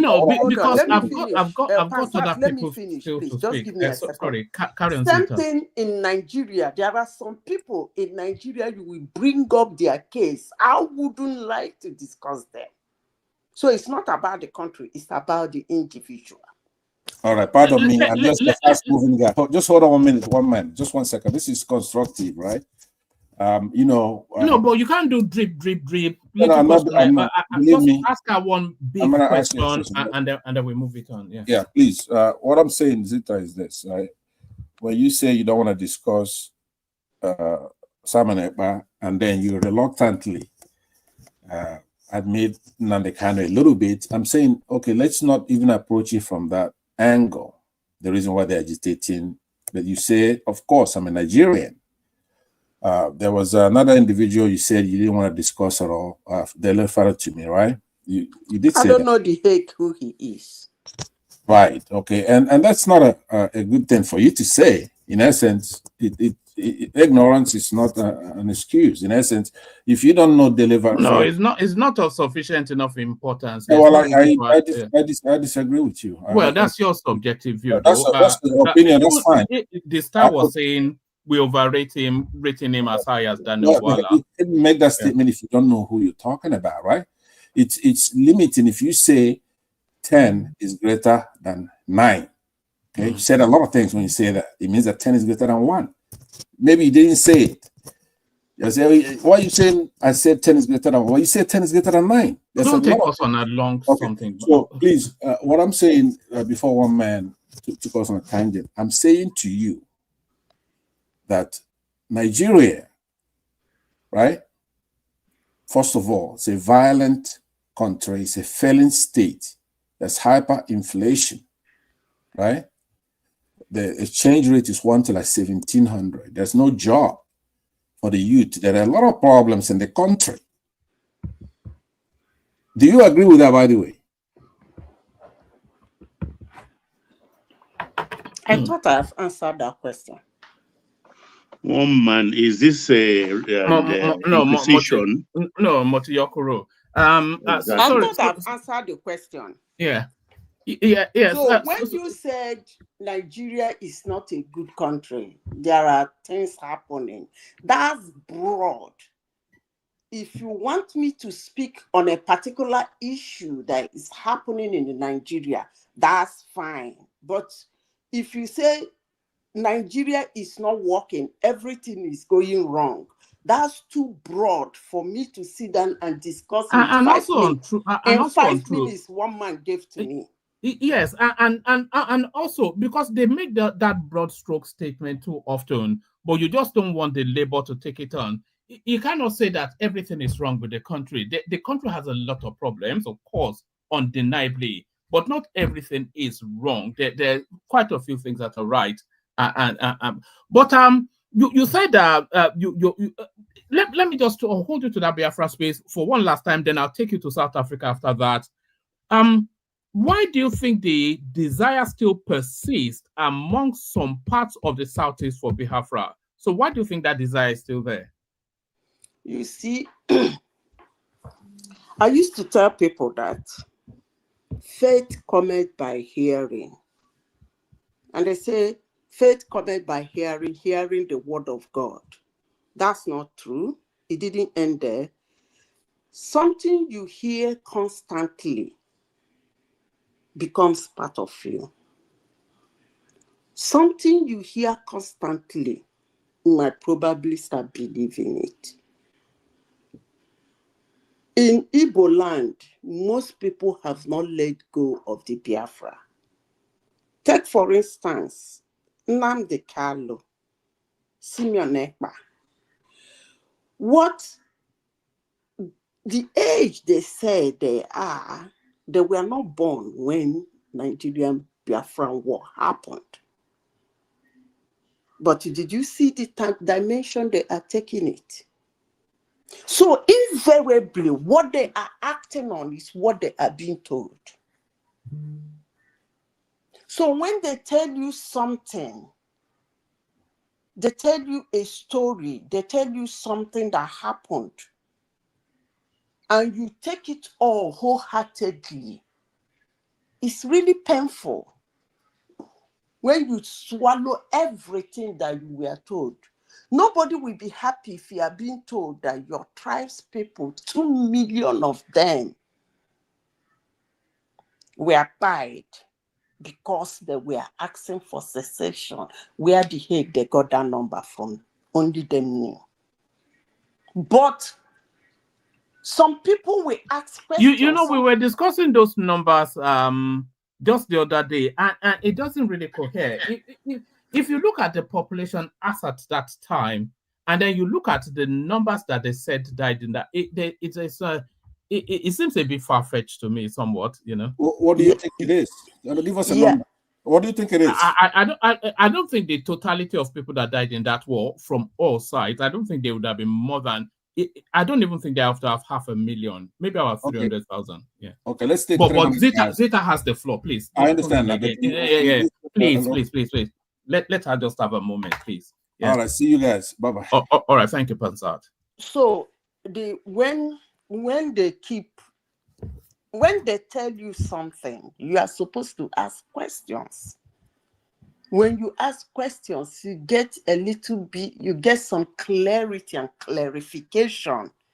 Then you know how some clarification might calm you down.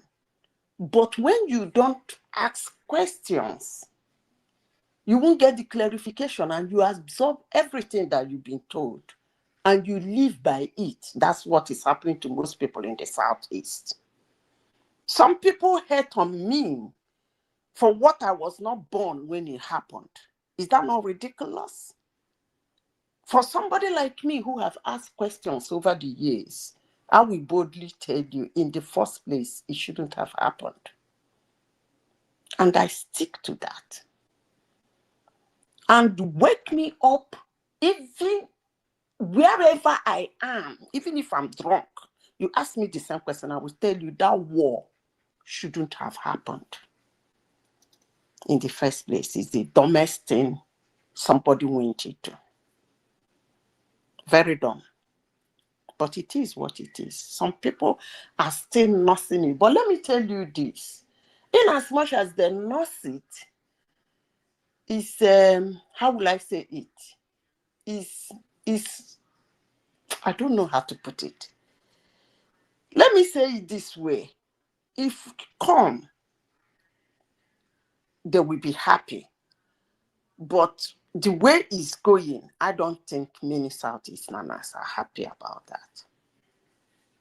I don't think so. But you know, I would have to agree with you there. I think, and please correct me, because I'm saying it from a Yoruba point of view.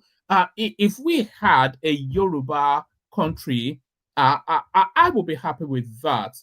You know. But I'm not really, I don't really have a deep resentment towards Nigeria, no. But I have a greater, you know, because there's a commonality that binds. And I suppose that is what is probably like in the East as well, that the average Easterner is not averse to the idea of an ethnic nation because they share such commonality and then they can vest more trust within themselves. But the sort of things that we're seeing now, I don't think that's the popular will. All they sit at homes and whatnot, you know. Yeah, I come in there before Zita, let me just say something before I go, please. You said something that made me come back, right? You said these things happened a long time ago and people are still harboring the ill will towards the war, right? So now I hope you do understand it's not just the civilian Biafrans that died in the war. You had people, prominent people like Akintola in the West. You had the Sadwana of Sokoto. They're mourning up to today. So what you're saying, are you admonishing them as well to let go the big mouth Sadwana that was whacked during that war, right? So to reconcile, hold on. Are not asking for cessation because Sadwana was killed. Hold on. It's not true. If you go to Boko Haram, maybe you don't know what they want. They also want separation. There are Yorubas who want separation. There are Igbos that want separation, like 3%. IPOB is like 3% of the Igbos. So when you make your statement, you are the Igbo disrespecter for the platform, right? All I'm saying is that if you say what you're saying for truth, reconciliation in the country, fine. The Hausas, Fulanis, they lost people too, you know. Don't make it look like it's only Igbos that lost people. They lost their leaders, and they want to marginalize Igbos based on that fact. They haven't let go. So as long as they don't let go, nobody's going to let go on the other side. So if you're going to approach it from a reconciliation point of view, I don't know what your logic is, to be honest with you. But if you think we're going to sit there, have people Islamize our country, take our lands, then you got something else coming. It means you don't get it. If they reconcile, no, I think you've made the point. Don't overdo it. Let me address that. One man. Please, yes, can you hold on? You've made that point and you landed it at the good spot. So don't then tip it over the. So what Pansat is saying to you is a legitimate point, because the Northerners are still unforgiving of that Saudana or Swadana, as Pansat has now renamed him, of that Saudana incident, and there's almost a sense that there's a deep distrust between from the North, going especially towards the East as well. Do you think we're still held bondage by that Biafran space? And if you do you think we need a South African style bear it all truth and reconciliation sort of thing? Woman, I think I have addressed this severally in your platform. Hate me, like me, I will say what I want to say. You see, my people that I know very well, I know them very well, very, very well. If this Biafra and the reconciliation and anger is paramount to them, it will be happening in the Congress. Mark my word. I repeat. If this Zita, sorry to break your flow. You can't deny that there's a popular want for an ethnic nation in the East. Hold on. I don't know what you mean by popular, but I will keep saying what I am saying. If we take examples of people that come here, we have Prestige who comes here. He says he's one Nigerian and it's also Biafran as well. We have a Kennedy that comes here who detests IPOB, but he considers himself of the Biafran narrative. So there is there's that want for that, but not in the violent, excessive, not in the manner that people like Ikpa is presenting. But let me. I don't know. Actually, let me ask you this question, and then you carry on. If there's a referendum nationally to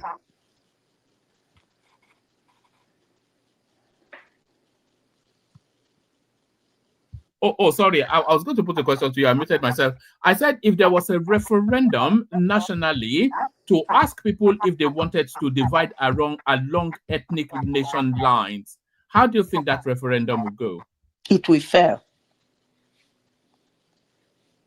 If you doubt it, they should try it. It will fail. But if you say... Give us the why. If you say that there will be a referendum on agreement, that they have agreed that the country might be separated into 3 parts, that might work. But if you say that, okay, call everybody, or yeah, everybody come and put your hand, referendum, let Igbos go, let Riversman go, let Edoman go, just like the tribes as they speak their language. It's not going to happen. No, he meant the latter. I mean the former. What you said will work. Yes, that's what he meant. But let me say, but if there is an agreement, woman, Zita, you know why let me I'm say, saying before this? I go, here's what I wanted to say to you. You keep saying you are making people upset, right? Because you speak the truth, maybe Igbos.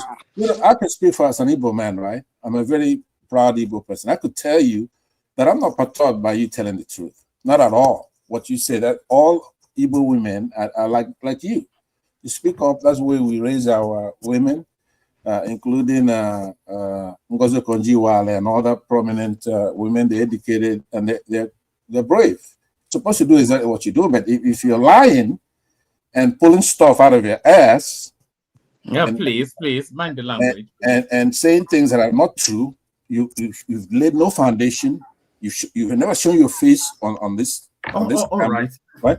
So what I'm saying is that if you're saying things that you have absolutely no credibility on, you're not known for it, you have not laid any foundation, you've done no research, no anthropological background. All right, Pansat. So that's why I'm saying.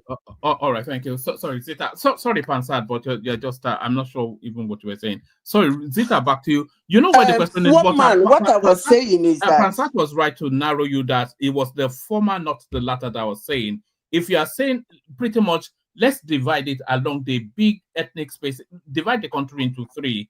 How do you think Nigerians will respond to that? If it's an agreement, they might respond well. It might not fly, but they might respond well. But if you are talking about Ijo we go, Igbo we go, Yoruba we go, what's the other tribe in Yoruba land we go, Bini we go, it's chaotic. Countries don't form that way. But let me say this. Let me continue with what I was saying. You see, one man, an Igbo man has been I repeat myself. I know my people. They hate me, like me, I don't care. If Biafra, Igbos has concluded,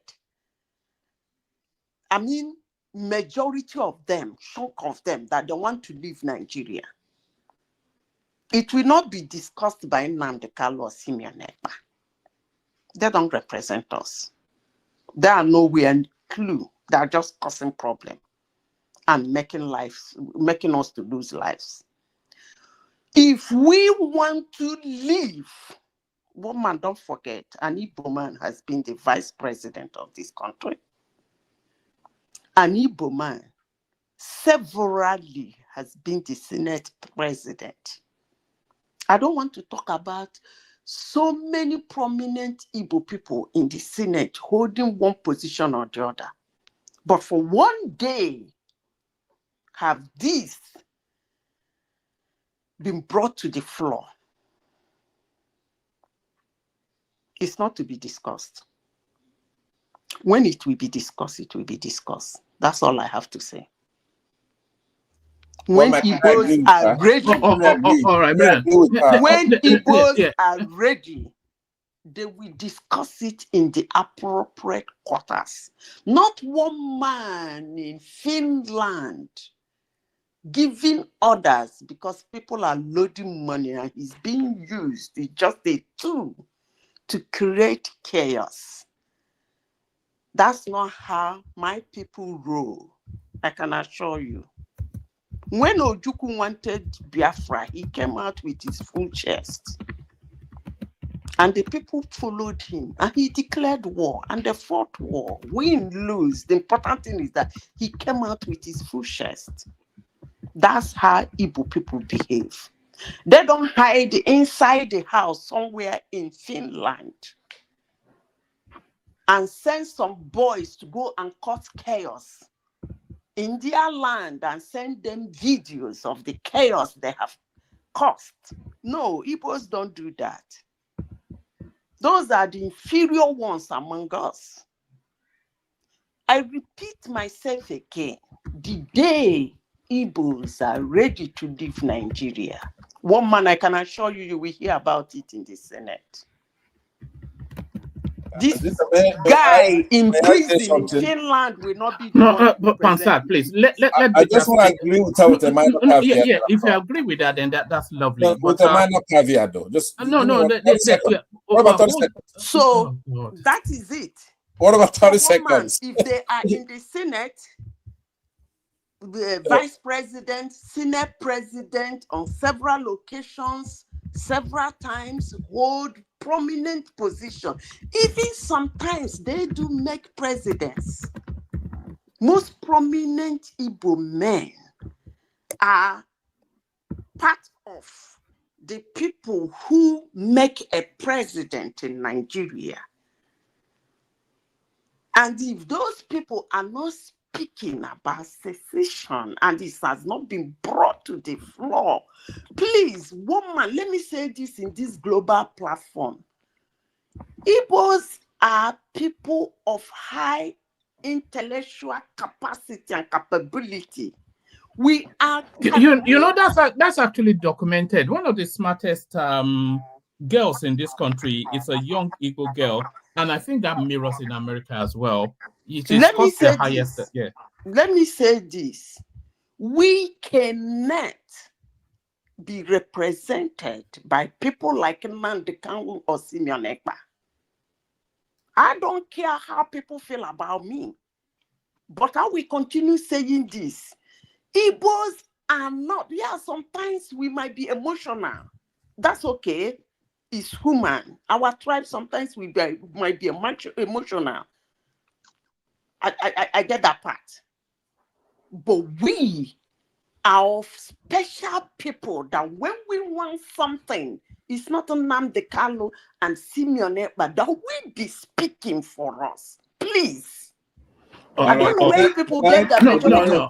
All right, Pansat, I'm going to have to let you go for the night. If just help me now, please. Just please. All right, I'm gone. No problem. All right, thank you. Have a good night. That's fine, right? No, enough of all that. Apologies, but I've tried my best to accommodate him, but it's just impossible. Zita, let me take you to one more space. Give us a brief commentary on this. We go on to Folly B. So now, is the improving relationship of Nigeria in the international space. So I'll play you a clip that earlier on this year you would have thought was there on impossible, but this seems to be the fruits of the diplomacy that especially the Minister of Foreign Affairs Tugar has been the work he has been putting in. Watch this, but give us a brief commentary on it. Our government continues with its efforts to improve the ease of doing business in South Africa. We want to enable investors to promote and operate their businesses in a manner that will enable them to pursue various opportunities in various sectors of the economy. We look forward to seeing more Nigerian companies investing in South Africa. In fact, we want to see Nigerian products on the shelves of South African shops. Our efforts to create a favorable environment include our simplified visa process for Nigerian business people to travel to South Africa. Qualifying Nigerian business people can be granted a 5-year multiple entry visa. In addition, tourists from Nigeria are now able to apply for a visa without even submitting a passport. We expect that this 11th session of our Binational Commission will enable us to consolidate cooperation in a number of other areas. Who is that? No, that's the South African president, Ramaphosa. That's the country suddenly seems to be opening up to Nigeria whereas it was a xenophobia all the way through. So what do you mean? What do you think has led to that turnaround? Woman, have you been to South Africa as a Nigerian before? No, I haven't been actually. Okay, good. Let me start. There are certain things I'm going to say here. South Africans might not like me, and Nigerians might not like me either, but I don't care. I'm going to say it anyway. Woman, as I said before, I said faith cometh by hearing, not only the word of God, what you constantly hear. In South Africa, I would say roughly 50% of the doctors and nurses there are Nigerians. 50. I want to exaggerate. These people have this, I don't know what to call it about Nigeria. We repel them for some reasons, I don't know. But we are part of the activity in their economy. I can assure you that. But this guy is just talking because he just wants to talk. Honestly, sincerely speaking, he's just this now talk, nine the talk. He's just speaking. Down deep in his heart, he knows that these are just verbatim. It's not going to have any effect on the way South Africans treat Nigeria and Nigerians. It's not going to change. I don't know what happened. Probably I was not born. But I remember way back, Nigeria was one of the countries that actually helped South Africa. Where this hate come from, actually, honestly, sincerely speaking, I cannot lay my hands on it. It's not a hate on any tribe in Nigeria. It's a hate in that name, Nigeria or Nigerian. I don't know where they got it, what happened, but maybe one day I will come across a South African who will be kind enough to open up to me. But woman, if you think you can believe what this man is saying, please don't. Please don't. They will prefer to open their companies in Nigeria because Nigerians are more than enchanting people. They are more tolerant. But Nigerian companies opening in South Africa, I don't know about that. Honestly, sincerely speaking, I don't know about that. They would even prefer, what's this country? They will prefer a Togo man or Benin man to go there open a factory. They won't harm him. But a Nigerian and the Zimbabweans, I don't know what South Africans have with these two groups of people. Zimbabweans and Nigerians, they don't want to see them. I don't know. So I'm not interested in what the man is saying. All right, brilliant. All right, brilliant. So that's Zita, of course, who has been away for quite a few sessions, but of course, highly missed voice. Let's go into Folly B. Yes, let's see if Folly is ready for us. Folly B. Kinsuni. Look at that, Folly. Look at that. Yes. You know, I'm going to be charging people hotel bills here because people come here to fall asleep. I'm not sure if that. I'm not sure. Should I show you that's commendation or something? Let's hear from Baba. Baba, bring it home for us, Baba. Yes, woman. I'm enjoying Zita. It's always delightful when Zita is here, isn't it? Yeah, because she nailed some good points there, actually, about the establishment of a Biafra state, if they really want it. It's a no-brainer. We all know exactly what they can do. I suggested one 2 days ago, and I also put that plan B, plan A, and plan B, which they are not talking about any of those plans at all, because that's the only way. I said 1A, just in the fashion of Chukwuemeka Odumegwu Ejukwu, stay there and call all your people to come home. Somebody, somewhere with that kind of authority still exists. I won't name names. Who can stand and say, my people, okay, come home. Let's declare. When they all go home, at least 90% of them in Nigeria, when they drove, that is DROV, in droves, they go back, the world will notice, not just Africa, the world will notice something is happening in this space. Even satellites will catch them. And then we can begin from there. 2, the second one is they have legislators, both reps and Senate. All they have to do is table it as a motion, not just even a bill, a motion. Ordinarily, the Senate president will grant it. But that is not being done. And you can start from there, just from a motion.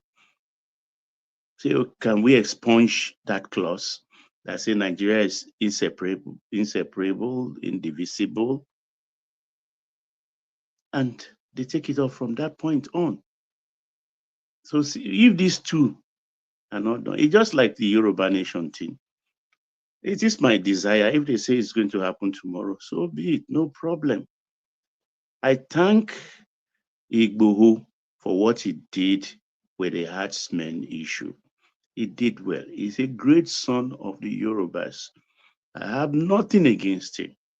But when the Yorubas, I repeat, when the Yorubas are looking for animals with 2 horns to lead them, not be snail. It is not animal like a snail that we will look up to. If you understand my drift there, it's not snail we will be looking onto. We look up to animals with proper 2 horns. So you'd say that in support of what Zita said for the East. So that's so far for that point. But for the South African issue, I think Ramaphosa, we have to test it. He said the 5 years visa, multiple visa for businessmen, and they are desirous of seeing our product on their shelf in South Africa. Well, the taste of the pudding is in the eating. Let's test it. Even the Bible says we should test all these things. What did you say? I've forgotten. Baba, can I come in a little? Yeah, go ahead, Zita. See, Nigerians going to South Africa to start a business or tourism or whatever, it never was a problem. It's South Africans seeing Nigerians as people who have so much activity that activates their economy. You remember what this Zimbabwean president said? Have you forgotten? What's his name? My favorite guy. Mugabe. He said it's only, I'm just trying to paraphrase it, but it was just 2-line statement. He said it's only in South Africa that a young man that never saw the 4 walls of a school will look a medical doctor in the eyes and said he has taken my job.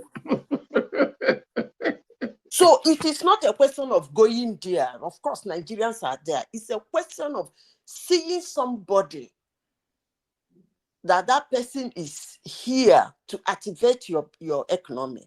But one man, never mind. In the next 5 years, I think will be, inshallah, we will talk about South Africa. I promise you that. You see, they do, I don't watch them. The South Africa issue, actually, I think is a tragedy because we were there. Even the Dutch, the white populace there, the first ever professional blacks they ever see in their life are Nigerians. Because soon as they got independence, Nigerians were the first professionals, lecturers, medical, in every human endeavor. Nigerians poured in there in droves because we are at the forefront fighting apartheid. And Nigeria suffered the most. The contribution came from Libya, Nigeria, Ghana. I think those are just the frontline states because they have this region, this political grouping they call South Africa, Zimbabwe, Malawi, and Botswana. I think those are the frontline states. It's a regional group like ECOWAS. Nigeria was given an honorary place in that in a chair on that table as a frontline state, even though we are very far from South Africa. That's how they honored us. You understand? We were punished for supporting South Africa. Our government collected money by force from all civil servants and gave it to them. We gave them scholarship. The other, Mbeki, was given scholarship by Nigerian, a host of all of them. Was collecting bursary. Was collecting bursary. So we did a lot, not just for South Africa. Zimbabwe, we did a lot. In Botswana, Sam Najuma, Botswana, same thing we did. We fought in Angola. In Angola, that's the one we even won that I didn't believe. We're supporting Dr. Agostino Neto. I've forgotten the title of his political association then against Jonas Savimbi. Savimbi, the opposition militia, was supported by Ronald Reagan, America, and England, Thatcher's England. Imagine small Nigeria fought them to a stand still. Agostino won the election. Savimbi went into the bush. He was later hunted down and quenched. He didn't run away. He stayed there to still fight the installed government after independence. They all didn't pay us well. Angola too didn't pay us well. They turned their noses at us. I remember Alhaji Shehu Malami was one of the big investors in South Africa. All the monies the military were taking them, he was there before Dangote came and started collecting, being their front man. Malami was in South Africa. Malami started MTN in South Africa. Any South African come and deny me, come and say I'm lying. Shehu Malami, Google his name. One of those big families in the north. He was their patriarch. And even this thing started from Mandela's time. Mandela was thanking Libyan man, Gaddafi, even the Nigerian. On a couple of occasions, he failed to even recognize Nigeria's contribution. He started it until people like Miriam Makeba start thumbing their noses. Miriam Makeba that stayed in our country and So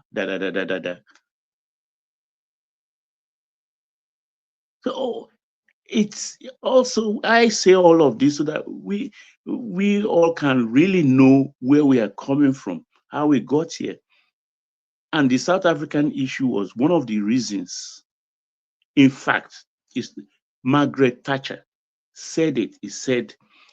He told Reagan that Nigeria is a dangerous country that must not be allowed to rise and lead Africa. I'm quoting Margaret Thatcher because what did we do to Thatcher and Reagan?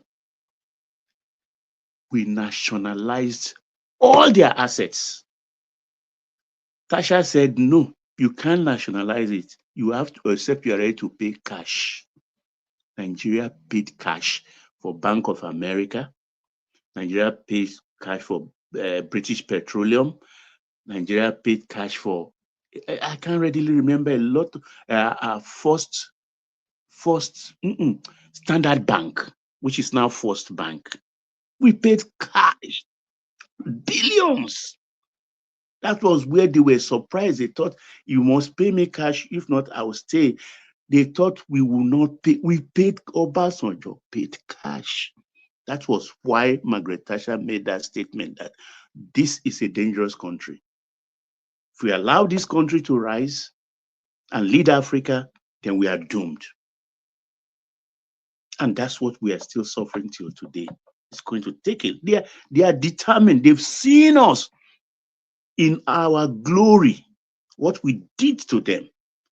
Do you think they will allow it to happen again?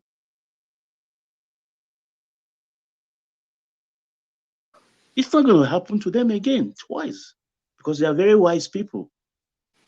Then for them, for whatever reasons they accuse us of, for God's sake, we have 200 million people. If they said powder issue, we are corrupting their system, we are doing that. Look, there are 5 fingers in a hand on my palm. If the center one commits an offense, are they going to cut the whole of my fingers? You cut that one. But now they tar us all with the same brush, and they got so frustrated. Look, these are people, you've heard the music by, what's this woman's name? Who sang Unkoboti. Unkoboti is a blend of Oguguru. Mariam Makeba. No. Yvonne Shaka Shaka. Yvonne Shaka Shaka. Because none of them educated. They all work in the mines. They were illiterate.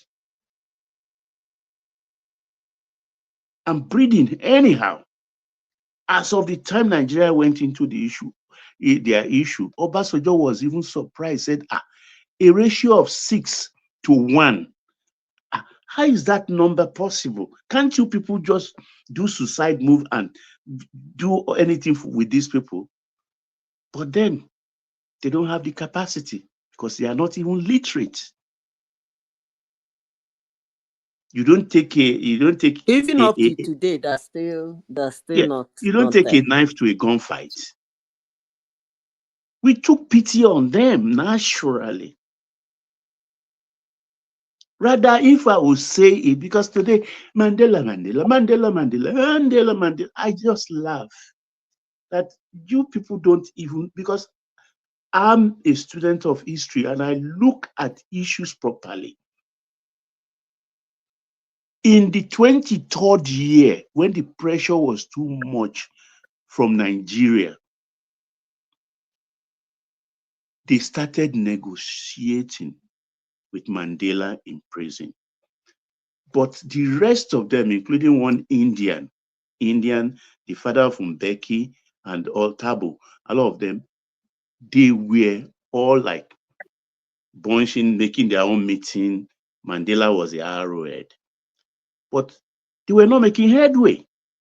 So what did they do? They pulled Mandela out. Mandela was in freedom privately 2 years before that independence. Can you believe that? He was pulled out. He was living in private quarters because they want him rounded up so that they can mold him. 2 years. He was not in that island. And he stayed there. That was in isolation that he made that agreement with them, including bringing down the nuclear capability of South Africa. Really, it was an advanced society. They have military-industrial complex. Gunboats, helicopters, they were manufacturing. Tanks, they were manufacturing. They have elite military force. He signed on of those ones and also assured them that no, because already when Mandela was out and they know that their thing, they can't afford any this thing anymore, despite Israel, Britain, France supporting them. Those are the things arrayed against us. They were already giving them Canadian citizenship. That's the whites, the Dutch. They were giving them American citizen that they should all pull out. But Mandela was persuaded to give them the assurance that nothing will happen to them, a guarantee. Mandela did all of that. And when the time was ripe for them, when they've really gotten what they wanted, they released him out. I still remember that day. It was around 2:00 afternoon Nigerian time. I saw Mandela first because he has no picture except one picture that he looks like a boxer. I think he was in a gym or something then. That's the only picture worldwide that was being used in print. Nobody has seen Mandela like 27 years. So we're all curious, glued to our television to see how this man looks like when he was released with his wife, Winnie. Another day was declared. Yeah, of course, another day was declared. Even in Nigeria. And one thing I hold against him again, the way he discarded Winnie. Because if it were Winnie that was in jail, do you know what Winnie did for him to discard her? So what? So bloody what? So bloody what? For 27 did you not years? hear that song I that beg one man. They showed him movies. If it were wait, woman. If it were Winnie that was jailed for 27 years, wouldn't Mandela be having 20-year-old children? Yeah, it's different now. Different rule for men now. It's different. Though women are no human being. So bloody what? Not be make you tell and go, babe, I beg, enter bathroom, go wash your this thing well. You and come in fresh. He went to go and marry the Mozambican president, Samora Machel widow. You understand? He did so many things. Even at the point when he left, they were milking him pay-per-view. He became pay-per-view. Pay-per-view in the sense that all Michael Jackson, all those people were going to see, they were paying money. They were paying heavy money. But it's painful. For we did a lot for South Africa. Not only South Africa, Botswana, Zimbabwe. We were there. There was money. Money we will have used for infrastructure and today be measuring blockers with all of these West people and America. That's where we wasted our money. We thought we were doing good. That's why, for me personally, it was painful. I was in secondary school. We were so radicalized then, we call it African High Command. We want to form an army to go and fight in South Africa. Can you imagine? Teenagers. We even went to Ikoyi and invaded the American embassy. Yes. Burn flags on the street. That's how we're radicalized. We've done it for all of these people. We're in Liberia, we're in Sierra Leone, even Siad Barre of Somalia, when the problem started. Siad Barre was staying in Falomo. Kefi. Even as recently as Buhari, we were rescuing the Gambians from Yaya Jammeh. I don't know what we've done for these people for them to show us so much disrespect for the sacrifices we've done for them. If not for Nigeria, there will be no Liberia today, neither Sierra Leone. Neither Sierra Leone. The democracy they are enjoying in Zambia today, Jonathan made it happen. He sent soldiers to send Yaya Jammeh back in. And he ran away with his tail between his legs like a dog. Then they will now, people, No, Nigeria, they suffer, honestly, because I'm so angry. They have to. You know, that's one of the biggest questions out there. Why this? It seems to be like a special dislike for Nigerians, a little bit globally, but especially amongst Africans, especially the black ones. I don't know what it is. They just seem to hate us. No, it's political, I would say. It's like their politicians feel inferior, and the only way for them to measure up is to paint us in bad light. I think so, particularly for people like Ramaphosa, who enjoy. Look, when Mandela came out and became prime minister, those he didn't want in his cabinet, Ramaphosa, there is also this black richest billionaire. There are 5 of them. He called them. I don't know how much he armed them with. Go into businesses and let's compete with the whites. But they farm themselves. Today they are billionaires. Because as of the time Mandela was president, I was in Joburg when he was president. And the restaurant, as a foreigner, maybe the way I dress, I enter.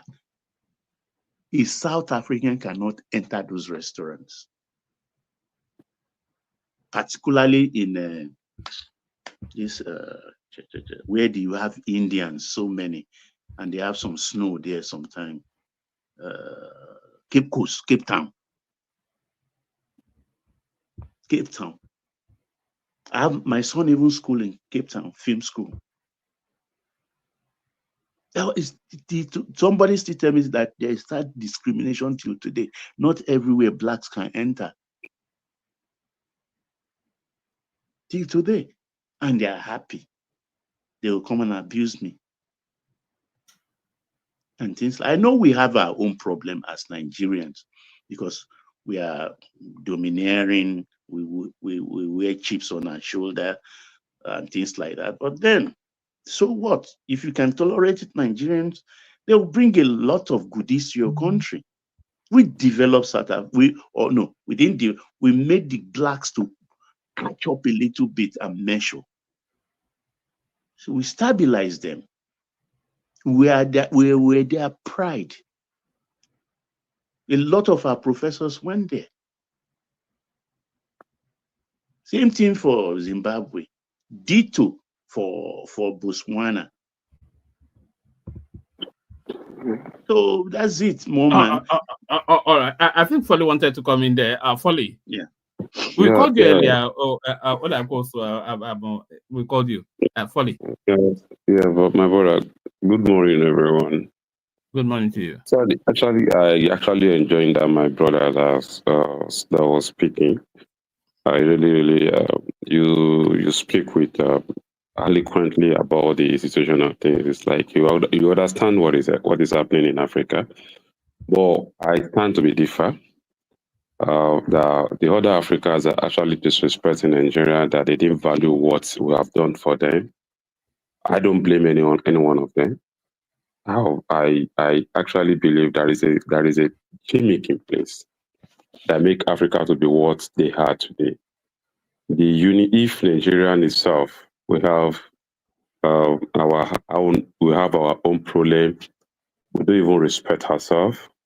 Igbos don't respect Hausas. Hausas don't respect Igbos. Don't respect Yorubas. All the people in the country are not even giving themselves as if we are just one human being.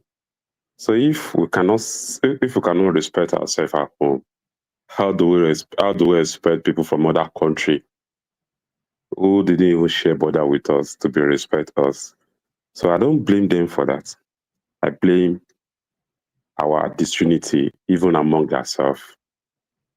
Because all this country we're all talking about, I don't see any reason why any Nigerian should go to all these countries if you have a house together. They're supposed to be the one that will be begging to come here, begging to come to Nigeria. So that is not happening. That tells us that we have a lot of works to work on our own space as well. So Like all these Africa country, I don't see any Africa country that actually attracts me to level of me leaving Nigeria for.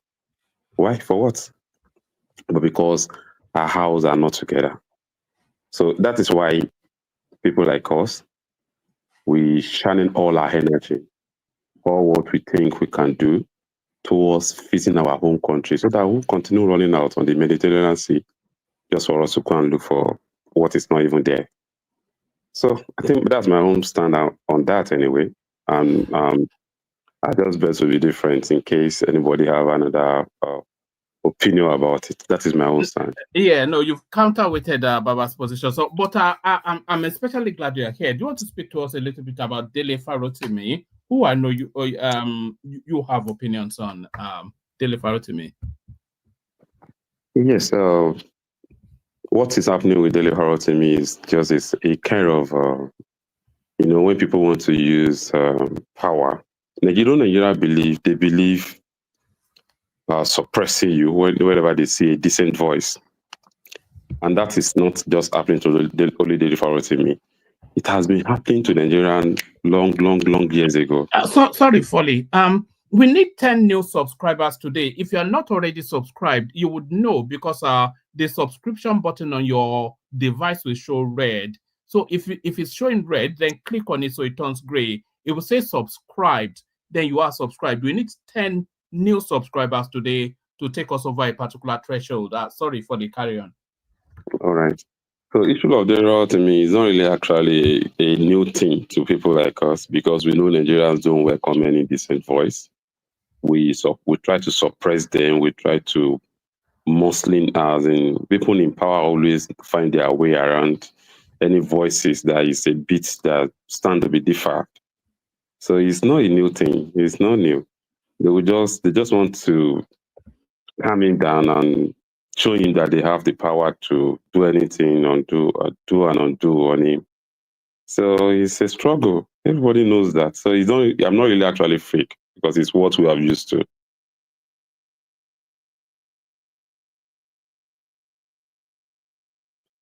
But Folly, it's not actually between him and the state.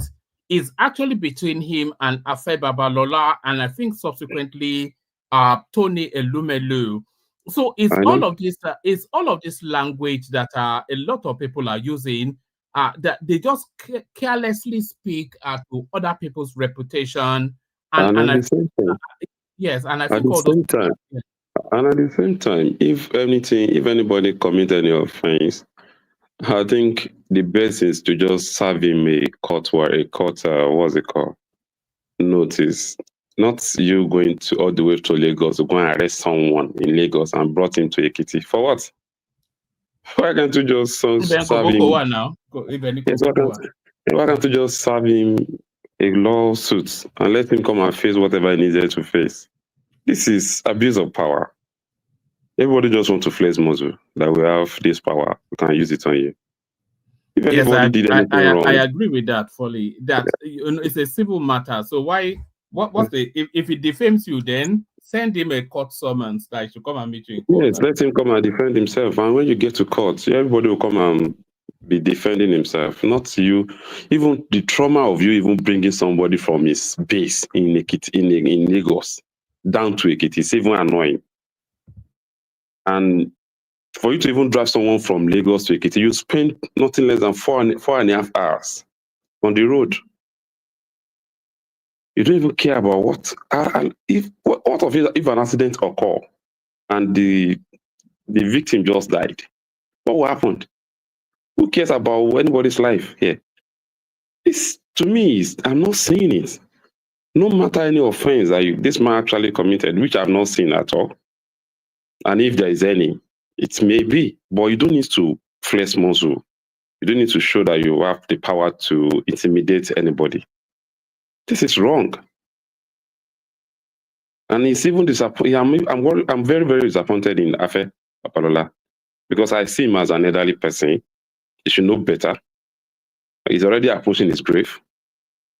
So I believe these are the kind of caliber we should be looking up to in this country because people have already seen it all.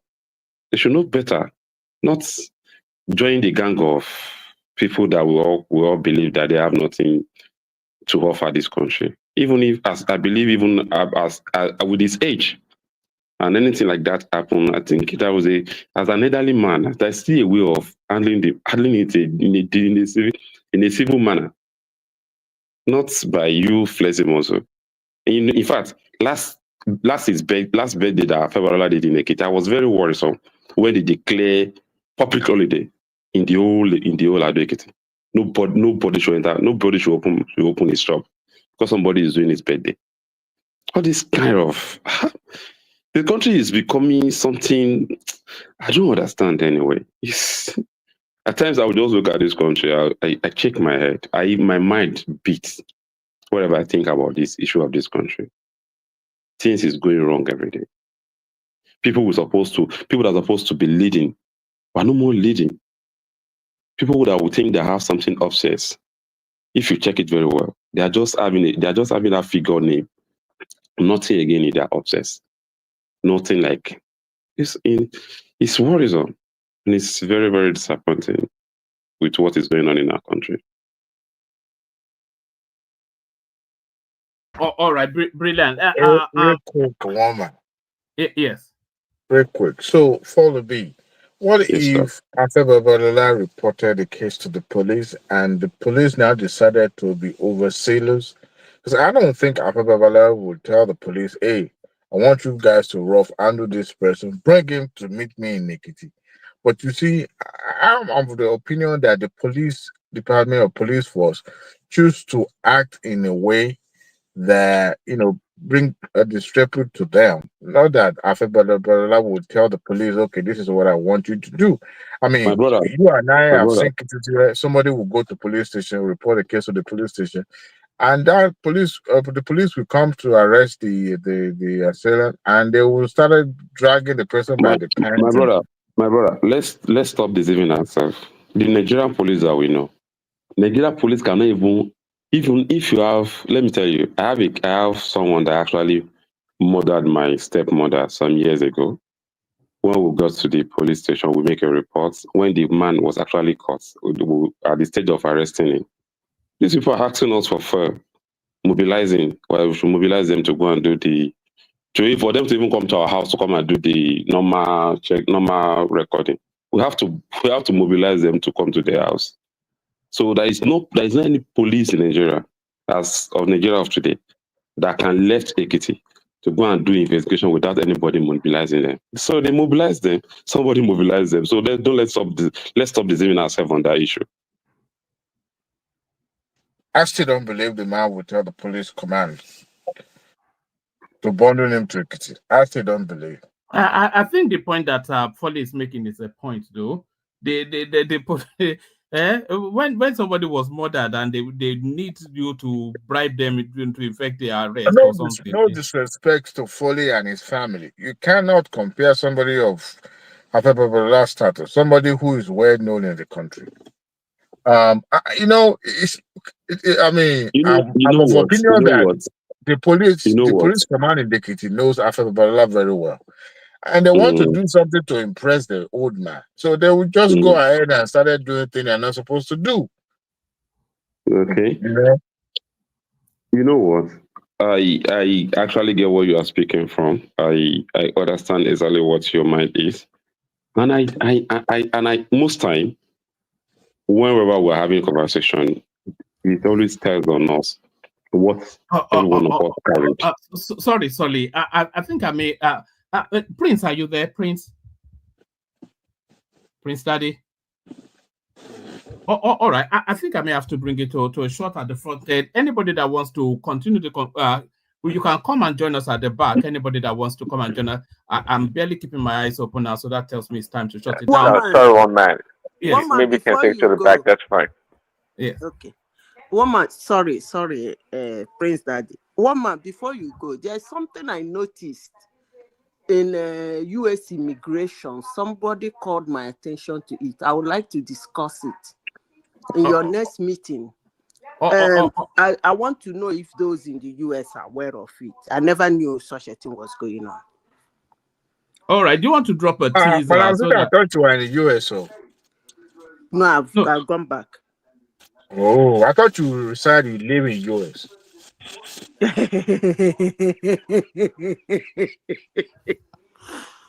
All right. The super tatas are your, and then African podcast. So we'll be bringing African podcast on this platform at some point. It's a big name, but he does more those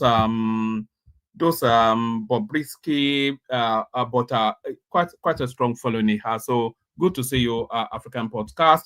So thank you, everyone. See you tomorrow. I'll send the link into the comment section. Anybody that wants to hop on to continue the after hours with Zita and the gang. So there it is. That's the link right there. Thank you, everyone. See you tomorrow.